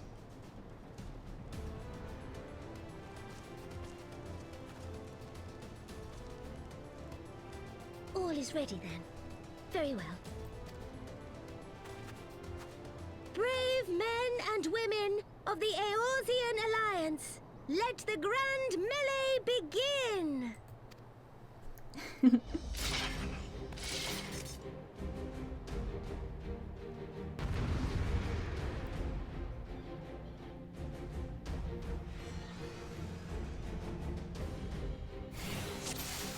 Let's do this.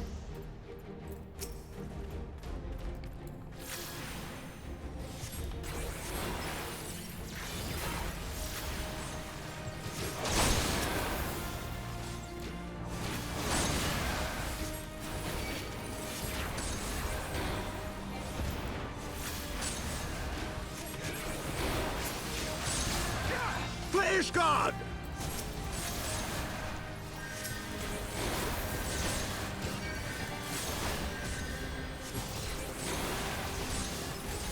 Yeah. Here's the next one. Is that all you've got?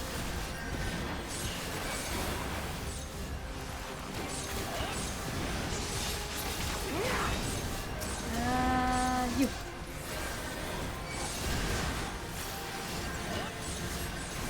Come on, come at me.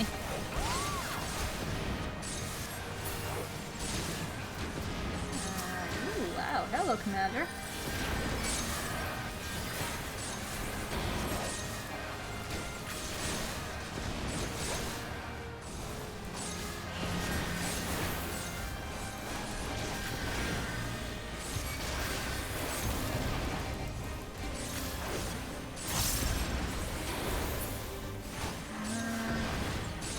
No one's tether.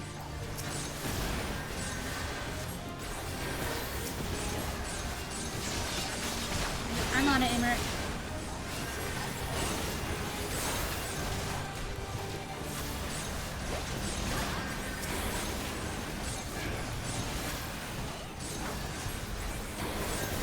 Stop it. Get out of here.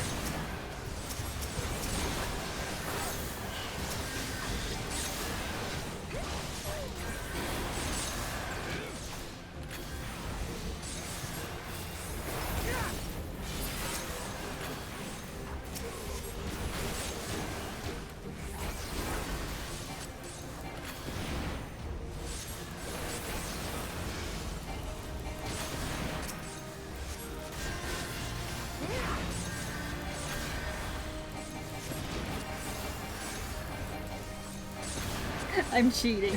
I don't care.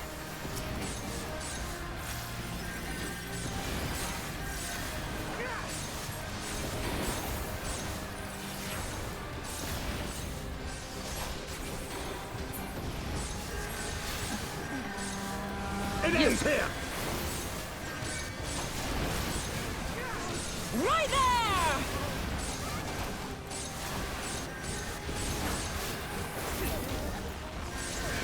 You.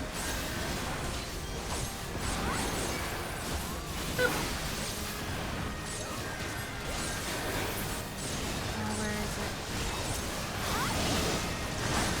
Ah.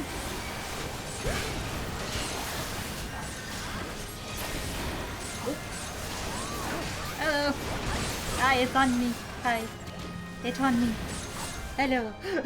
I have been chosen.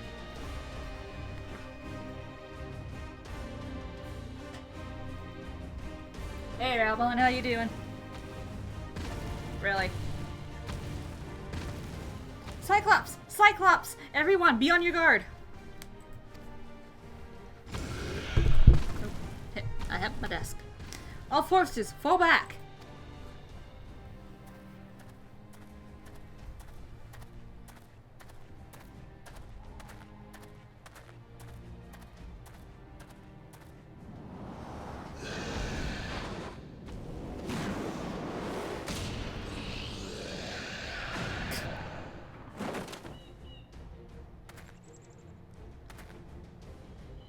Continue the melee. I will deal with him.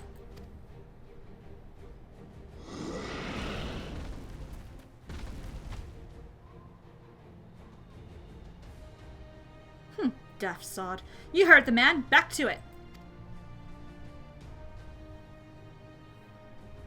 All forces, form a line on Kaharu. Now!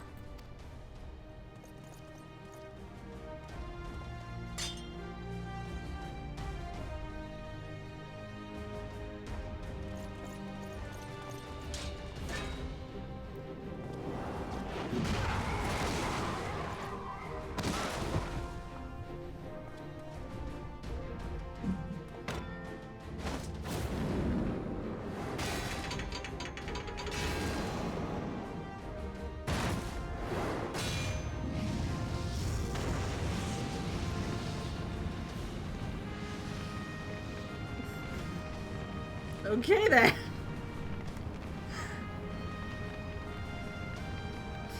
Well met. I will not lie. I was hoping you would come to this. So then, shall we dance? Damn it all.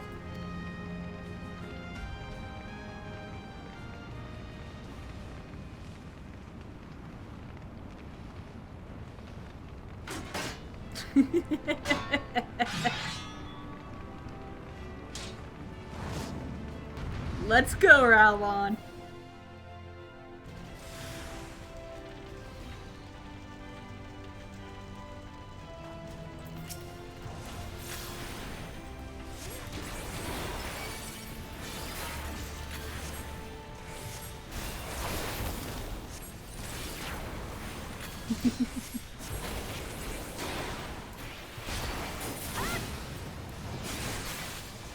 Yep.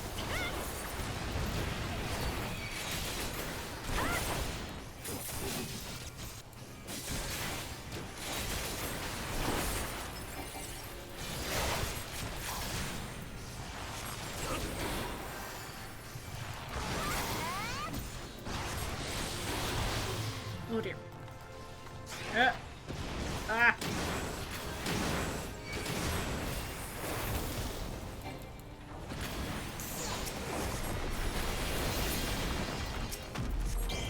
Not today.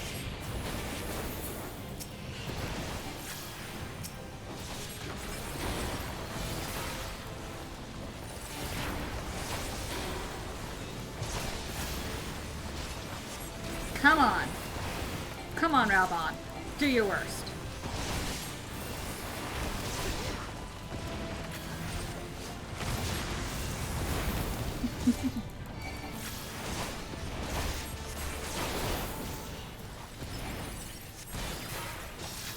Almost. Go! Got him!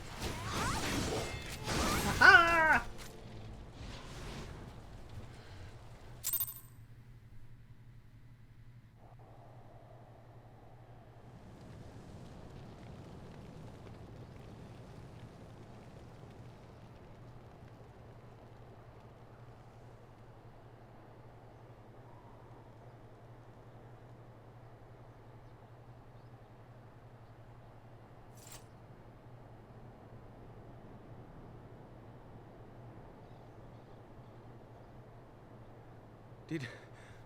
Did she win? Then we...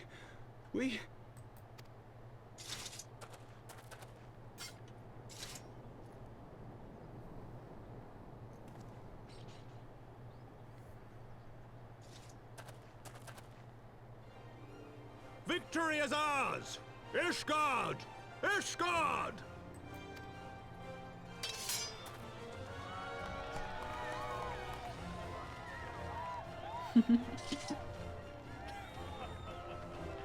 Well fought! Well fought, my friend!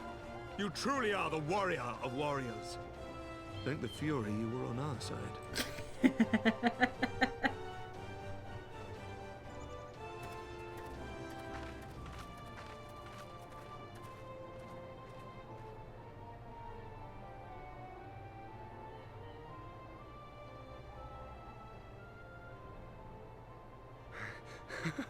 Oh, my lungs are burning, and I can barely stand. I didn't think I could do it, but then I did. We did.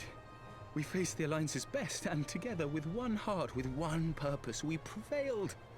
After 1,000 years of hardship, of strife and bloodshed, we are strong enough to rise to any challenge, be it on the battlefield or beyond.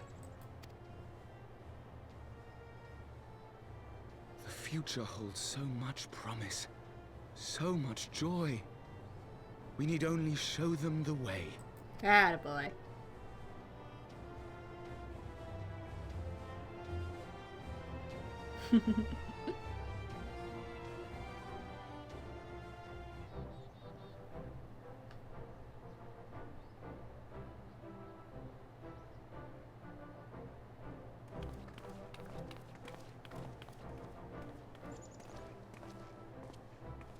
A truly magnificent display, Sir Knight.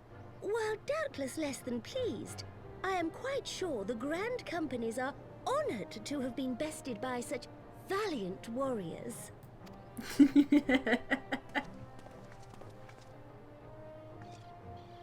The honor was ours, Your Grace. I am pleased to see that Ishgard's proud martial tradition is being upheld. When the time comes, I trust you will fight alongside your brothers and sisters in the Eorzean Alliance with the same fervor you displayed in opposing them.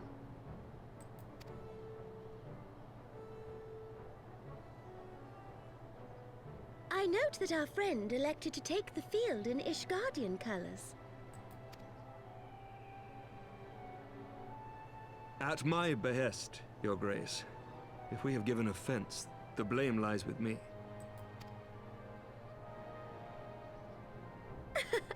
Fear not, Sir Knight. It was a surprise, nothing more.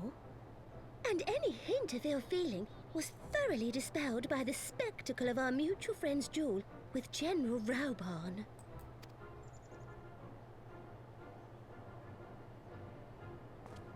On the subject of surprises, I could not help but marvel at the passion and unity of purpose displayed by your countrymen, given the troubling reports we have received of late. Yes. Those reports. I shall take that as a compliment, Your Grace. The events to which you allude are the price of change. The end of the Dragonsong War marks the beginning of a new era for our nation, and for the people, high and lowborn alike, who will lead her into the future. Ah, yes. The people.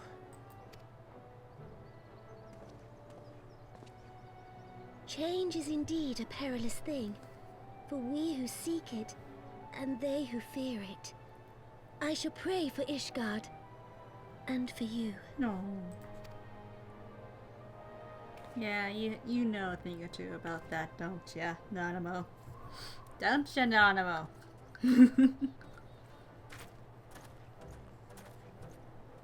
Hey, Thancred, how you doing? Well, that made for a refreshing change. Congratulations on your victory, by the way.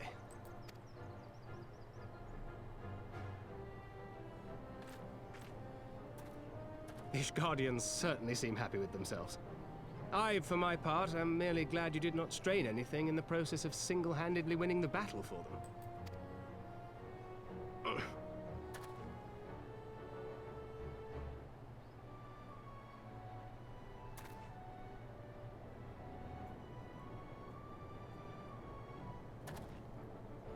Tis but a scratch, I assure you, and I will not suffer you to worry over me. Not when we have a dozen far more important concerns. Make that 2 dozen. Still, as Y'shtola never tires of telling me, we can but face them head-on, one at a time. One day at a time. As Minfilia would have done.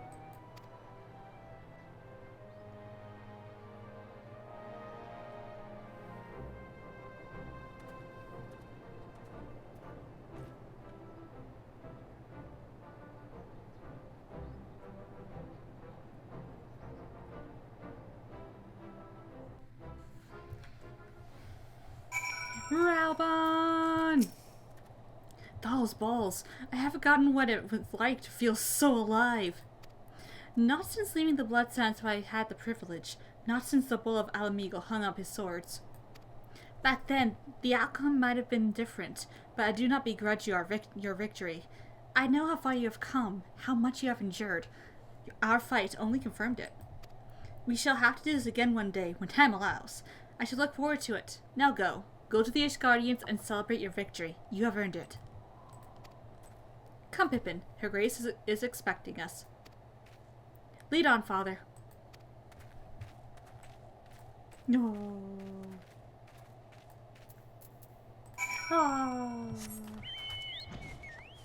I like Pippin and Ralbon. Thancred! Said your goodbyes? In all the years I have known Ralbon, I cannot recall ever seeing him look so happy in defeat. Well, everything seems to be falling into place, does it not? The Ishgardians have claimed their symbolic victory, and the Eorzean alliance has been strengthened in the process. Be proud, Gaharu. You made this happen.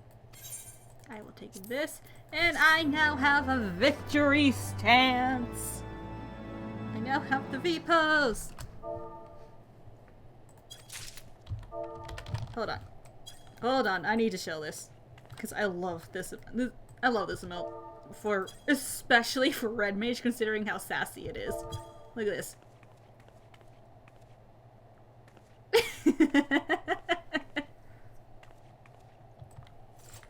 Ah, beautiful. Emmerich! We have done it. Nay, you have done it. You have brought us the victory we so desperately needed. There is naught left but to return to the capital. Come, let us see what reception awaits us.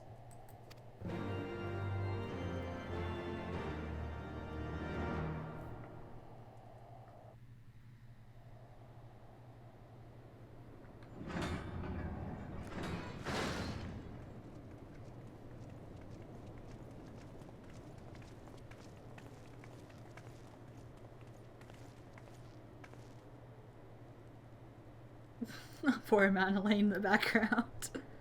Bye, Hilda. My lord! Oh, look at him! Honorwa, my boy. Shouldn't you be in bed? Thank you for your concern, my lord. But I have largely recovered from my ordeal, and I have naught but several scars to show for it, which I have been told some women may find appealing. I see. And to think I was worried sick over you. I'm not sure I understand, my lord. Well, let's put that theory to the proof, shall we? My lord? would seem that a great many things have occurred in my absence. I thought I might begin to make amends by welcoming you in person. Hi, Alphino. The messengers spared not their chocobos to bring us word of your victory in the grand melee. I cannot well describe our elation when we heard the news. It called to mind the day we rejoined the Eorzean Alliance, when I glimpsed hope rekindled in the eyes of the people. Aww. The Fury herself ushers us into a new era. Sir Emmerich, the time is now. Aye, that it is. Reconvene the conference and summon Vidofnir to Falcon's Nest. We will make peace with Hraesvelga's brood and hasten this bloody war to its end. Yes, Lord Commander. I will send word to Artoirel and bid him resume preparations. Emanuele, you will place yourself at your brother's disposal. He will be glad of your assistance.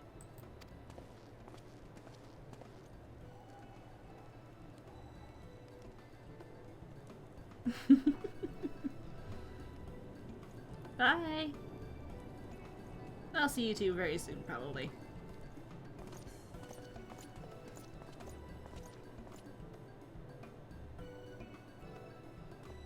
No stopping it now, is there? We should inform Stola and the others. Yes, we should.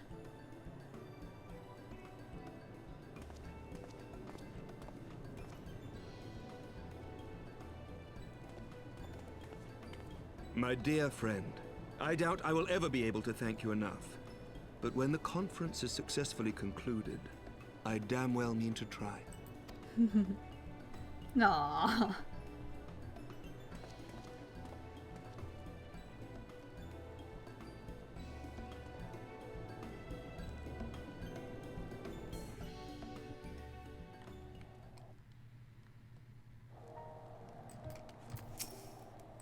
They say you dueled General Raubon within a ring of flames. I did not think the man so ostentatious. Would that I could have seen it. After we parted ways in Matora's cave, I returned here to speak with Tataru. We agreed to tell the others that only our search for Minfilia had reached an impasse. I subsequently learned that you had left for Falcon's Nest, but I thought it best to keep to myself for a time. I want to rely on you overmuch when we are together, and I needed to think, to reflect. I still do, I suspect, but matters here seem to be coming to a head.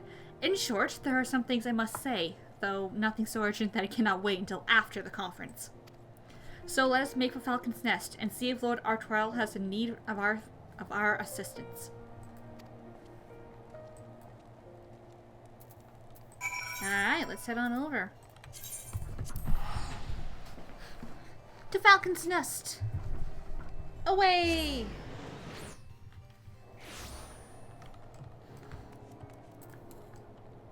Come, tiny horse of fun.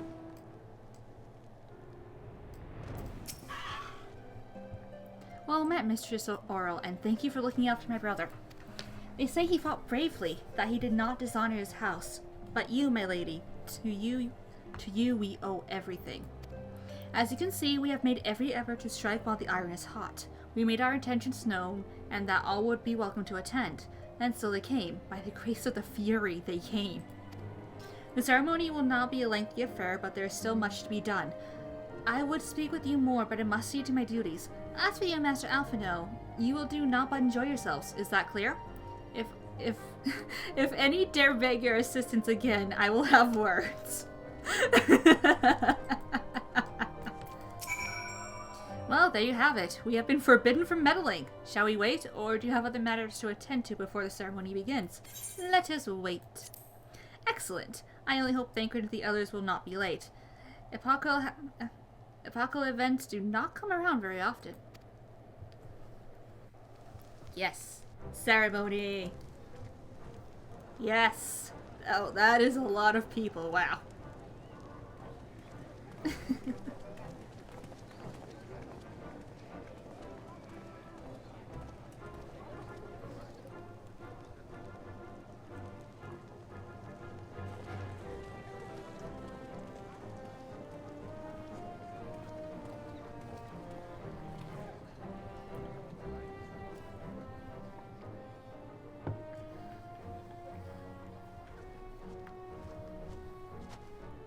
The appointed hour approaches. Aye.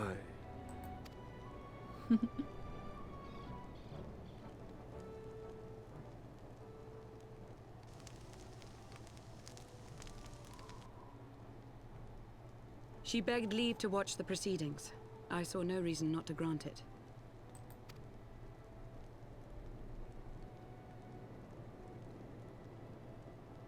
Should I choose to deviate from my prepared remarks, I ask that you trust in my judgment.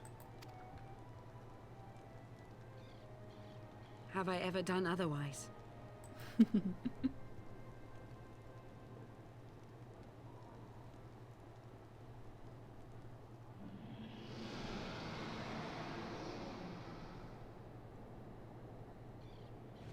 Vidofnir!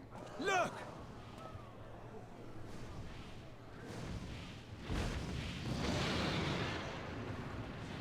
The White Dragon! Ah, how long it hath been since our peoples met thus, children of Thordan, even by our reckoning. Vidofnir, daughter of Hraesvelga, we give thanks for your visit, and bid you welcome to Falcon's Nest. Our sire bade us hearken unto the whispers of our hearts. They spoke to us of a paradise lost, of bonds of brotherhood which they yearned to see restored. Ours too yearn for such a restoration, and they have guided us here this day, that they might yearn no longer.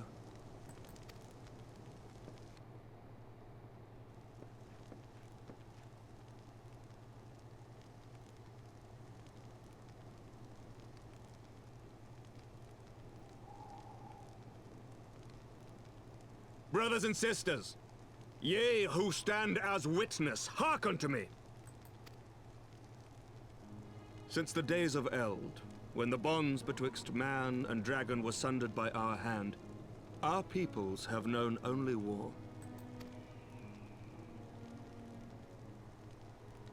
Bloodshed without end, losses beyond counting, and still we fought. And still we fought.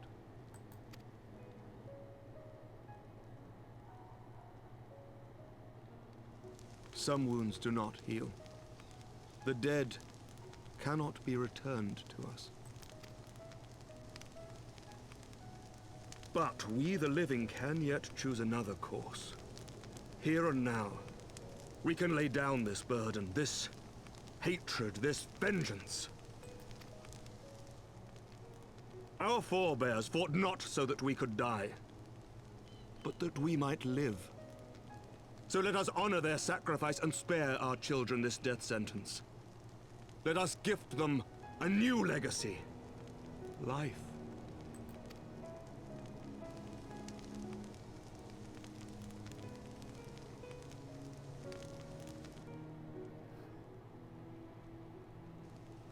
Betwixt our peoples yawneth a divide deeper than the deepest abyss, wider than the widest sea.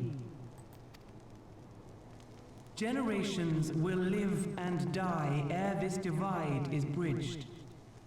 Knowing this, doth thy heart yet yearn for peace, son of Thordan? Look now on the legacy we would leave to our children. A dream of peace, inscribed in stone for generations to come.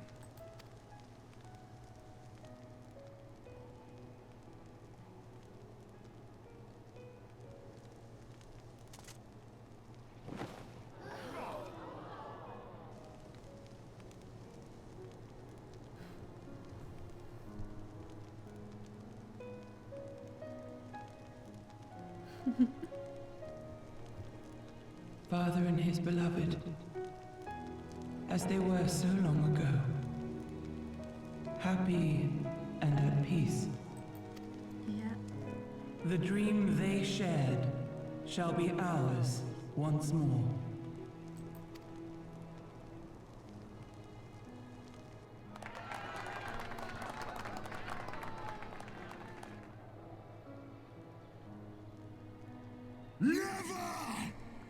Oh no.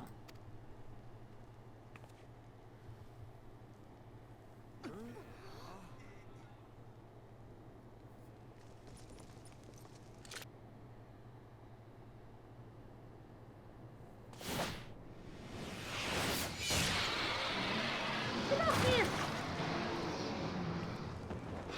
Your bow!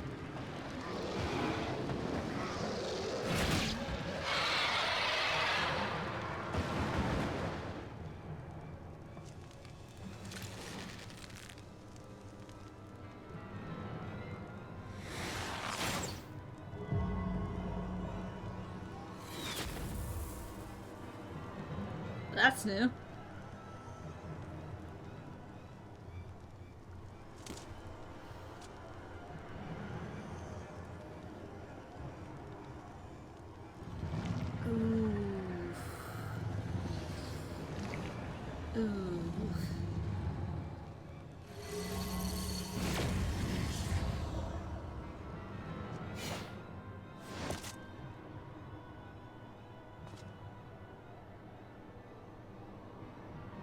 Child of Dravania, art thou grown so forgetful that thou wouldst forsake kith and kin and consort with the spawn of Thornton? That thou wouldst dare contemplate peace? Hearken unto me, all of you! The final chorus is nigh, and all will be held to account. All will bathe in the flames of retribution. Till the coming of that day, look you on your sins and despair, for none shall escape my wrath. None shall escape my revenge! 7 hells.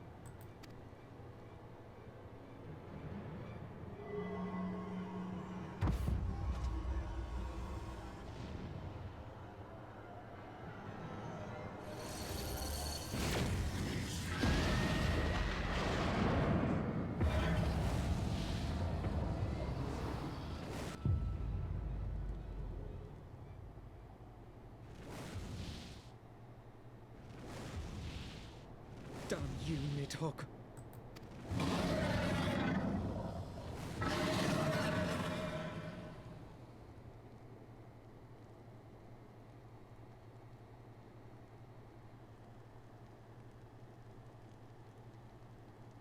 Hells, take that worm!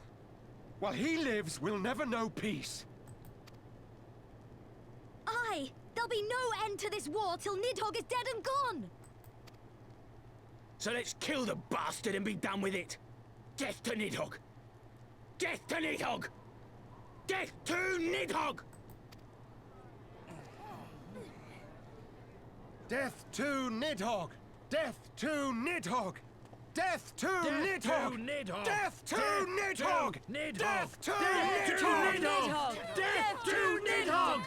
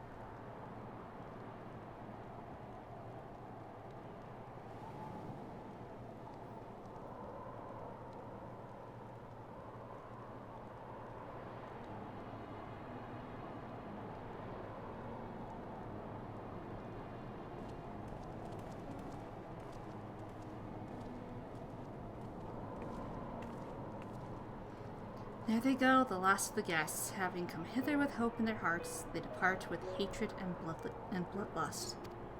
Until the moment I saw him strike, I held some small hope that what you had seen as his law was an illusion, perhaps. But he acted without hesitation, as did Sir Emmerich. For mercy, Vidofnir's wound was not mortal, or so Lucia tells me. The dragon was spirited away to Annex, trying to receive care from her brethren. We can but hope her recovery is swift. But such was surely Nidhogg's intent. Hi, Mom! To deliver the... I forgot to turn on lights! But such was surely Nidhogg's intent, to deliver a proclamation not only to the children of Thoradin, but to his kindred. War is coming, and ye who do not stand with us stand apart. She was an example, a message to her brood, another instrument of his vengeance, like Estinian.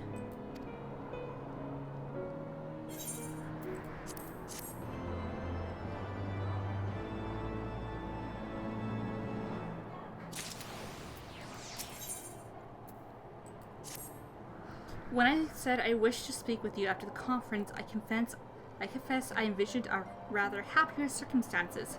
If anything, however, this latest tragedy makes the need more pressing. There are things I must say. Not to the Warrior of Light, or even my fellow Scion, but to you, Kaharu, my friend. But not here, no.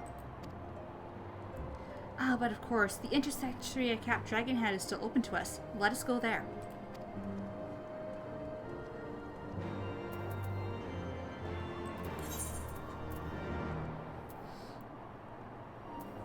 The game volume I currently have at 53, but I can turn it up.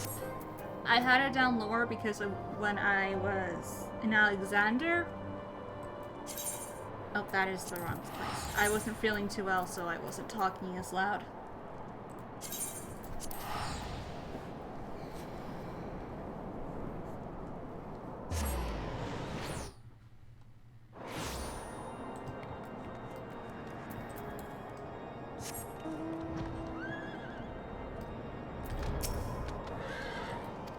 Yes, show me inside, please.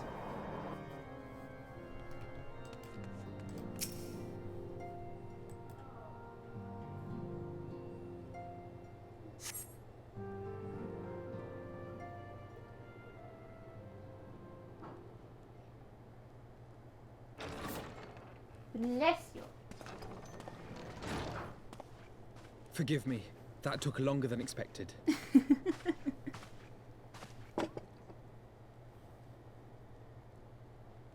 You seem puzzled. Oh, these. I thought something warming might not go amiss. It was not all that long ago that we sat here, you and I. In our very own falling snows, as Lord Horshvon called it. I still struggle to believe he is gone. And Azelle too. I had such hopes for her. Master Matoya asked me what it was all for. Why we fight. And why we die. Were I still commander of the Braves, I would doubtless have replied, for the future of Eorzea. But I'm not that man. Not anymore. Midnight, I'm in the middle of something. Can this wait?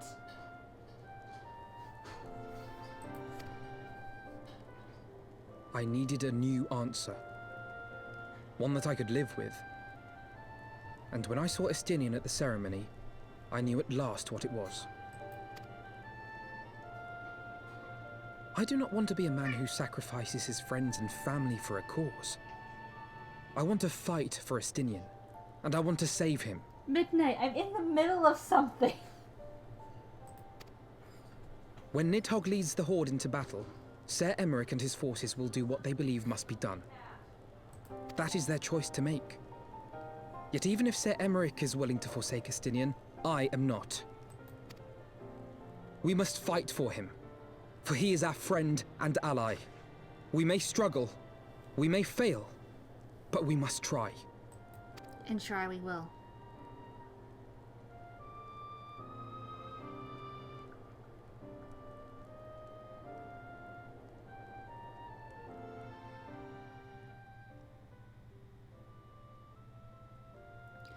For those we have lost, and for those we can yet save.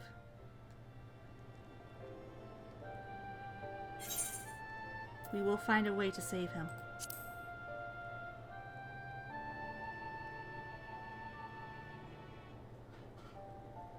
We will. I know we will.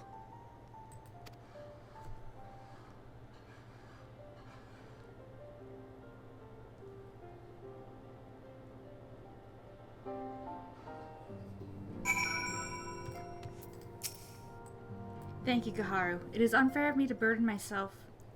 Wait. It is unfair of me to unburden myself in this manner, time after time, but I'm glad that you permit me nonetheless. You are my true friend and ally. Though not all of our fellow Scions will support our stance on Estinian, I have faith that we will win them over in due course. Such is the infectious power of hope. Right. That is quite enough solemn introspection for one day. I think we would both benefit from some time in the company of Tataru. She stays for us at Forton Manor. Let us not keep her waiting any longer.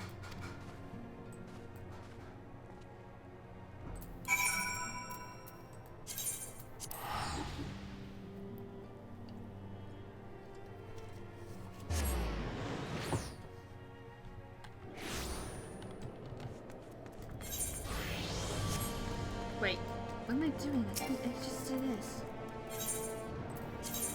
I can just literally do this. Done. Poof, I'm there.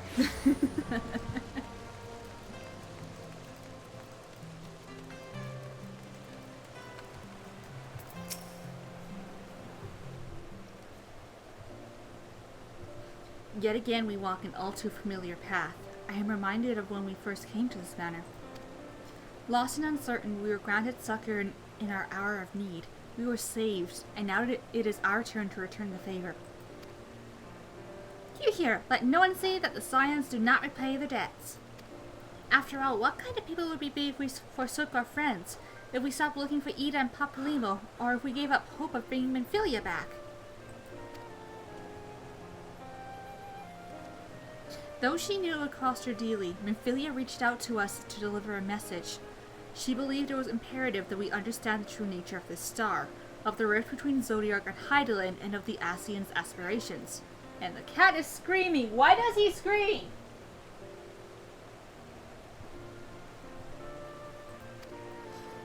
But for all that has been revealed, I cannot shake the suspicion that there is much we have yet to learn.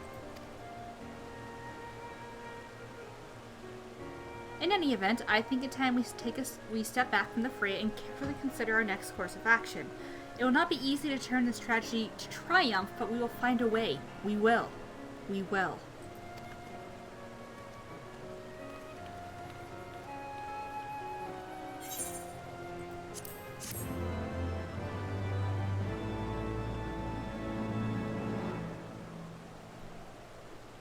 I learned the battle stance emote. Yay!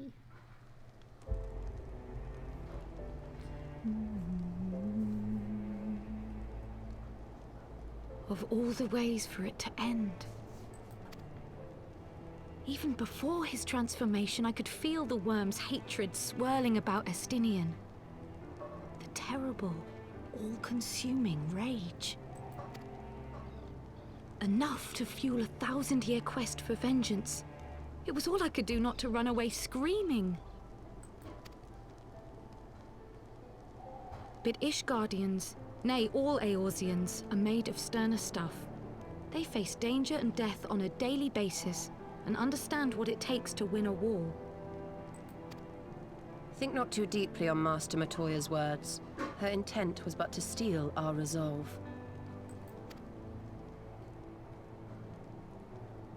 That, and to remind us to look beyond these passing conflicts to trials greater still, to the truth which hides at the heart of this world.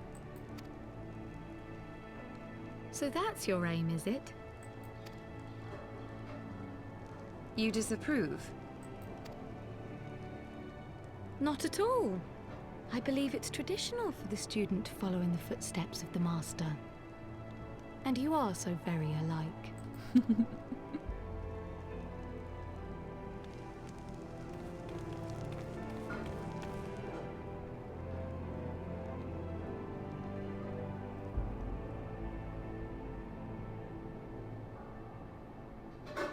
Hello.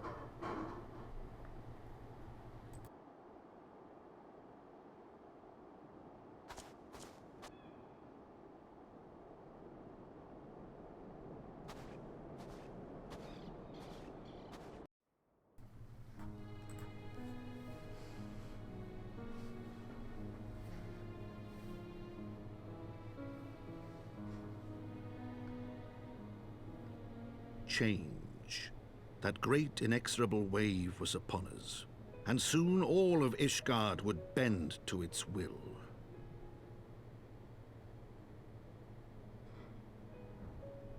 For all our sins, for all our scars, the future for which we had long yearned was at last within our grasp.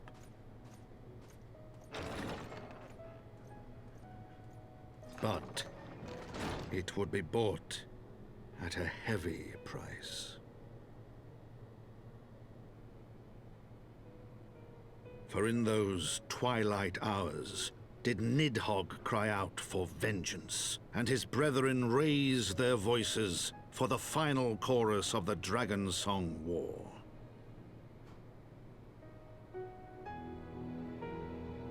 From the memoirs of Count Edmond de Forton, Heavensward, the Gears of Change.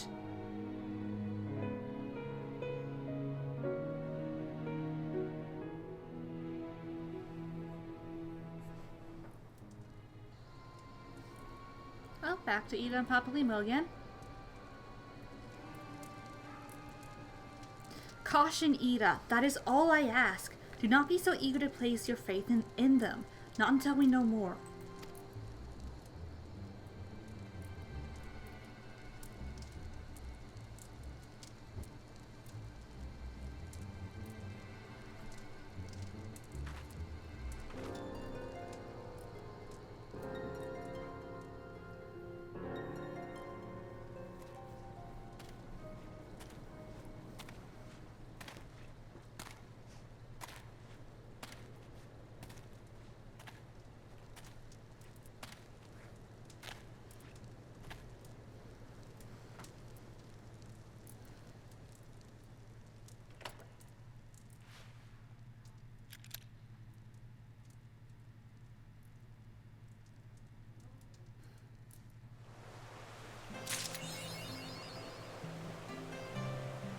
And there we have the first 2 patches of Post Heavensward, and this is where I will end the stream because I've been streaming for nearly 5 hours now. We will get to either the Warring Triad or the Mock Quest next time I stream, which might be on Friday, it might be again on Monday. We'll see. That's an interesting thing to see when I zoom back out. But anyway, ignore the cats. They're fighting in a box again. Anyway, yeah, next time I stream, we'll be going through either the Warring Triad quest or we'll be doing the mock raid, which is gonna be fun for me. But until then, thank you for everyone who joined me. Thank you for everyone who was chatting with me while I was playing. Thank you to anyone who watches the video afterward, and I will see you guys in the next stream, whatever that might end up being. Bye!